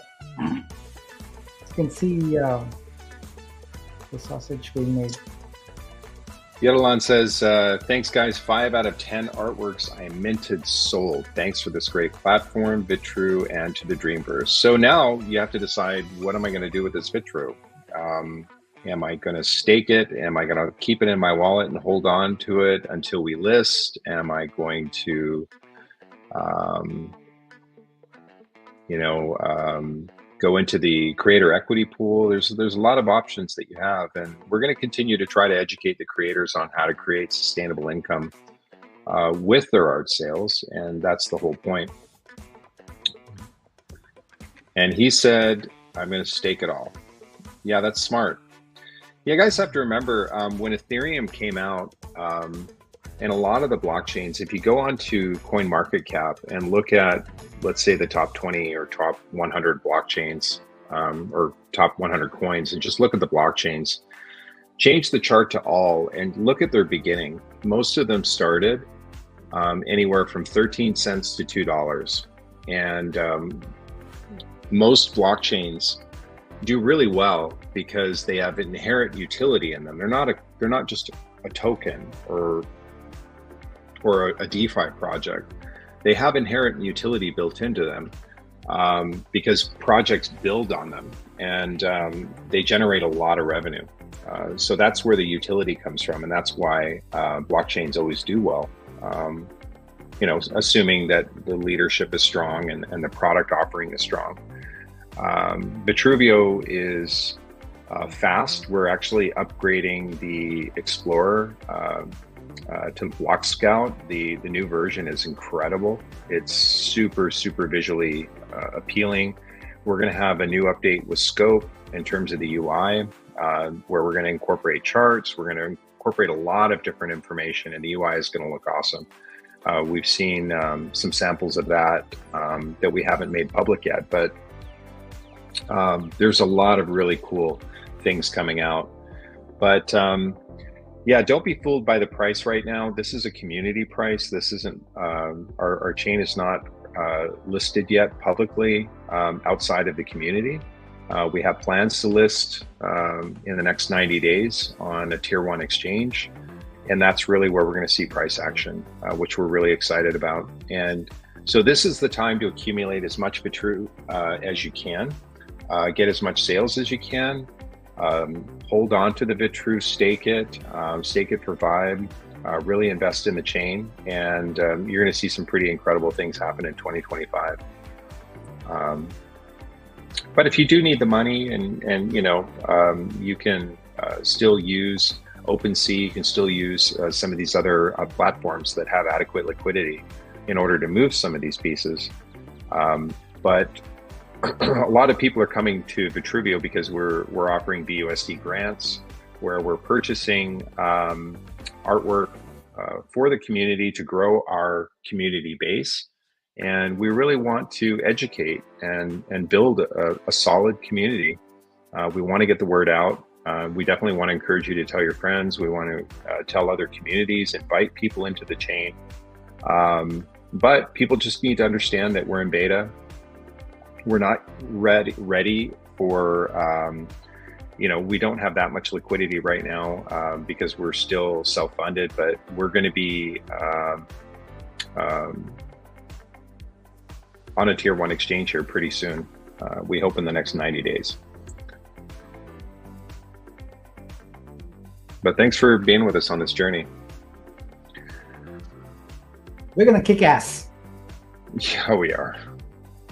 Yeah, we are. Especially with the circulating supply that we've managed that number down. Our circulating supply is super low, guys. It's starting off at 60 million. And for a tier 1 blockchain, guys, that's rare. And what that does is that provides, that just means that the purchases and that sort of thing really catapult the price up. A low circulating supply means the opportunity for a higher price is there. Some of these blockchains have 200 5 billion coins and 50 billion coins and some of these things, and that's why you're seeing their price so low. But with a 60 million, like Ethereum is at $3,000, they have 120 million circulating supply. So we're really hoping that we can get some really nice price action on List.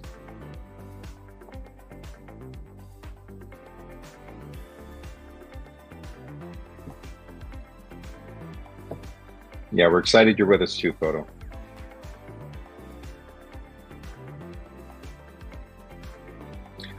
Yeah, Gus states that the circulating supply that we have right now is pretty crazy. It is. I'm really, really excited to see what we can get done. And then at that point, once we get enough traction, then we can go into Series A funding, right, Nick? And really go after VCs at that point. And that way we can focus on marketing. We're going to do some preliminary marketing before list with the help of VO and some other fundraising opportunities that we have. But once we get to circulating supply, or once we get to the central exchange, it really will provide a lot of additional liquidity that we can use for marketing, and we're revising the investor pitch decks and getting to work on some of that stuff. But we're really excited. Nick has a pretty impressive background in tech. He's based in Silicon Valley. He has a lot of contacts in Silicon Valley, and he's waiting to use those contacts, but we need to get the platform built out. We have to have proof of concept. We have to have a nice sized community. We have to get some traction in terms of, the DEX volume up and that sort of thing. So that's really what we're doing. We're getting everything ready for SEX listing. Yeah, when are you going to do the spotlight feature, Nick? At this point, I think the Brazil team might revolt, because I give them like 2 or 3 new features every single day, and like the next day I ask, why isn't it done yet? So because they don't work like you, Nick. It's 23 hours a day. It's in progress. It'll be done very soon. By very soon, usually when I say that, I don't mean weeks, I mean days. Yeah. Hey, Giant. Yeah, Scope will be updated probably tomorrow. So look for that update.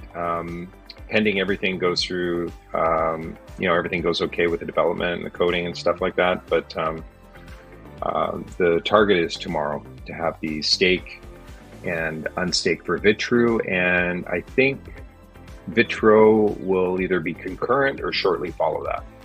Yep. Will they be at the same time, Nick, or will they be Vitro will be separate? Staggered, because they're 2 separate contracts. Okay. Yeah, you're welcome. Hey, Captain. Yeah, definitely reach out to Pam on that. We'd love to have you aboard if you'd like to be an ambassador for Vitruvio for Team Africa, which would be pretty awesome. Where are you based?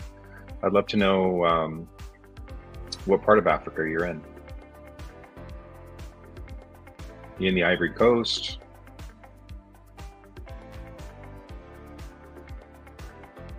Yeah, Jason brings up a great question. Hi, Nick and Mike. Once the product has been built out, will you be attending blockchain conferences and do speaker opportunities to promote Vitro? The answer is yes. I talked with Nick about the blockchain conference in October. I think that'll be premature for us. But we definitely will be, pushing out the brand, doing a lot of marketing with conferences. But we really do want to, I think that the next major hurdle, you guys, in the next couple of months, once we get the Vortex game built out, the next thing that we really want to start building out is our affiliate program and really start bringing in art buyers and galleries.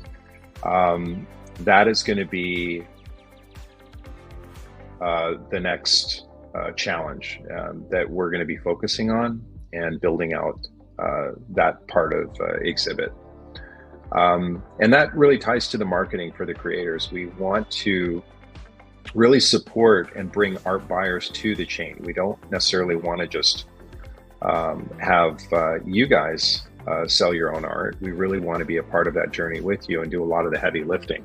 And the way we're going to do that is by bringing affiliates to the platform. And with new features like the API with the AdSense model that we're building out. Did you demonstrate that tonight, Nick?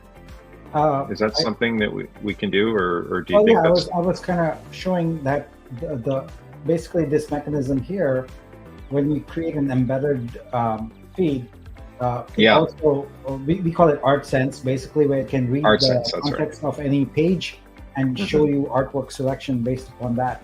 Can we talk a little bit about the blockchain conferences real quick? So, so one of the things that most people don't probably not aware is that 99% of crypto um, conferences are what are called pay to play. In other words, just about everyone who is a speaker, but maybe one or two being the exception, just about everyone has paid a significant fee, starting usually at around $15,000 to get on stage for as little as 15 minutes or more. The more you pay, you basically are sold essentially a marketing package. A Yeah. longer keynote might come with a booth. A shorter one might come with a table. One might come with, banner placement or logo on, etc. So I'm not a big fan of that. I used to speak at tech conferences all the time, so non-crypto ones. And there, the speakers are there for their merit. They're there to teach, to educate, to share knowledge, etc. Unfortunately, that is not the case with most crypto conferences. And so what I prefer to do is on those conferences to attend them, but because of our audience, to take advantage of the fact that people have traveled there and host our own side event, which is much more cost efficient to do. So let's say instead of paying $15,000 for a 15-minute speaking spot at a conference, where you might get, I don't know, 20 leads, which might not pan out anyway, it's much better to take $5,000 and rent out a nearby location, have it food catered, etc., and invite the people you want to come to that event. So side events are what we'll be doing more than the crypto conferences, because that's smarter use of capital than just going up on the stage and you get a photo up out of that. That's easy enough to do other ways also. So when we start organizing our own conferences, it will be the education, the merit kind, where we'll invite creators, etc., who have established themselves to come share their knowledge, come share their wisdom, to do those kind of panels that you've been talking about, Mike, etc. So that's what we want to do. We don't want to do the shallow marketing conferences where people just come and really use the opportunity to talk about their brand for 15 minutes, but there's not much that comes out of it after that, in my experience. Yeah, we may do something like that with the gaming division. Yeah. There's a lot of variables there, but the art division of Vitruvio is really kind of a niche market, and that may not be a good fit. But the gaming division, it may be a better fit. We'll just have to kind of,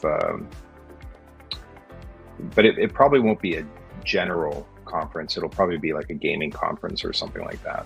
We'll have to see, but we're open to it. It's just got to make sense, and it's always about ROI, for those type of things.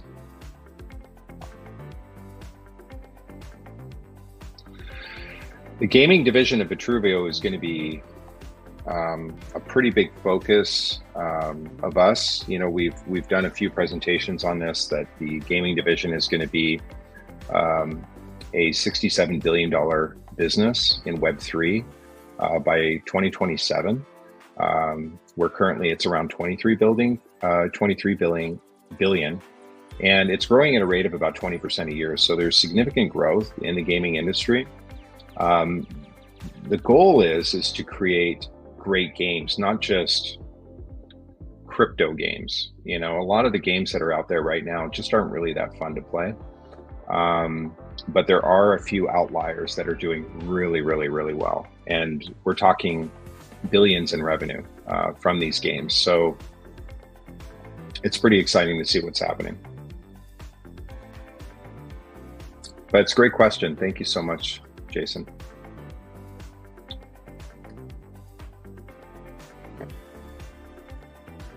So since we're talking about Vibe, thanks, Mike, for suggesting. I pulled up our Vibe calculator here, which we do need to update a little bit for the new tokens, etc. But you can get a sense here, even just looking at this, about sort of the the income projection from just one Vibe, and what your annual income can be from that. And as you add more to that, that just grows significantly. So that's based upon our sales projections from streaming subscriptions, print licenses, our gaming asset sales, NFT licenses, and so on and so forth. So let's run a few scenarios. So what Nick's talking about is obviously one of the things that you get with a VO purchase is you get Vibe, depending upon how many bundles you buy. And Vibe is our revenue sharing model where you get to participate in revenue from the entire ecosystem, not just your art sales, but everybody's art sales, all the gaming sales, stream, search, all of our future verticals that we have on the blockchain. You'll get a percentage of all the profit and revenue from that with Vibe. And the more Vibe you have, the more sustainable income you could build. So let's run a few estimates. What would you get if you have, let's say, 100 Vibe? Stake for 5 years at 50. Yeah, so that's essentially, $700+ a year, and by year 5 would be in about $22,000 a year. Yeah, so that's if you're staking for Vibe, right? Mm-hmm.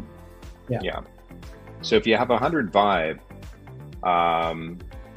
as you can see, year 1, year 2, year 3, year 4, year 5, volume projections are growing with the chain. So as we bring on more projects, as the database grows, as the creators grow, as the art grows, as the art buyers grow, your income and your revenue grows with it. This is the income analysis here for just pure Vibe. This is Vibe plus staking your Bitrue. Yeah. But depending, it doesn't really matter what source you got your Vibe from. It's about increasing the number, but then again, also to indicate what kind, would be able to stake at. Yeah. So we have to update this calculator. But sorry, go ahead. No, please go ahead. While we're on the calculator, let's do that. Yeah. So what we're going to do is provide more of these tools in Scope. That's the goal here. So you can start doing what if scenarios for just about every decision you make. And I wanted to kind of bring up here real quick. Let me go through the slide we shared here. Where is it? 1 second. It's the what's coming up in Studio. Let me share that if I can find it. I'll go find it in a second. Be right back. But what I'm talking about is the fact that we have coming up in Studio an easy way, a really, really simple and easy way for you to be. There we go. I found it. I have too many decks. All right, here we go. So in Studio right now, when you earn money from artwork sales, they go into your vault. Your vault is your smart contract. Every creator has their own vault, and all their artworks that are ever minted by third parties always have a provenance of their vault. Anyway, so an artist can go and claim funds from their vault and move them into their wallet. And what we've done is we're working on this dialogue here where right at the point of claiming, you can make some choices. And this is what we encourage you to do, is have a distributed strategy. You don't have to stake everything. You don't have to stake everything for 1 year or 3 years or 5 years. You should claim some. You should keep some Bitrue in your wallet for use for buying things, whatever, like using some of the services, etc., in the blockchain. But you can take a distributed approach. You can say that, okay, I'm always going to put this percent of my Vitru into long term, which will be 5 years staking. That gives you sort of the maximum APR. And then a portion of it you can put into the equity pool. So if you have a distributed strategy like that, it's going to really benefit you in the long run, because you're going to see this basically constant stream of income from various different sources, whether it's from APR or from a revenue share in the equity pool. To give you an idea of the revenue share, let me go into scope here. Let's see. Here we go. So we have this this ability here to look at revenue share, and we've got a whole bunch of empty digits here because we expect this revenue sharing number for the blockchain to go up to several $billion. And that's where, depending on the vibes you're holding in your account, you're going to be able to see how many shares you have. So that's how many shares out of 1 million, and how much you can claim, how much you've already claimed, and how much is left for you to claim. And this is literally updated by the second. So as revenue share is coming in, as other people are selling their artworks, for example, you're making money. And you can claim that money right into your wallet, and you can then immediately decide what you want to do with it. You can go and stake it yourself, or you can put it into the rev share pool again and get more. So it's always, you have the ability to multiply your income very, very easily. All right, let's take a quick check on where we are here. How close are we to our goal? Very close, 935. So we are 65 shy of selling out on the Vibe promotion. So I say, Mike, that we give ourselves a 25-minute goal here. It'll be 1 a.m. Pacific. And if we hit that, that's great. If we don't, I would say it's a damn good, we're so close. So I think it's you guys did great tonight. Yeah. This was pretty remarkable. Rohan said the VO link is not too easy to find on the Discord. It's embedded within Mike's last minor update. Yeah, Rohan, I'll do a pin message. We had it up as a banner here. Yeah, we'll have the banner right there. But that's where you guys can mint your Vibe or mint your bundles, and there's still a little bit left. So El Loco says the bridge keeps failing. I had to try about 3 times, El Loco. It depends if you're using a cold wallet or just a regular MetaMask. Not MetaMask, but if you're using cold wallet or just a regular wallet. Keep trying a few times, and you might have to change the number as well. So try 95, try 96. Just try a few different times and it should go through. Yeah, you have to remember that this here is our initial Veo soft launch.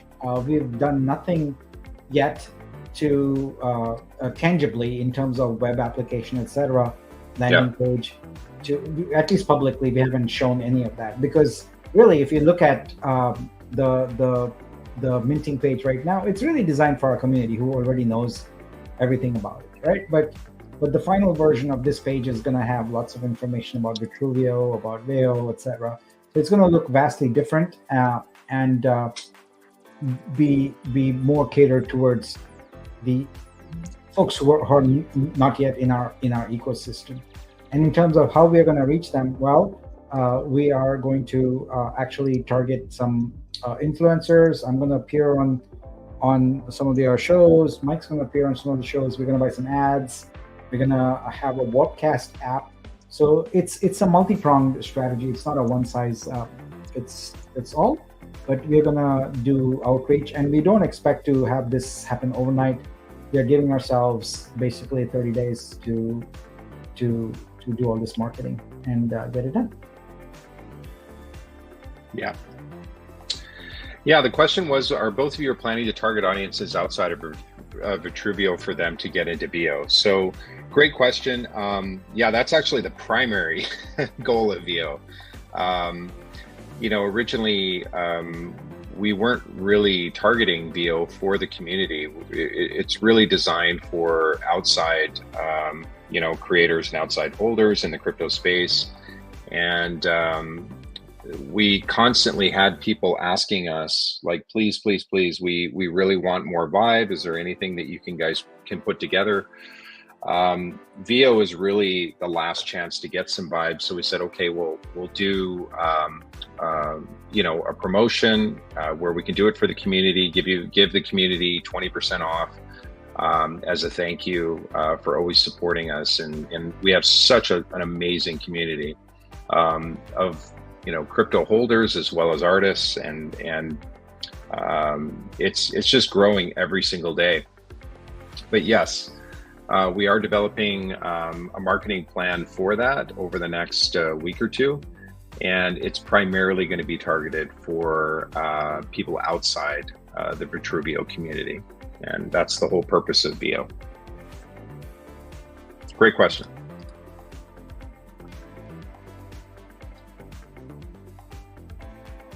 This is a good thing on the bridge. Yeah, you put one less than the max, it works most of the time. That's because typically what happens is on most wallets, etc., what you see is a rounded number, and if that number might be rounded up or rounded down depending on how it is, so you might not actually have that much. So it's always a good idea to put one less than, and usually you will, like, max is probably not ideal in some situations. Yeah, and definitely don't have any decimals in there.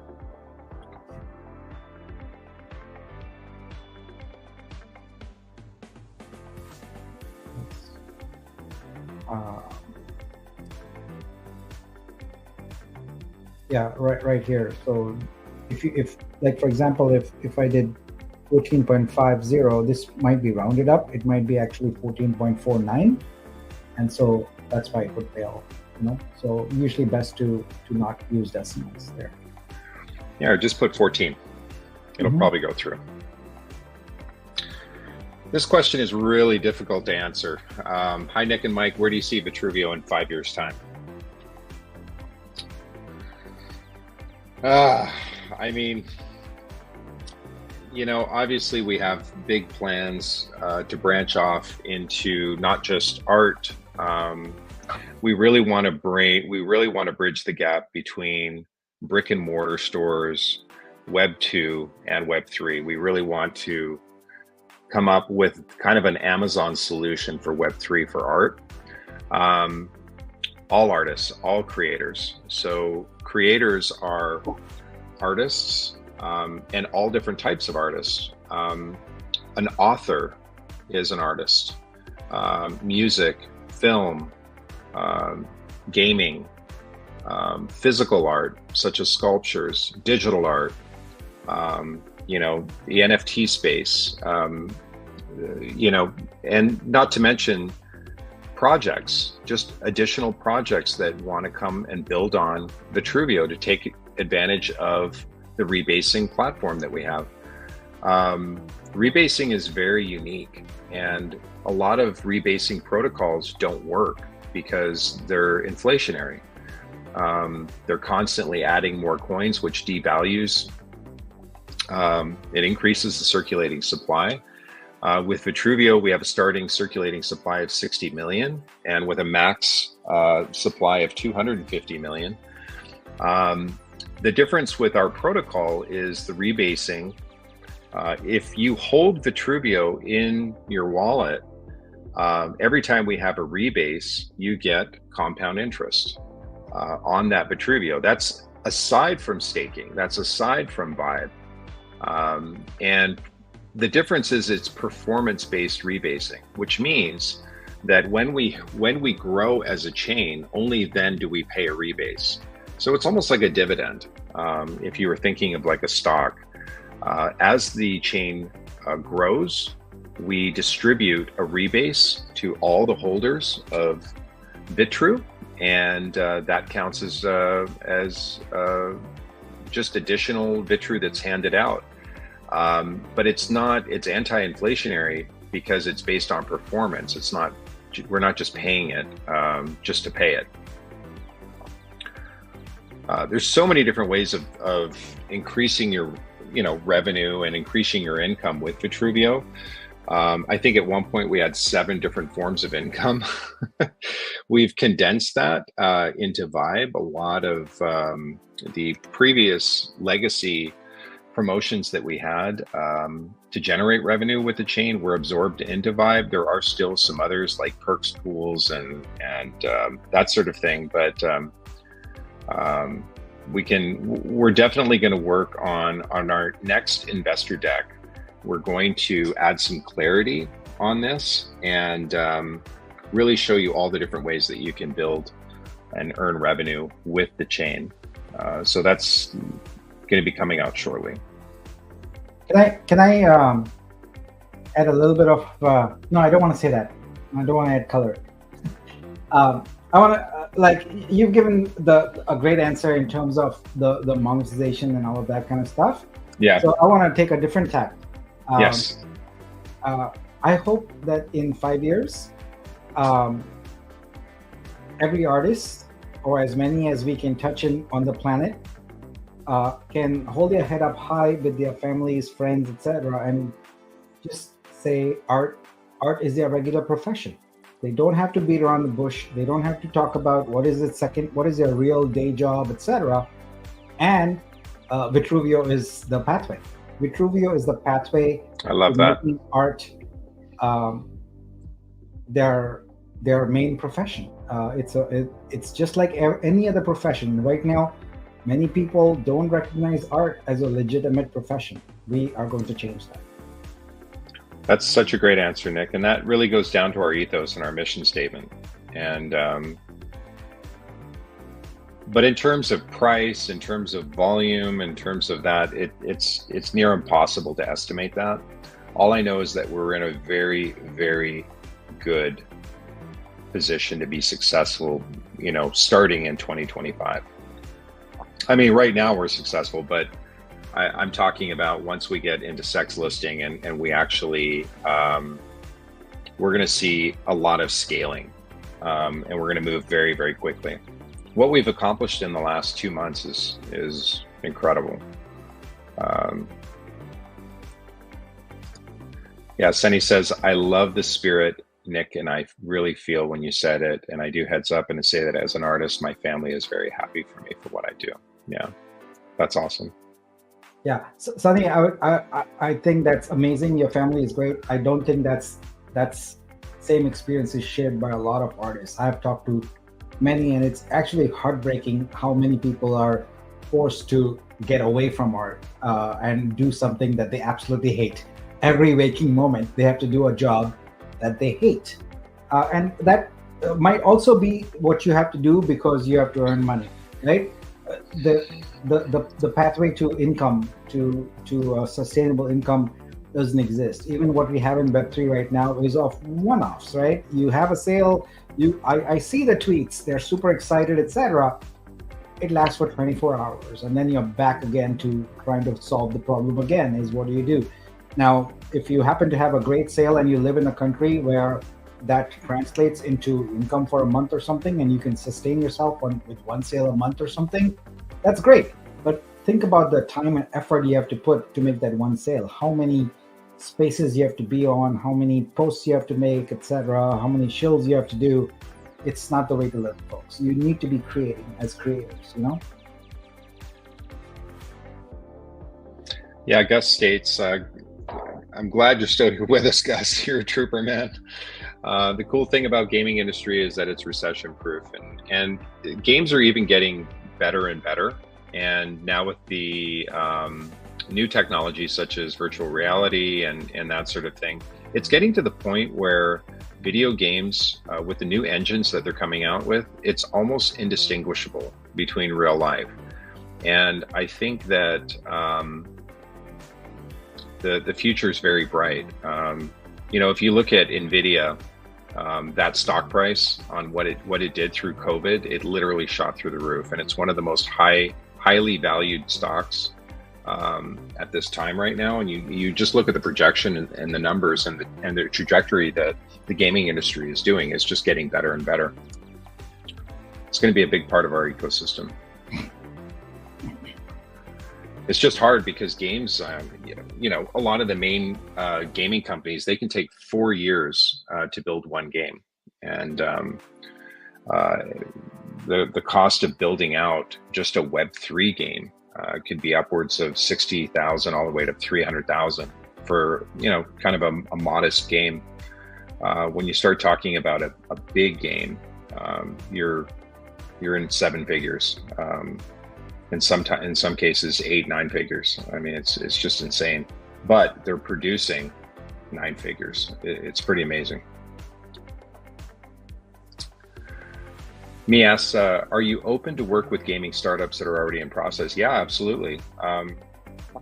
I've reached out to 2 separate projects right now, and we have actually a meeting on Tuesday with a gaming project that is interested in building on Vitruvio. So yeah, the Vortex game that we're developing is our native game, but Vlox is our gaming division, and we're really setting that up where developers can come in and build on chain.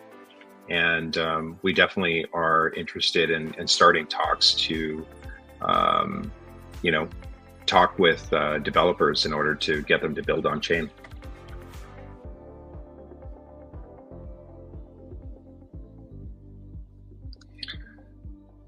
Yeah, Giant says, I hope Vibe allows me to retire in 3 to 5 years, and then I'll concentrate on my photography, which has been a 20-year hobby, into a retirement project. Yeah, that's awesome.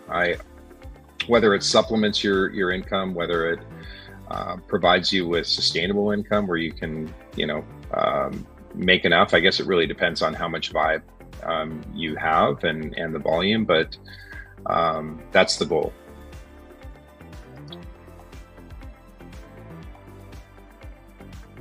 Yeah. How are we looking? 12:50. We got 10 more minutes. I'll go check. I love Minas art, by the way. Yeah, me too. It's so clean. It's super clean. 9:43. 9:43. Almost there. Almost. So Cashflow King says, one concern for investors is seeing where the buys will come from for Vitru coin. If the coin is used to pay out sales, how will it work in the future? You want to cover that one? Sure. I mean, the fundamental thing, as Mike was explaining earlier, is Vitru is the utility coin of a blockchain, an L1 blockchain. And for every project, Vitru is needed. That's it. It's as simple as that. If you look at ETH or Sol or Tez or any of these native L1 coins, their value is derived from how other people build projects and use that. So as a blockchain for creators, we expect to attract a lot of creator projects on here. What we are doing is just one part of it, right? That's what we've chosen to do. So think about it this way. Other L1 blockchains, they focus on attracting developers to their platform to build out projects. We do that later, and we do that in the creator space.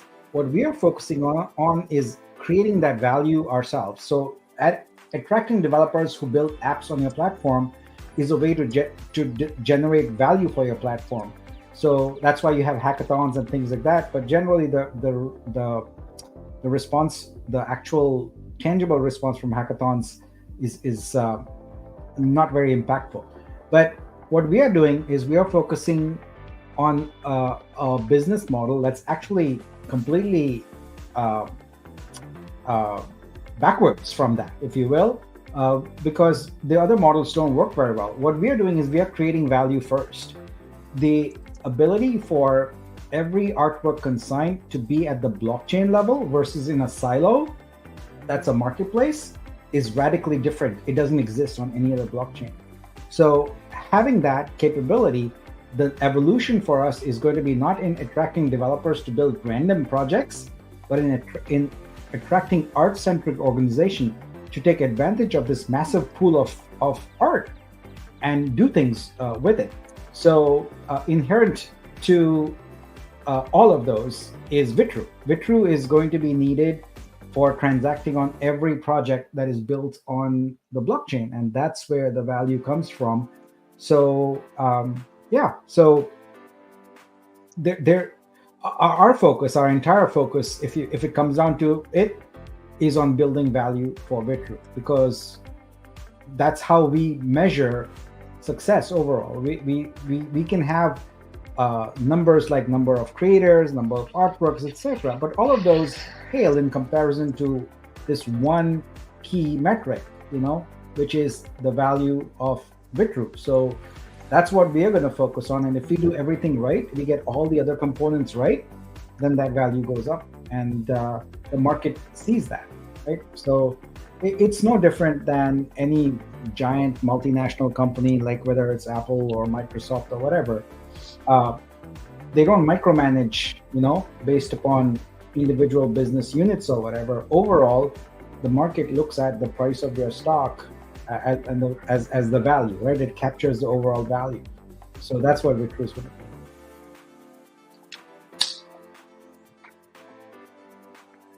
Yeah, it's really not that common to be a part of a L1 blockchain, in development. There's a lot of them out there, but not one that is unique like ours, that specializes in the art space. It just doesn't exist, which is super cool. Yep. All right. So we'll start winding down here. I think we'll call it at 1 a.m. Pacific. Yep. Here. It's been amazing. This it's obviously the most viewers we've ever had. I did some fun art collecting. I think I collected probably the same amount as I do on my Thursday buying blitzes. So let's go look at today's stash here. So some really great artworks. I love it. Yep. Almost 5 hours, Nick.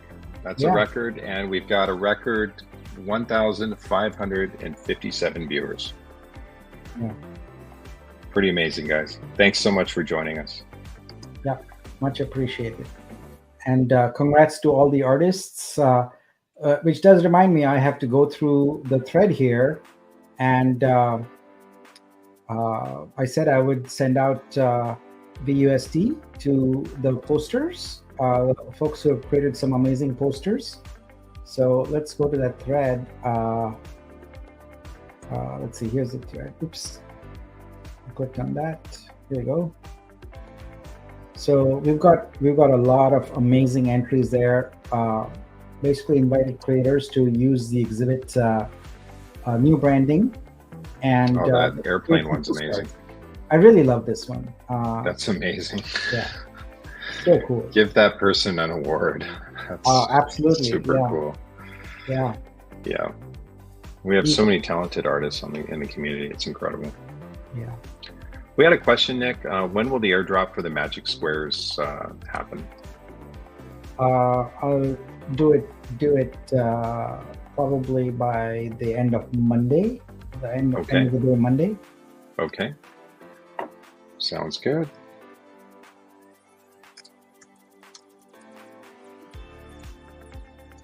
This was such a happy moment. This was on stage in Bangalore, getting all the artists who were there together to talk about, and we finally were able to see so many people in person. It was amazing, and I cannot wait to do that again.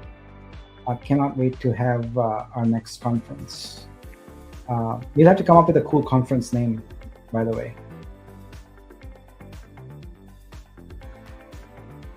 Time for a sip of chai, Nick. It's probably cold. Yeah.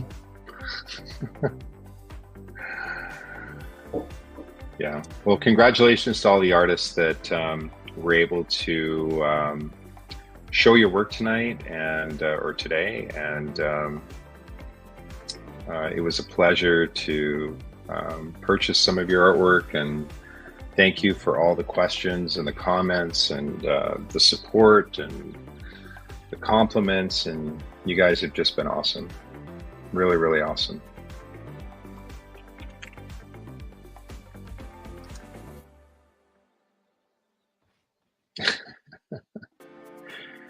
It's crazy. Yeah. Crazy. Love it. Super, super Crazy cool. awesome. Yep. Ha. Nice. How can I enlarge this? There you go. Wait to go for that one. Sweet. Oh my god. Yeah, that's pretty wild. I'm gonna make a video of all of these. That's cool.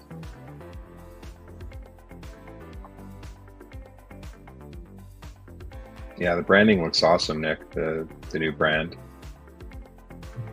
I'm very happy with it. Age did an amazing job. Yeah, that was a that was a funny meeting. We were trying to come up with so many different ideas, and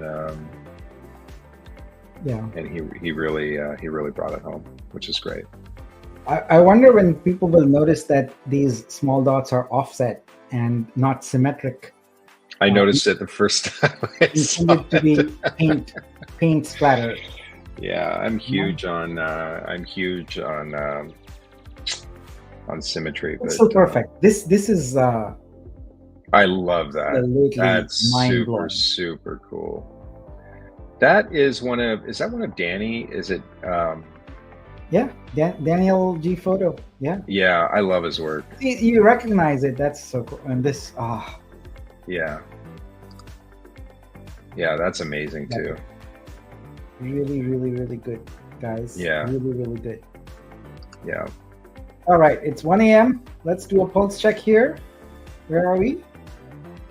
Did we change? 9:45. All right, we moved it a little bit, but I think we are safe to end here. So yep. all I can say is thank you. This is amazing. Yep. Thank you, guys. Thank you for everything, guys. That's great. Rohan says some of my submissions did not show up. Click on sort by latest or show hidden ones at the bottom. Ooh, are there more? Show hidden ones. There you go. Oh wow, there are some cool ones here. That's cool. I like the text. Oh my God. That's cool. That's amazing. Wow. That's like Thank you. yeah, look at this. That's pretty neat.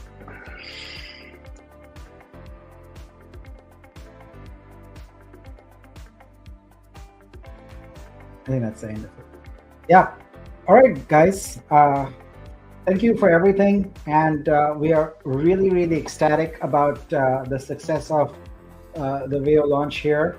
We are going to now build upon it. We're going to create a nice landing page. We're going to start the marketing. We're going to ease into it, but then we're going to accelerate. All right. Don't expect it to be like a light bulb, like a light switch where you just go all out right away.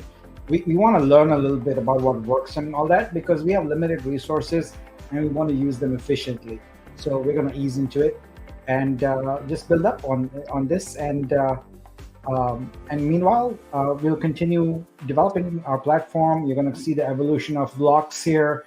Mike's been working pretty hard on the narrative, on the storyline for Vortex, etc. So there's a lot of exciting things coming up. And of course, don't forget our Thursday buying blitzes. That's a regular thing. I just love it now. It's a party every Thursday. So gonna do that. And this marks the beginning of our regular airdrops for Vortex also. We're gonna resume that. And we're gonna mix it up with other airdrops also. So it's a general airdrop. We'll keep doing that. So Mike, thank you for sticking around until this late. Thanks everyone who are sticking around at crazy hours for you. I know East Coasters in particular, it's a wake up time already almost. Yeah. So thank you. Can't say that enough. But dream on and dream big. Dream big. Bye guys. Thanks for joining us.